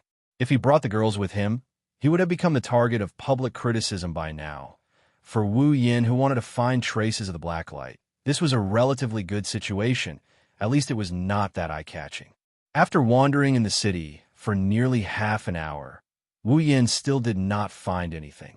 Just as Wu Yin could not help but feel impatient and wanted to find a place to eat, there was a commotion in front of him that caught his attention. He turned his head to look at the source of the sound. He saw that the pedestrians who had been walking, suddenly seemed to have seen something terrible. In a panic, they scattered and all of them went to both sides of the road. Seeing this, Wu Yin found it strange, but he still took a step forward. With a light tap on the ground, his body turned into a black shadow as he flashed into the crowd on both sides without anyone noticing. He did not want to be the first to stand out. It was better to pretend to be a passerby. Not long after, the entire street was filled with people, and at this time, a group of knights wearing luxurious armor walked over from the other side of the street, step by step. Their footsteps were very orderly, and from the looks of it, they seemed to be very strong. Seeing this group of knights walking over in a hurry, the people on both sides of the street couldn't help but exclaim. They couldn't help but look at them with envy. Being able to receive the admiration and support of others, for these ordinary people, seems to be a very admirable thing. Wu Yin, who was hidden in the crowd, silently glanced at the knights walking over, rubbing his chin. So arrogant, looks like they have a big background. Standing next to Wu Yin, a passerby heard Wu Yan's words, at first stunned, then raised an eyebrow. A strange expression appeared on his face. Don't you know who they are? Wu Yin blinked his eyes and looked at the person beside him who doesn't have anything special about him. He didn't know if he should start a conversation or not. Wu Yan's reaction, in the eyes of the passerby, is that he's afraid of being called ignorant and embarrassing, so he silently acquiesced. The strange expression in his eyes became more intense. He then patted Wu Yan's shoulder with an "I understand you" expression. He grinned. It's fine, young people, I understand. Wu Yan's mouth twitched. He laughed dryly. He didn't explain. Then, brother, which family is this group of knights from? They seem to have a big background. Hey, you asked the right person. The passerby coughed with a grin and put on an "I'm an expert" look. While Wu Yin resisted the urge to punch him, the passerby started bragging. That's the Saito family's knights. Huh? Wu Yin was shocked. He was surprised. The Saito family? No way. The passerby was also shocked. Don't you know that this is the Saito family's base? This is the Saito family's base. Wu Yin was shocked. He was speechless. He didn't expect that after he killed the second in command of the Saito family, Marcus, he would end up in the Saito family's base. Is this the legendary ape dung? No wonder that Knight Order is so arrogant. Wu Yin chuckled. They have the Empire's second most powerful family behind them. It's normal for them to be arrogant. Tisk, what's there to be arrogant about? The passerby curled his lips in disdain. So what if they're the Empire's second most powerful family? They're still humiliated. Oh, Wu Yin was interested. He asked, what's going on here? Seems like you're not up to date, brother. The passerby didn't know he was referring to a Tier 9 combatant as brother. Otherwise, he would be on Cloud 9. Do you think the knights are here to show off? They're here to help. Wu Yin paused for a bit. Help? Did something happen to the Saito family? This is a big deal. The passerby looked around, as if he was trying to prevent others from eavesdropping. He whispered to Wu Yin, did you know that the Saito family was haunted last night? Haunted? Wu Yin narrowed his eyes. He was serious this time. His intuition told him that the haunting must have something to do with the black light he was looking for. Can you tell me more about it? I heard about it from others. The passerby scratched his head. I heard that the patrolling guards in the Saito family heard the howling of ghosts in the middle of the night. So that's what it means to be haunted? Wu Yin turned to the passerby. If that's the case, there wouldn't be a need to summon the knights back from outside.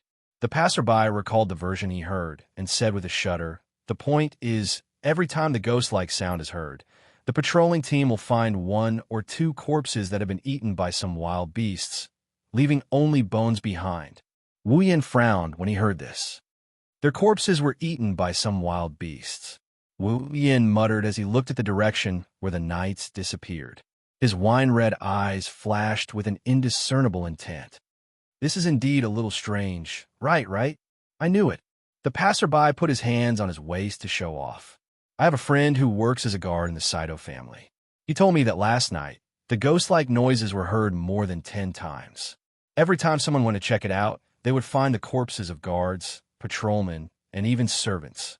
All of them were bitten, and their flesh looked like it had been eaten. It was very scary. It's only been one night."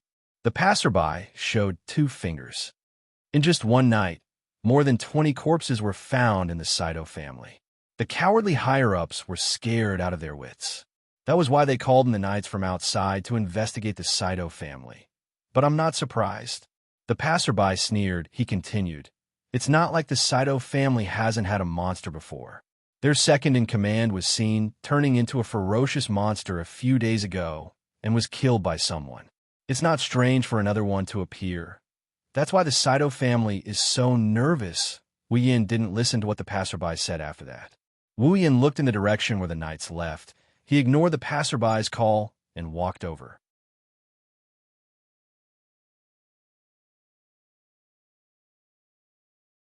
Chapter 873. This city is worthy of being the base of Ailu Empire's second most powerful family, the Saito family. It's one of the largest cities in the empire. Not only does it cover a large area, it's also crowded with people. Perhaps it's due to the good weather. The streets are filled with people. Even though it's not overcrowded, it's still livelier than a normal city. Following behind the knights, Wu Yin didn't run around aimlessly like before. Wherever the knights passed by, the people on the street would automatically make way for them. Also, the knights are rushing back to provide support, so they are very efficient. This made their journey a lot more efficient. Even so, it took Wu Yin about half an hour before the knights slowed down. Unbeknownst to Wu Yin, the streets are no longer as crowded as before. The area of the street is gradually widening. A large building the size of a castle appeared at the end of the street. It's exposed to the knights and Wu Yin. When they saw this large building, the originally aggressive knights suddenly changed. The arrogance on their faces suddenly disappeared, and only a trace of seriousness and respect remained on their faces. They adjusted their figures and footsteps and walked towards the large building amidst the clanging of footsteps. Wu Yin, who was quietly following behind the knights, couldn't help but curl his lips. This knight regiment is just a small unit under the Saito family. Their overall strength is around the 6th order, and their leader is only at the 7th order. Such a unit would only be considered a second-rate unit in the Saito family. Yet, such a second-rate unit is able to walk on the streets with such grandeur. The 3 great families of the empire, their reputation isn't something normal factions can compare to. Even more so, a person like him who doesn't belong to any faction can't compare to them. What Wu Yin didn't know is that even though he and the girls are only a dozen or so people, in the eyes of the 3 great families, their small group is already a force more terrifying than any other single faction.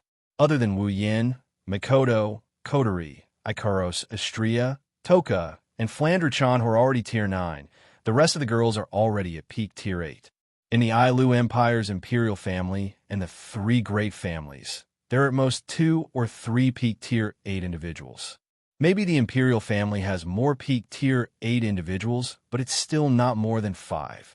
In terms of power, Wu Yan's group is no match for them. Forget about the 3 great families. Even a small family can beat them. However, in terms of top-tier combat power, other than the Council, there is no faction in the Spalier world that can match up to them. Besides, behind Wu Yan's group is a limitless and immensely powerful Misaka Corps. When the 20,000 sisters reach their peak, they won't be any weaker than any faction in the Spalier world.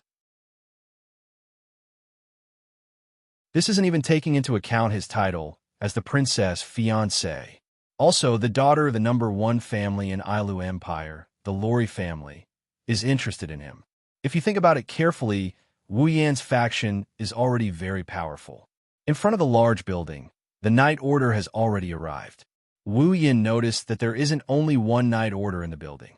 There are many other groups that are bigger than the Night Order gathered from all directions. They lined up in an orderly manner like an army. At first glance, it's a majestic sight. Obviously, the Saito family didn't just send back a regiment of knights. They also recruited a lot of people from other places. It seems like the monster that appeared in their house made them very nervous. It's not that the Saito family is afraid of death. It's just that the Saito family is in a very bad situation. 3 days ago, the news of Marcus turning into a monster in the camp spread like wildfire throughout Ilu Empire and the Spalier world. Now, even a normal person knows that the second in command of the Saito family has turned into a monster and was killed. The Saito family has lost a lot of face because of this. Marcus betrayed the camp, colluded with the Beast King, and even ran away to avoid punishment. The Saito family has become the center of public opinion.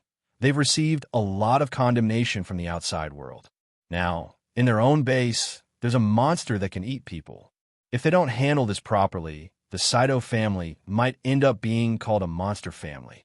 When that time comes, there will be plenty of people who will be more than happy to take advantage of the situation, especially the third family behind the Saito family, the Ladine family. They will be constantly thinking about how to raise their family status and become the new second family in the Federation. If it wasn't for this, the Saito family wouldn't have called back their men from the outside world. This is their base after all. There's no shortage of guards. Wu Yan scratched his cheeks when he saw the 1,000-strong army gathering. He looked at the base of the Saito family, and he started hesitating. Should I sneak in and take a look? If there's a monster in the Saito family, it must have something to do with the black light. Otherwise, why didn't the monster appear earlier or later? Why did the monster only appear when he was tracking the black light and coming here? Just like what the passerby said, the Saito family has produced monsters before. Didn't Marcus turn into a disgusting monster? Wu Yan didn't know why Marcus turned into a disgusting monster and possessed the same level of dark energy as the primogenitor. There's never been a rumor in the Spalier world about someone suddenly turning into a monster. The only possibility that Wu Yan can think of is the black light. A black light that can turn a person into a monster with extraordinary abilities. It doesn't make sense no matter how he thinks about it. From the looks of it, Marcus was able to reach rank 9 because he turned into a monster. If Marcus turned into a monster because of the black light, then the black light's ability to increase a person's level or even rank would be heaven-defying.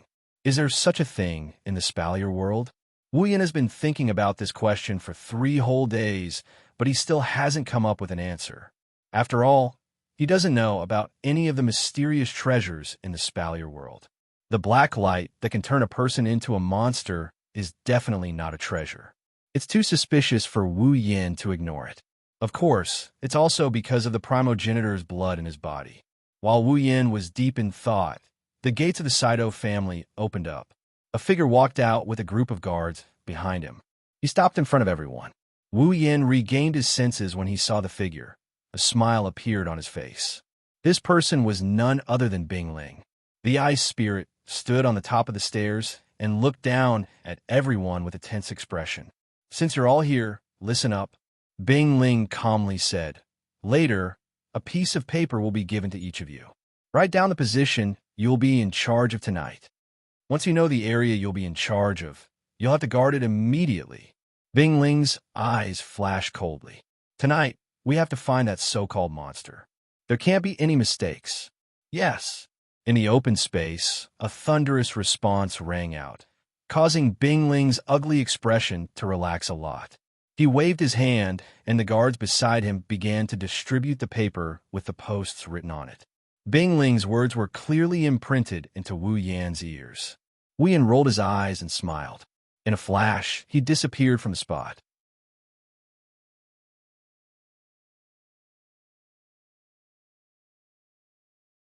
Chapter 874. Night gradually shrouded the entire city. After the initial ruckus during the day, the teams that were transferred back from outside the Saito family are now on alert in their respective areas. Many of them were nervous when night fell, but more of them were curious. They were curious about the true identity of the monster. As a member of the Saito family, they're well aware of how powerful the Saito family is. Don't think that they're powerful just because they have the title of Saito family. In fact, only they themselves know that they're just a group of subordinates in the Saito family. Otherwise, they wouldn't have been sent to other places. Those who stay in the Saito family are the true core of the Saito family. Here, Tier 6 warriors are only patrolling guards.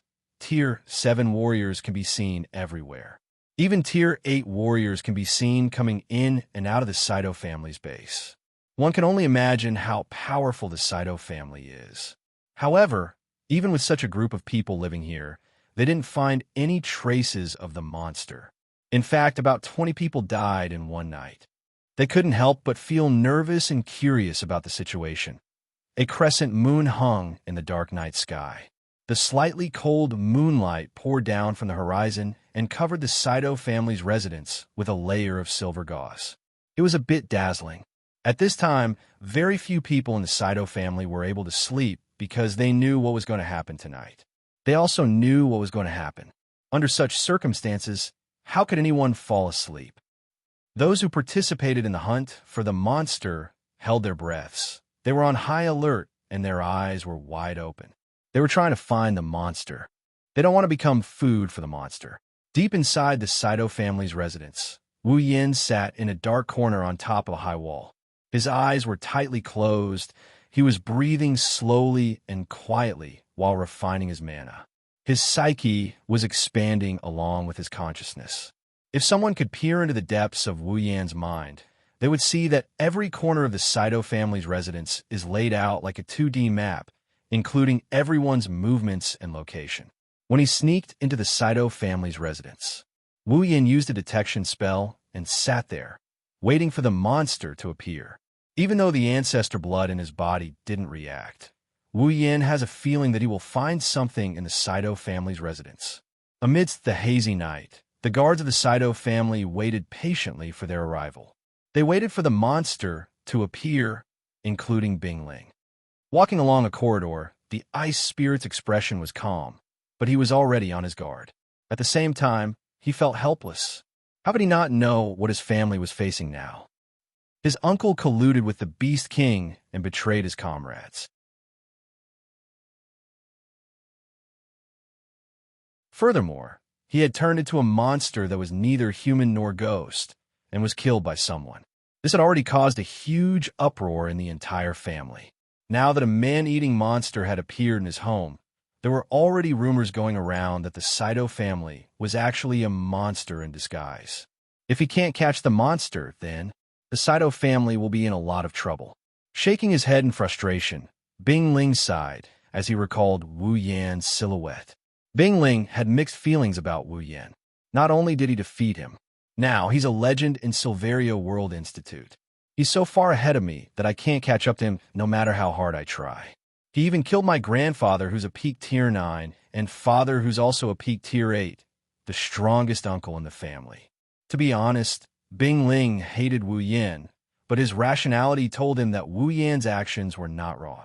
Bing Ling had mixed feelings about Wu Yan. He hated Wu Yan a little, but he also admired Wu Yan a little. In short, he had mixed feelings. The ice spirit sighed again and smiled bitterly. Why did it have to happen when father went out to deal with Uncle Marcus's matter? Just as the ice spirit was muttering softly to herself, suddenly, "Chi!" A very soft sound suddenly rang out, causing Bing Ling, who had thousands of thoughts in her mind, to be startled. Her eyes narrowed, and she immediately rushed towards the source of the sound. His figure turned into an afterimage as he blended into the darkness. He flew past corridor after corridor before quietly hiding in a dark corner. Whoosh! The ice spirit only felt a gust of wind not far in front of him, bringing with it a whistling sound. In the wind, a huge black shadow appeared in it, and in a flash, it shot towards a corner. Then, A blood-curdling scream suddenly exploded in the darkness. Like a deadly cold current, it enveloped the bodies of everyone in the Saito family. In an instant, everyone felt a chill run down their spines. Even the ice spirit felt the same. Gritting his teeth, Bing Ling leaped around the corner and arrived at the source of the screams. Then he saw a figure that was covered in scales and had a lizard-like tail on its back lay on the body of a guard and buried its head deep into the ground. As it moved up and down, a series of strange, chilling, gnawing noises sounded from within. Along with the noises, blood splattered from the guard's body. "It's eating people." The ice spirit's face paled. Then, she made up her mind and rushed toward the monster.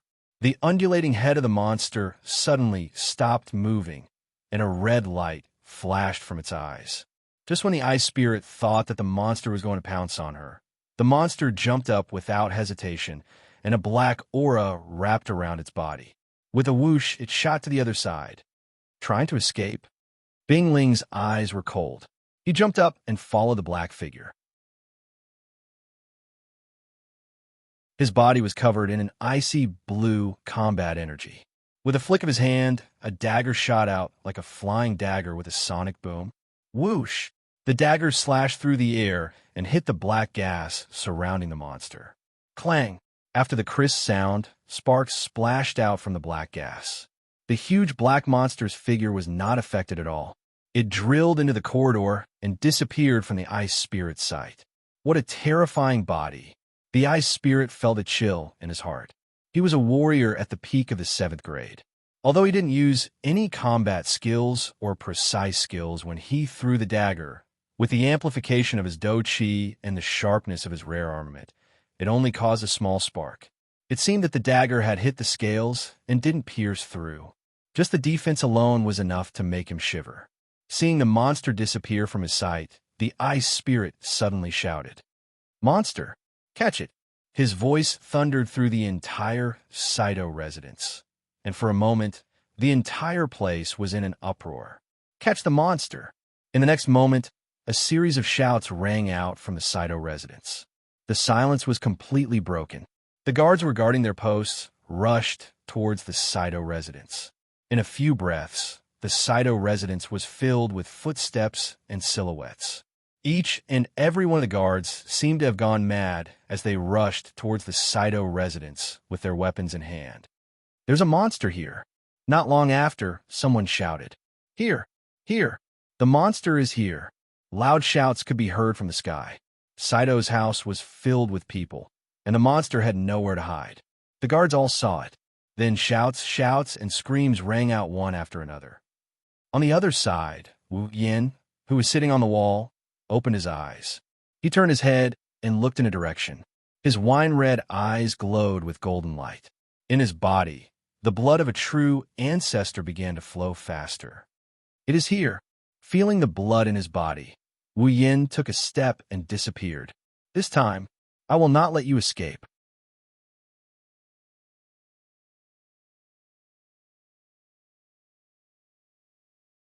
Chapter 875. No, another blood-curdling scream reverberated throughout the Saito residence, sending chills down everyone's spines. Those who were close to the scream could see that the owner of the scream had just rushed out from a corner and met the monster wrapped in black gas. Soon after, that person was wrapped in the black gas, and after a short while, the blood-curdling screams could be heard. The mass of black gas soared and left its original spot. It then flew in another direction.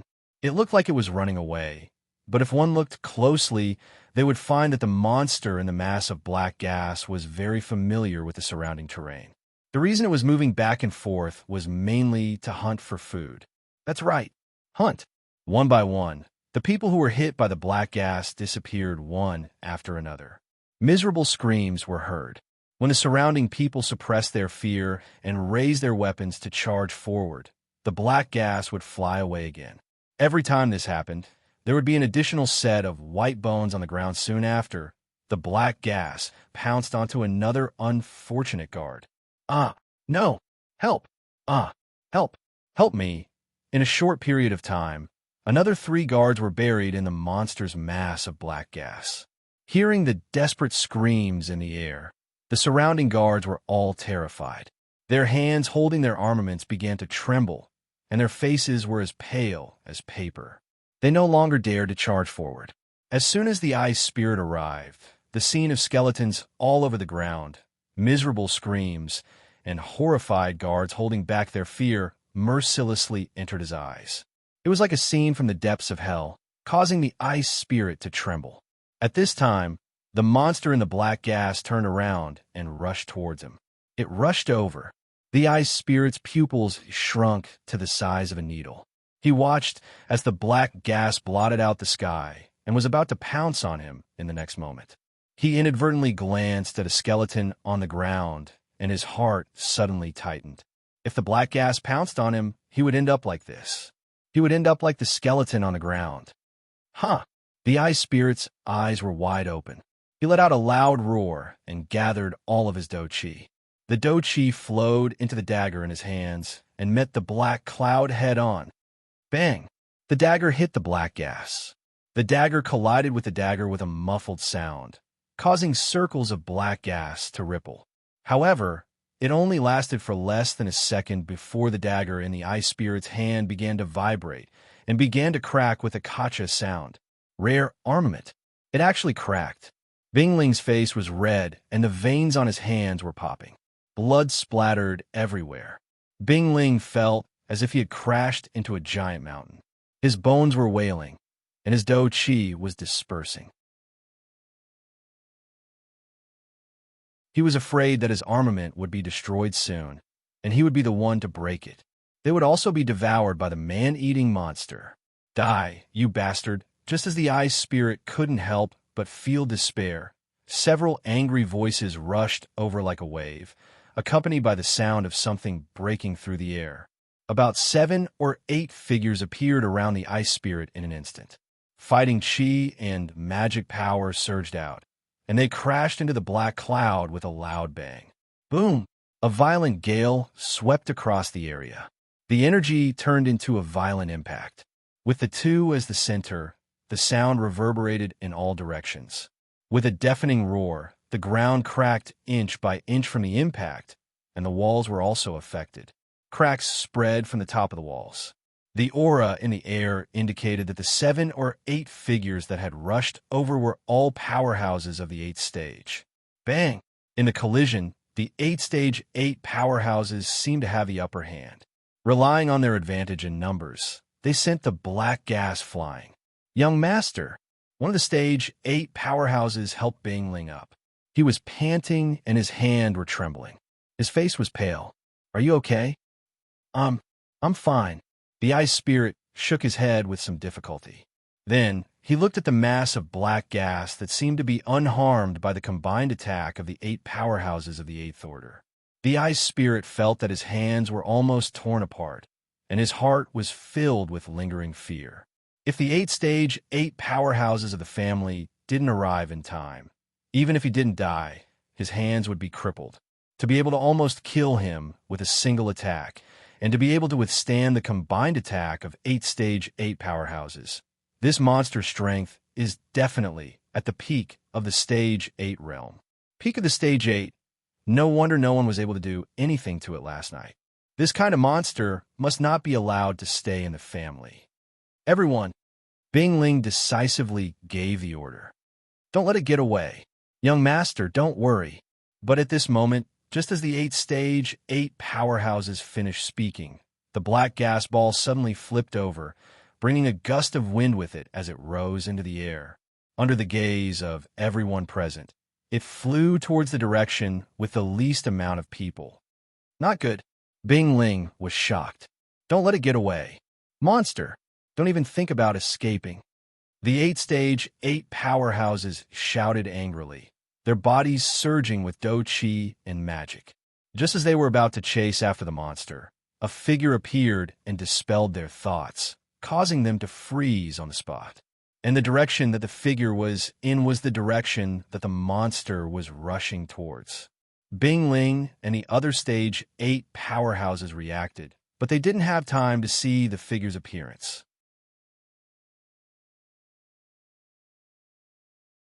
They could only cry out in alarm. Careful! However, the figure ignored their cries of alarm. Not only did it not dodge, it leaned forward and faced the monster. Fool! Seeing this scene, Bing Ling and the powerhouses of the Eighth Order couldn't help but curse loudly. Everyone in the surroundings couldn't help but close their eyes, as if they were afraid that in the next moment, that stubborn idiot would turn into a pile of bones in front of them.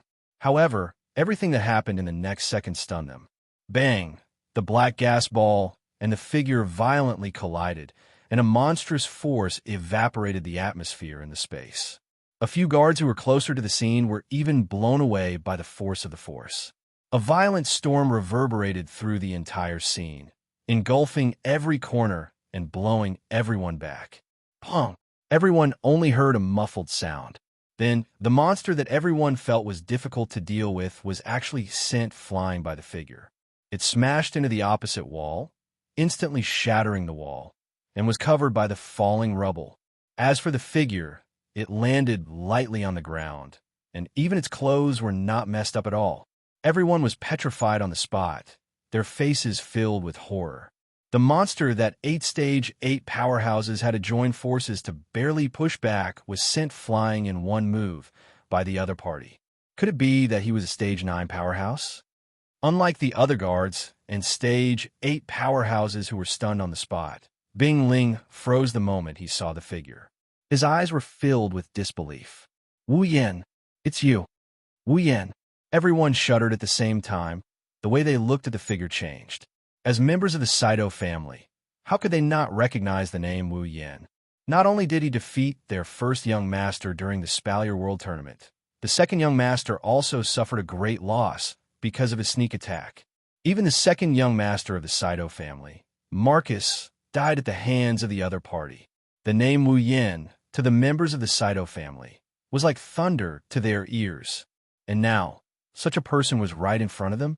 Wu Yan, at this time, a cold voice rang out. Pong!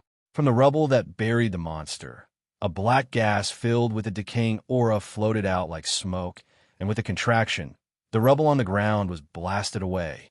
Everyone reflexively turned their heads to look. With one look, everyone's faces changed, becoming incomparably pale. Within the rubble, a terrifying monster covered in black scales with long claws and a wriggling tentacle, a ferocious mouth that looked like a beast trap, and a large cyclopean eye with 7 pupils, slowly stood up. On its body, a black gas that looked like a whip vibrated back and forth in the air, and with a furious roar, it shot towards the sky. Wu Yan.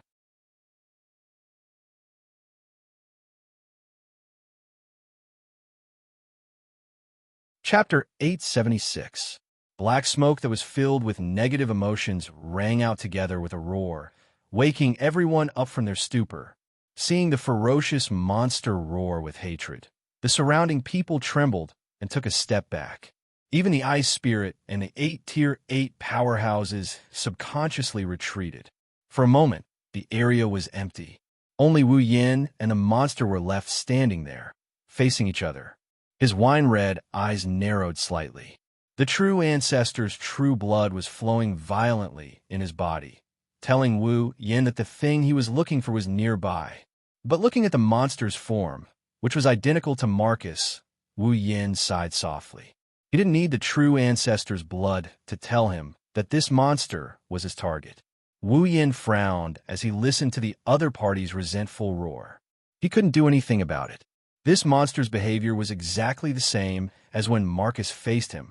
Could it be that every monster modified by the black light had a grudge against him? And quite a big one. Thinking of this, Wu Yan became impatient. Who cares who this monster is? He hasn't harmed any good people or innocent people. Although the people who died in his hands weren't necessarily bad people, they definitely weren't good people either. And every one of them was plotting to kill him. That's why he didn't feel any emotions towards those who hate him. If he did, he would just be impatient. Opening the system's perception, his eyes flashed with a light that only the girls could see. Wu Yan looked at the monster in front of him. Ice surface? Saito, level 79. When the monster's true identity was reflected in his mind, Wu Yan couldn't help but be startled. Then he laughed. So, it's you.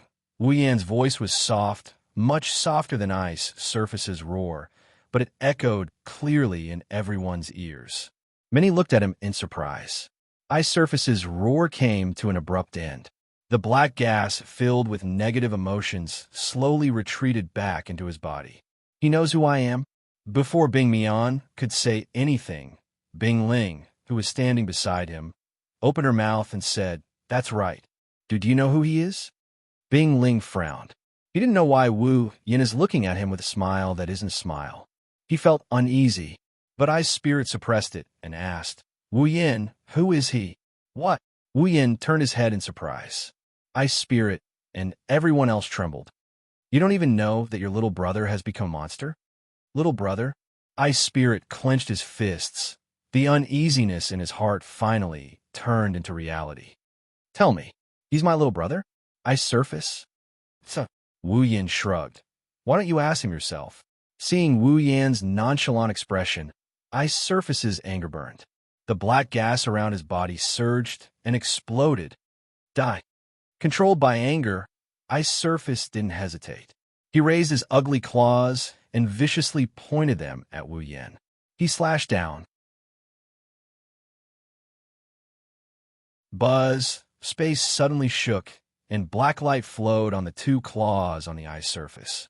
As the claws were raised and lowered, several black claws containing a terrifying aura of decay cut through the obstruction of the atmosphere at an unimaginable speed. In a series of air explosions, they rubbed against the scorching heat waves. Like a black high-voltage electric current, they expanded to dozens of feet in size and fell. The ground was directly plowed into several deep trenches, and the black claw light filled the vision of everyone present. Under everyone's shocked expression, the claws fell heavily. Under the claws was Wu Yan. Within the claws, the terrifying energy was rampaging. Ice Spirit and the other 8 powerhouses could clearly feel the power enough to split mountains and seas. They were all shocked. Wu Yan, who was under the claws, curled his lips in disdain. He didn't use any magic, nor did he use any of his skills. He just raised his hand and slapped the claws above his head. Clang! A sharp ringing sound like the ringing of a bell rang out, turning into a sound wave that spread out in all directions. In an instant, the thick layer of the ground was crushed into powder. The surrounding walls collapsed directly and were blown up by the explosive wind, swirling around and spreading out. "Young master, it's dangerous." Seeing the tornado-like shockwaves, the 8 powerhouses beside Bing Ling were shocked and hurriedly channeled their Do Chi and magic, shielding Bing Ling behind them. However, the surrounding guards were not so lucky and were all struck by the shockwaves. The sharp rocks hit their bodies one after another. With a pong-pong sound, the guards were sent flying backwards one by one. They fell to the ground in the distance and could no longer get up. Of course, this little bit of aftershock was not enough to kill these guards who had some strength. It was just a temporary loss of consciousness. Apart from Bing Ling and the 8 powerhouses of the 8th stage, everyone else was lying on the ground. Not a single one of them was able to retain their consciousness. No way. Bing Ling and the rest of the Type 8 powerhouses sucked in a breath of cold air. Just the shockwaves. One of the powerhouses couldn't help but gulp. His face was no longer as calm as before. Just the shockwave alone is already so powerful. Is that monster really the second young master? The Ice Spirit gritted his teeth and stared fixedly at the claw in front of him. His eyes were fixed on the claw light that was descending slowly. Against the wind and waves that were blowing towards him, his eyes did not move away. "Ha ha!" Bing Mian laughed sinisterly as he looked around at the ruins and the guards lying on the ground. His laughter was like thunder. "Do you see that? Do you see that? This is my current strength. My full strength. Ha ha ha!" While laughing maniacally, Ice Spirit stuck out his tongue and licked his mouth full of sharp teeth. His 7 eyes were filled with ecstasy. It seemed like he was very satisfied with his current state. Furthermore, unlike Marcus, who hated himself for turning into a monster, Ice Spirit didn't seem to care. To him, with his current strength, let alone a monster. He could even turn into an insect. After all, he was originally just a small Tier 7 powerhouse. Due to his injuries, he was crippled. But now, his strength was comparable to his father, who was the strongest in the family other than his grandfather. No, with his Black Do Chi, he was even stronger than his father, who was at the peak of Tier 8. Ha ha! Thinking of this, Bing Mian laughed maniacally again. After laughing for a while, his laughter stopped because he spat out a mouthful of blood. Cough, cough. Bing Mian coughed up a few mouthfuls of blood under the astonished gazes of Bing Ling and the others. He covered his mouth that was full of sharp teeth and coughed painfully. Damn it! You ate so many people and your injuries haven't healed yet? Hearing this, Bing Ling and the others finally understood. The monster in front of them came out to eat people in order to recover from his injuries. The ice spirit's face had completely darkened, and her eyes were filled with pain. Wasn't his younger brother also severely injured? Ice spirit, did you really become a monster? Just like Uncle Marcus. A bitter smile appeared on the ice spirit's face, and the paleness on his face deepened. Bing Mian wiped the blood off his mouth unconsciously and chuckled strangely. Well, it's fine. I just need to eat a few more people. As long as I have this kind of strength, I can do anything. As soon as he finished speaking, is that so? An extremely indifferent voice came from the claw light that was slowly descending from the front. Are you satisfied with this kind of strength?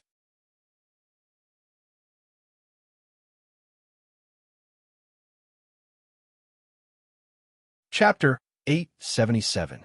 Are you satisfied with just this level of strength?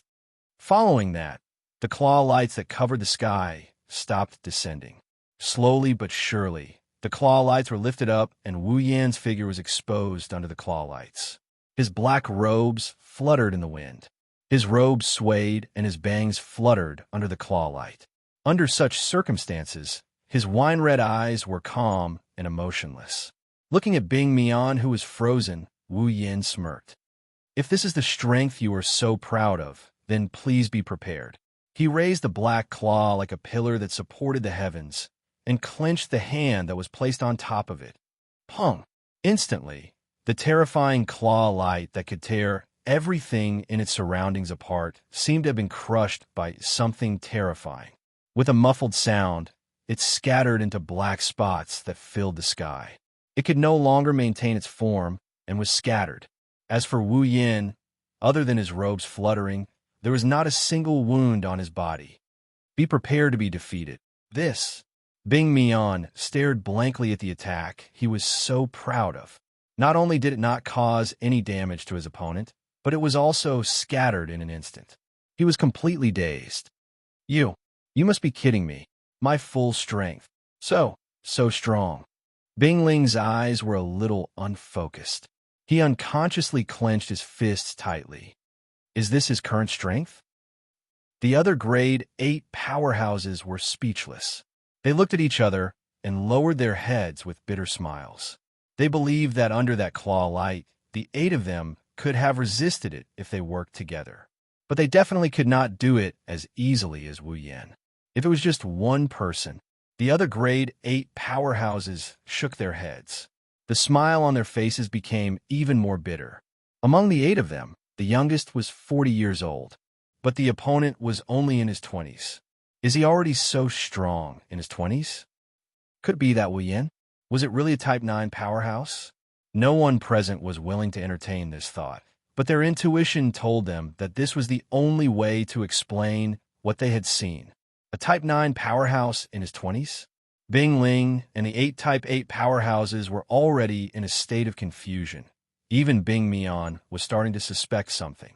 After all, he was a powerhouse at the peak of the 8th order, and he also had an extremely strong Black Do Chi. Within the 8th order, he was definitely one of the invincible ones. But even so, his all-out attack had been destroyed by Wu Yan. He didn't even last a second. If it wasn't a 9th-stage powerhouse, then who below the 9th stage could do it? Ninth rank. Bing Mian felt that his throat, which was filled with the taste of blood, was extremely dry.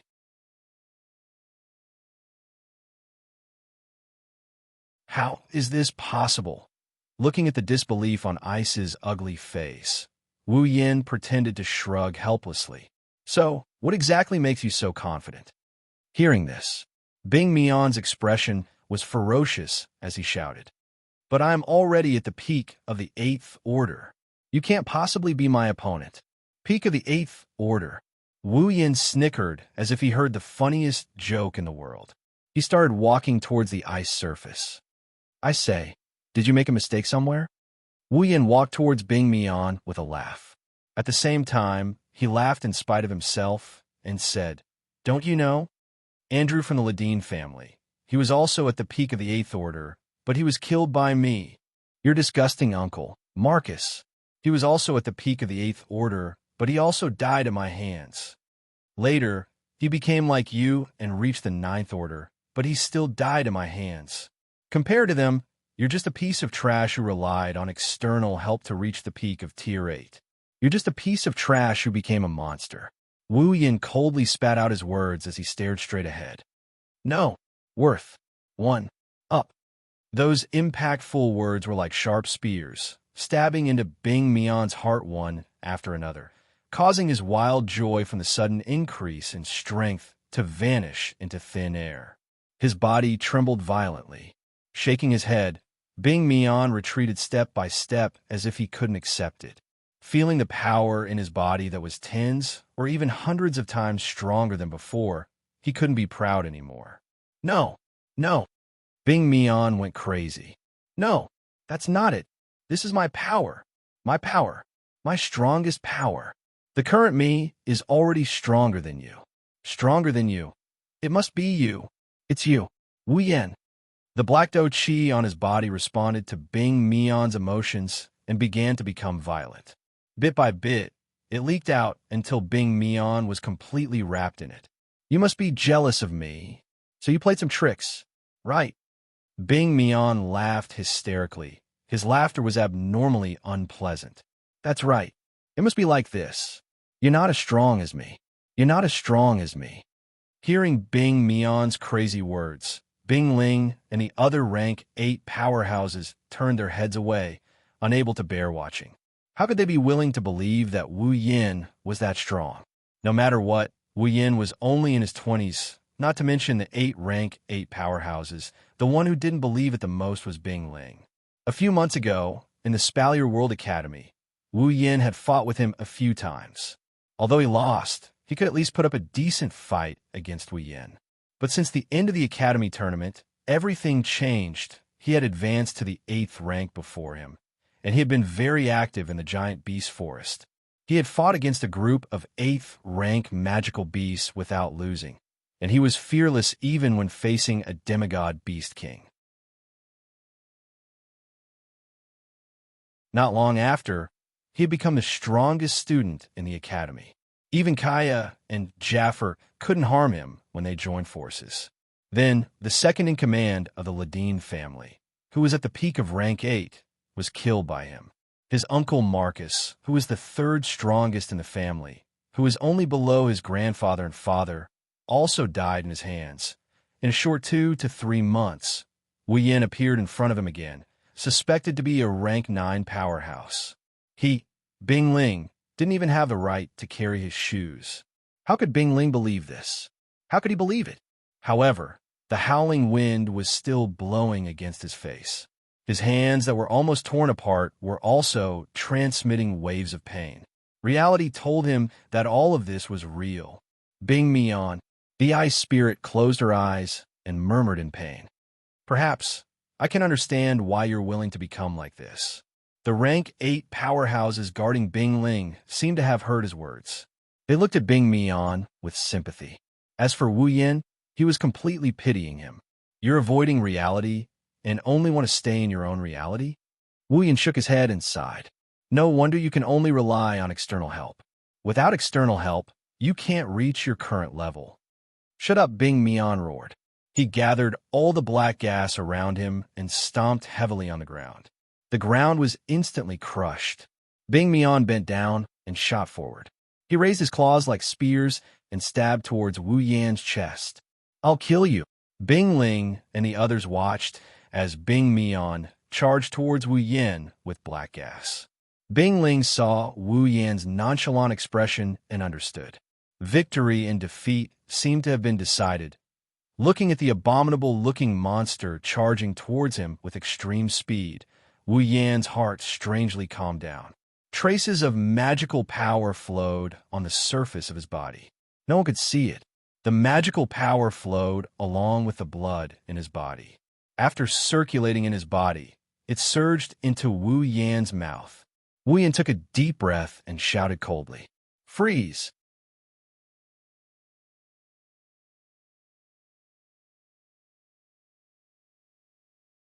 Chapter 878. Freeze! The heavy shout reverberated through the air. The word freeze reverberated through the air like an echo. Along with the word freeze, an obscure magic power started fluctuating in a mysterious manner. The moment the word freeze was uttered, the unstoppable figure suddenly froze in place. His sharp claws were only a few centimeters away from Wu Yan's chest. The ferocious monster was already in front of Wu Yan. Bing Mian used all his strength to stab his claws, but he couldn't close the distance between them and Wu Yan's chest. "What's going on?"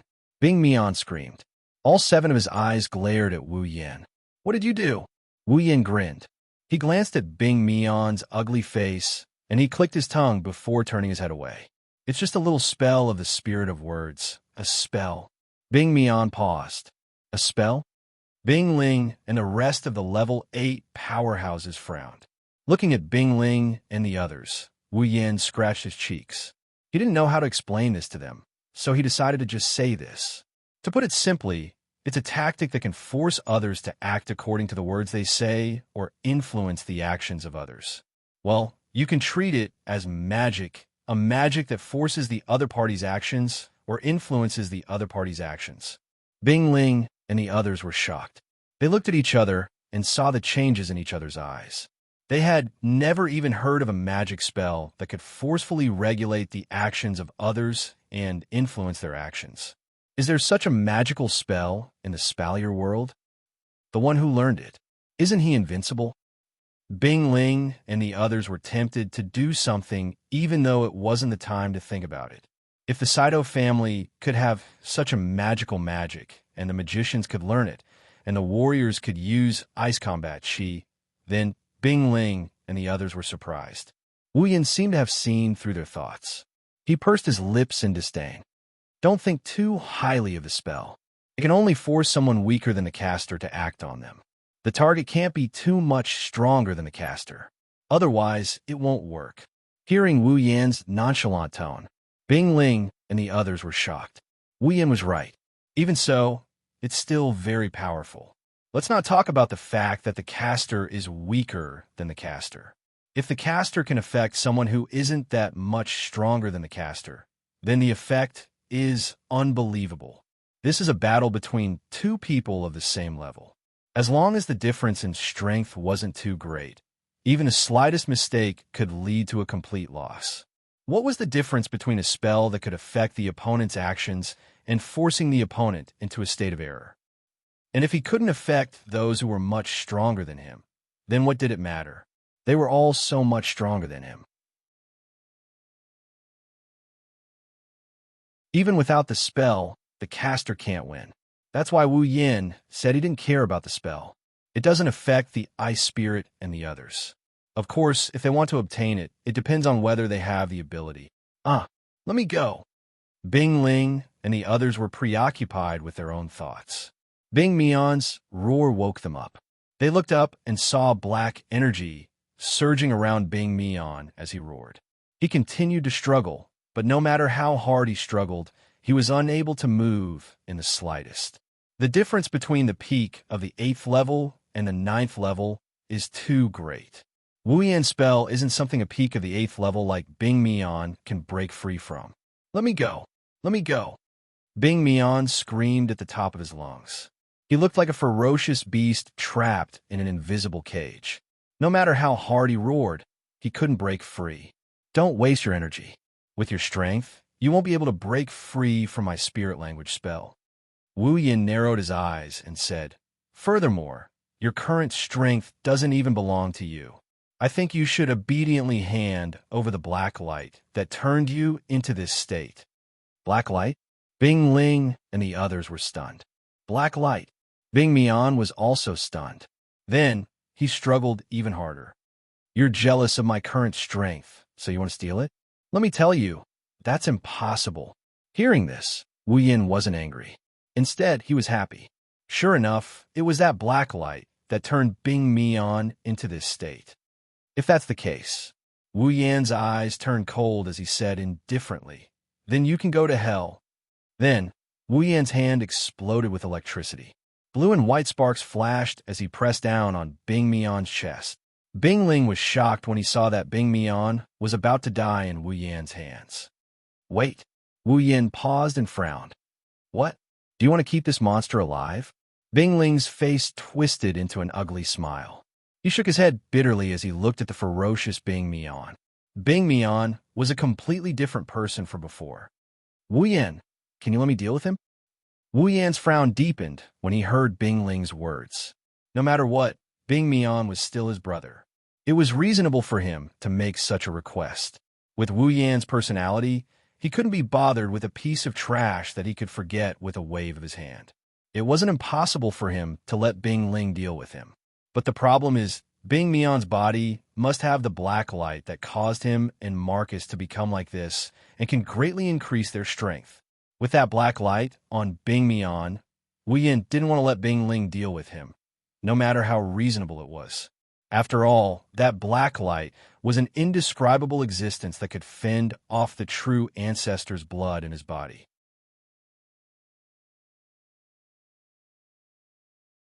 The fact that the true ancestor's blood in his body reacted to it multiple times proved that the black light was no ordinary thing.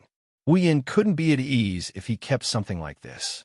Just as Wu Yan was about to refuse, Bing Mian suddenly screamed in pain. Oh no, no, it was as if something had drilled into Bing Mian's body and stirred up. He roared in incomparable pain, and in the midst of his roar, the black scales on his body actually began to recede amidst a surge of black gas. What? The sudden change shocked everyone. Before they could react, the scales on Bing Mian's body had completely disappeared, revealing his original skin. Bing Mian's original body and appearance gradually recovered under Bing Ling's pleasantly surprised gaze. But just as Bing Mian was about to fully recover, a black light shot out of Bing Mian's body with lightning speed. Caught off guard, the black light shot into Wu Yan's body. His expression changed drastically. Wu Yan couldn't keep his calm any longer. With a loud shout, all the magic in his body expanded in an attempt to force the black light out of his body. He didn't want to turn into a monster like that. But before Wu Yan could do anything, the blood of the true ancestor in his body suddenly went berserk, like a beast king whose territory had been invaded. It trembled violently. An invisible wave surged out of the blood and collided with the black light that shot into Wu Yan's body. Inside his body, the black light that was about to take over Wu Yan's body felt like it was hit by a heavy hammer. It let out an almost inaudible sound of a bug. Then, as if it had met its natural predator, it retreated back the way it came, leaving Wu Yan's body exposed to the air. It was not until the black light reappeared in his sight that Wu Yan reacted. He quickly reached out and grabbed the black light that was about to shoot into the sky. A soft sound of an insect came from Wu Yan's palm. Wu Yan could clearly feel that something in his palm was struggling. "I almost fell into your trap." Wu Yan's face was gloomy. He looked at the black light in his hand and smiled bitterly. "Although I don't know what you are and where you came from, but..." As he spoke, Wu Yan's hand clenched hard. Bang! The black light was directly crushed by Wu Yan. Phew! Wu Yan let out a sigh of relief and laughed softly.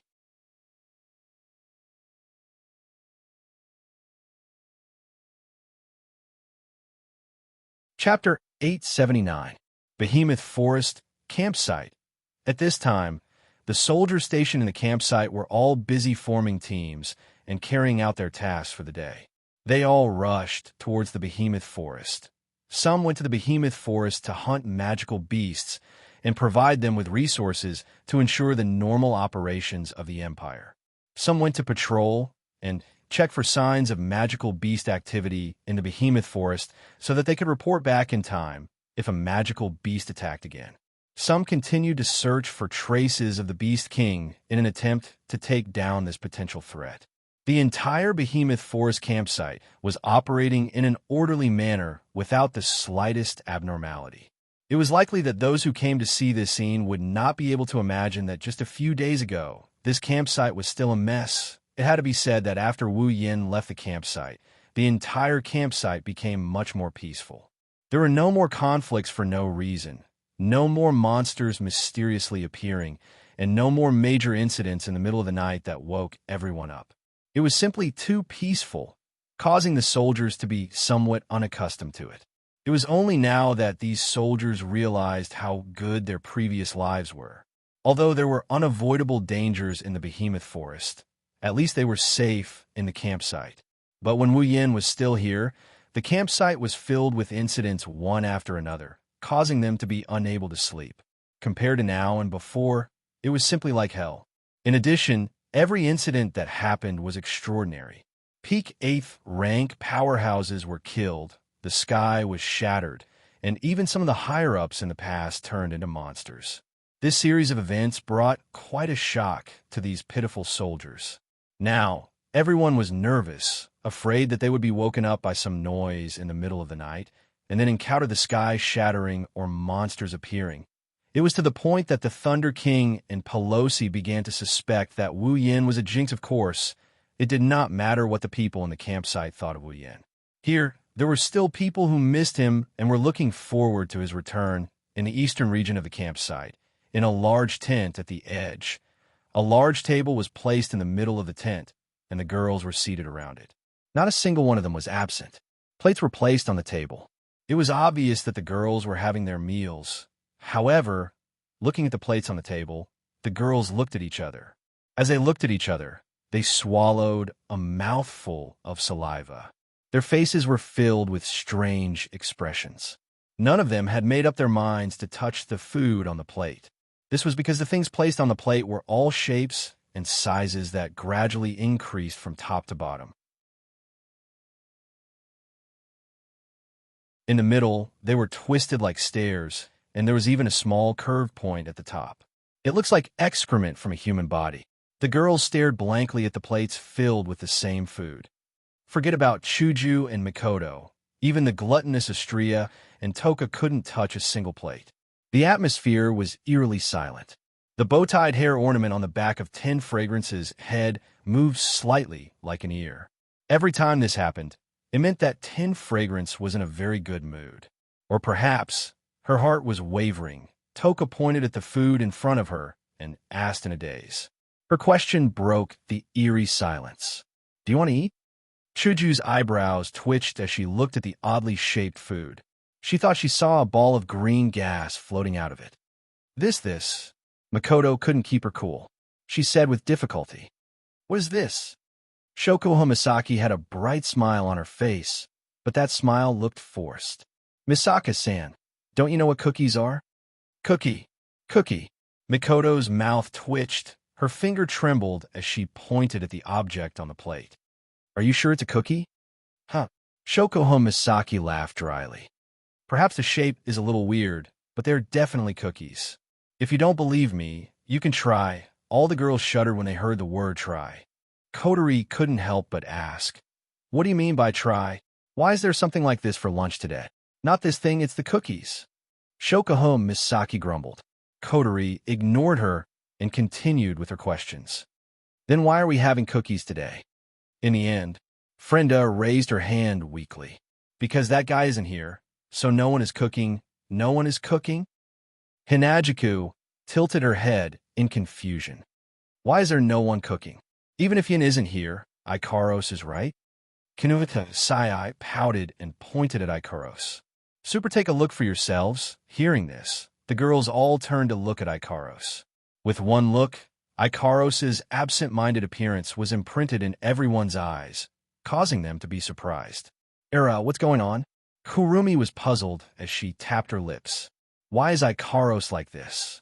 This time, Astria was the one who answered. Ever since Master left a few days ago, Ikaros-senpai has been acting like this. Is it because of Yin? Hinajiku sighed. You're right. Yin has never left without saying a word before. It's no wonder Ikaros is worried. So? Mikoto crossed her arms and glanced at the plate in front of her. How do these cookies come about? Kinuhata Sai and Frenda both turned their heads and looked at Takitsubu Riku. Their expressions clearly said, "You explain it," causing Takitsubu Riku to shrink her neck and speak. Well, Ikaros didn't seem to be in a good mood, so I didn't ask her to cook today, I see. Kotori nodded and went straight to the point. Then, who cooked today's meal? Silence once again returned to the scene. The girls shifted their gaze to Kinuhata Sai, Frenda, and Takitsubu Riku. Their gazes were filled with pressure, causing the three girls who had been fighting in the dark department for a long time to feel fear. Seeing this, a few hints of threat appeared in the eyes of the group of young girls. From the start, Kinuhata Sai and the other two were the ones explaining the situation. It seems like they know the inside story. Under the pressure of the girls, Kinuhata Sai, Frenda, and Takitsubu Riku could only pout. They slowly shifted their gaze to Shokuho Misaki, who had an unnatural expression on her face. The girls went silent. After a while, Mikoto's eyebrows twitched, and she said what was on everyone's mind. You didn't make this thing, did you? Is there a problem? Shokuho Misaki pretended to be calm and ran her fingers through her hair. Her voice was trembling. I only force myself to cook for Ikaros because she's worked so hard in the past. Food? Mikoto helplessly pointed at the lumps of unknown objects on the table. You call this food? What? What can I do? Shokuho Misaki said angrily. I only know how to make cookies. Then why don't you let the others cook for you? Kotori glanced at the cookies, and she quickly averted her gaze as if she saw something terrifying. Chuju, Kurumi, Takitsubu, they all know how to cook, right? If I let them cook for me. Sometimes I want to cook for you too. Shokuho Misaki humphed coldly and pointed out like a kind soul. Don't make it sound like I only know how to eat. The corners of the girls' mouths twitched in unison as they cast a glance at the cookies on the table. Immediately, they fell silent as they cried out in grief and indignation in their hearts. At this point, they would rather Shokuho Misaki only know how to eat.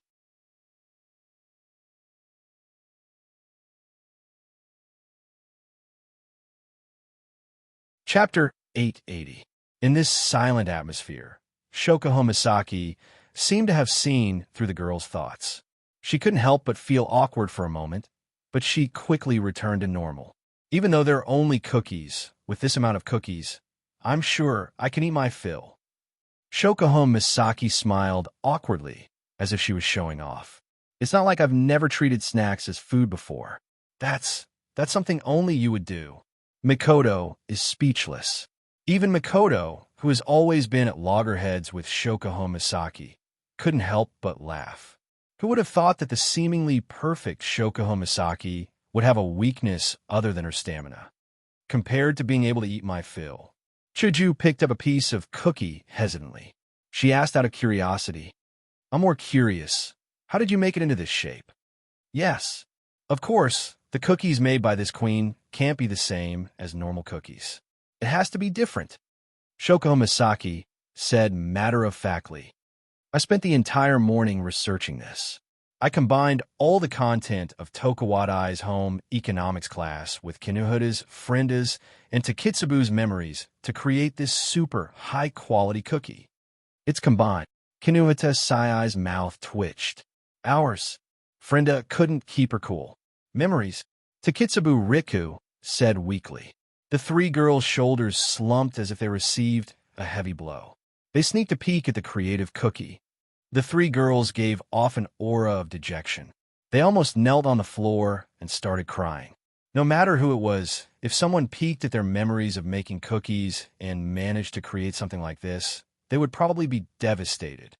Hinajiku, Mikoto, and Kotori looked at Kinuhata Sai and the other girls with pity and sympathy.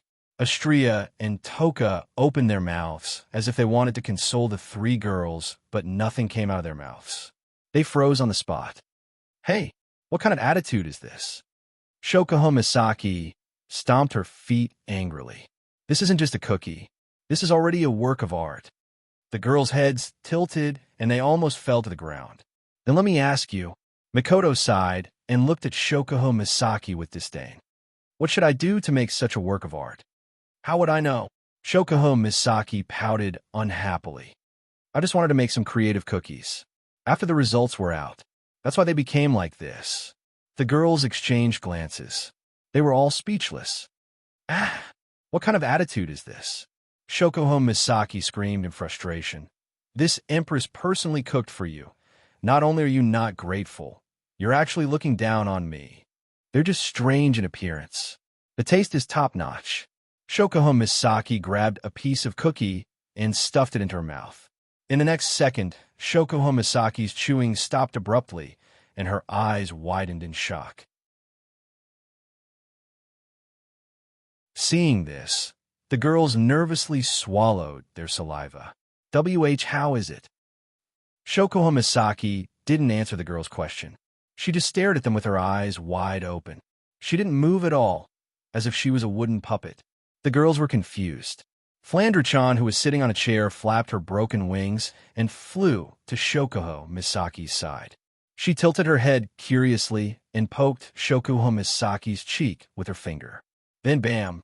Shokuho Misaki's body fell to the ground, and her eyes rolled back into her head. She couldn't get up anymore. This time, all the girls widened their eyes and looked at the cookies in their hands. They screamed and threw the cookies away. Shokuho, Kinuhita, Sai, Frenda, and Takitsubu Riku cried out and ran to Shoko Misaki's side.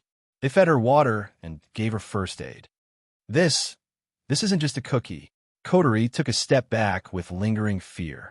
This is simply poison. The girls nodded without any hesitation, no longer daring to look at the cookies on the table. Astria clutched her stomach and whimpered. I'm hungry, Toka pouted pitifully. Me too. The girls felt a headache coming on when they saw how unhappy the two gluttons were. They knew that if they don't feed these two gluttons well, they're going to cause a ruckus. What are you girls doing? At this moment, a familiar voice rang out from the entrance of the tent. It entered the ears of everyone present, causing the young ladies to be stunned before they were overjoyed. Ikaros's eyes suddenly lit up. Her originally slack pupils constricted, filled with deep longing. Her worries were all put down. Master, Ikaros. Wu Yin, who appeared out of nowhere, smiled at Ikaros. I'm back. Wu Yin saw Shokuho Misaki, who was being treated by Kinuhita, Sai, Frenda, and Takitsubu Riku. His expression changed. What's wrong with Kasaki-chan? Master, Shido, Oni-chan. Before Wu Yin could check out the situation, Astria, Toka, Flandre-chan, and Yoshino pounced on him, and they hung themselves on him one after another. Master, you're finally back. Astria and Toka cried their hearts out. We missed you so much. Ugh, I missed you girls too. Wu Yin patted the two girls on the back. But why do I feel like something's not right? You're finally back? Hinajiku, Mikoto, and Kotori released a sigh of relief. They greeted Wu Yin in a cheerful manner. Welcome back. Wu Yin raised an eyebrow. He had a strange feeling in his heart. I'm glad you girls are welcoming me back. But when did you girls become so gentle? Ma, don't mind it. Chuju patted Wu Yan's shoulder. You just need to know that we've never wished for you to come back so much. Haha, now that you mention it, I'm even more concerned. Wu Yin smiled awkwardly. He pointed at Shokuho Misaki, who was lying on the ground. What's wrong with Kasaki-chan? The girls glanced at Shokuho Misaki and replied calmly. She's fine. She just ate something wrong. Something wrong? Wu Yin found it harder and harder to understand the girl's thoughts. Did I miss something? Well, don't mind her. She's reaping what she sowed. Mikoto waved her hand casually. Her face was a little anxious. All right, Yin, you haven't eaten yet, right? Not yet. That's great. Makoto clapped her hands. Then hurry up and prepare dinner. Wu Yan was speechless. I thought you girls wanted to cook dinner for me, but it turns out you want me to cook dinner. What's wrong with that? Kotori smirked at Wu Yan. Everyone knows how important you are to us.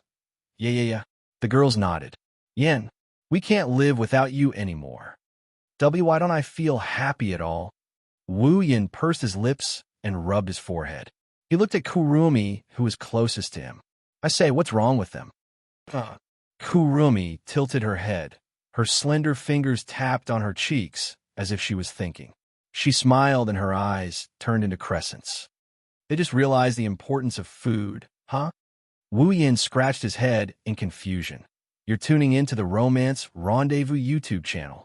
We're so grateful for your support, and don't forget to subscribe to join us on this incredible journey through captivating stories.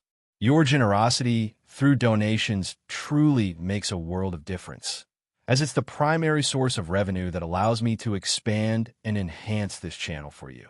Thank you from the bottom of my heart for being a part of this adventure.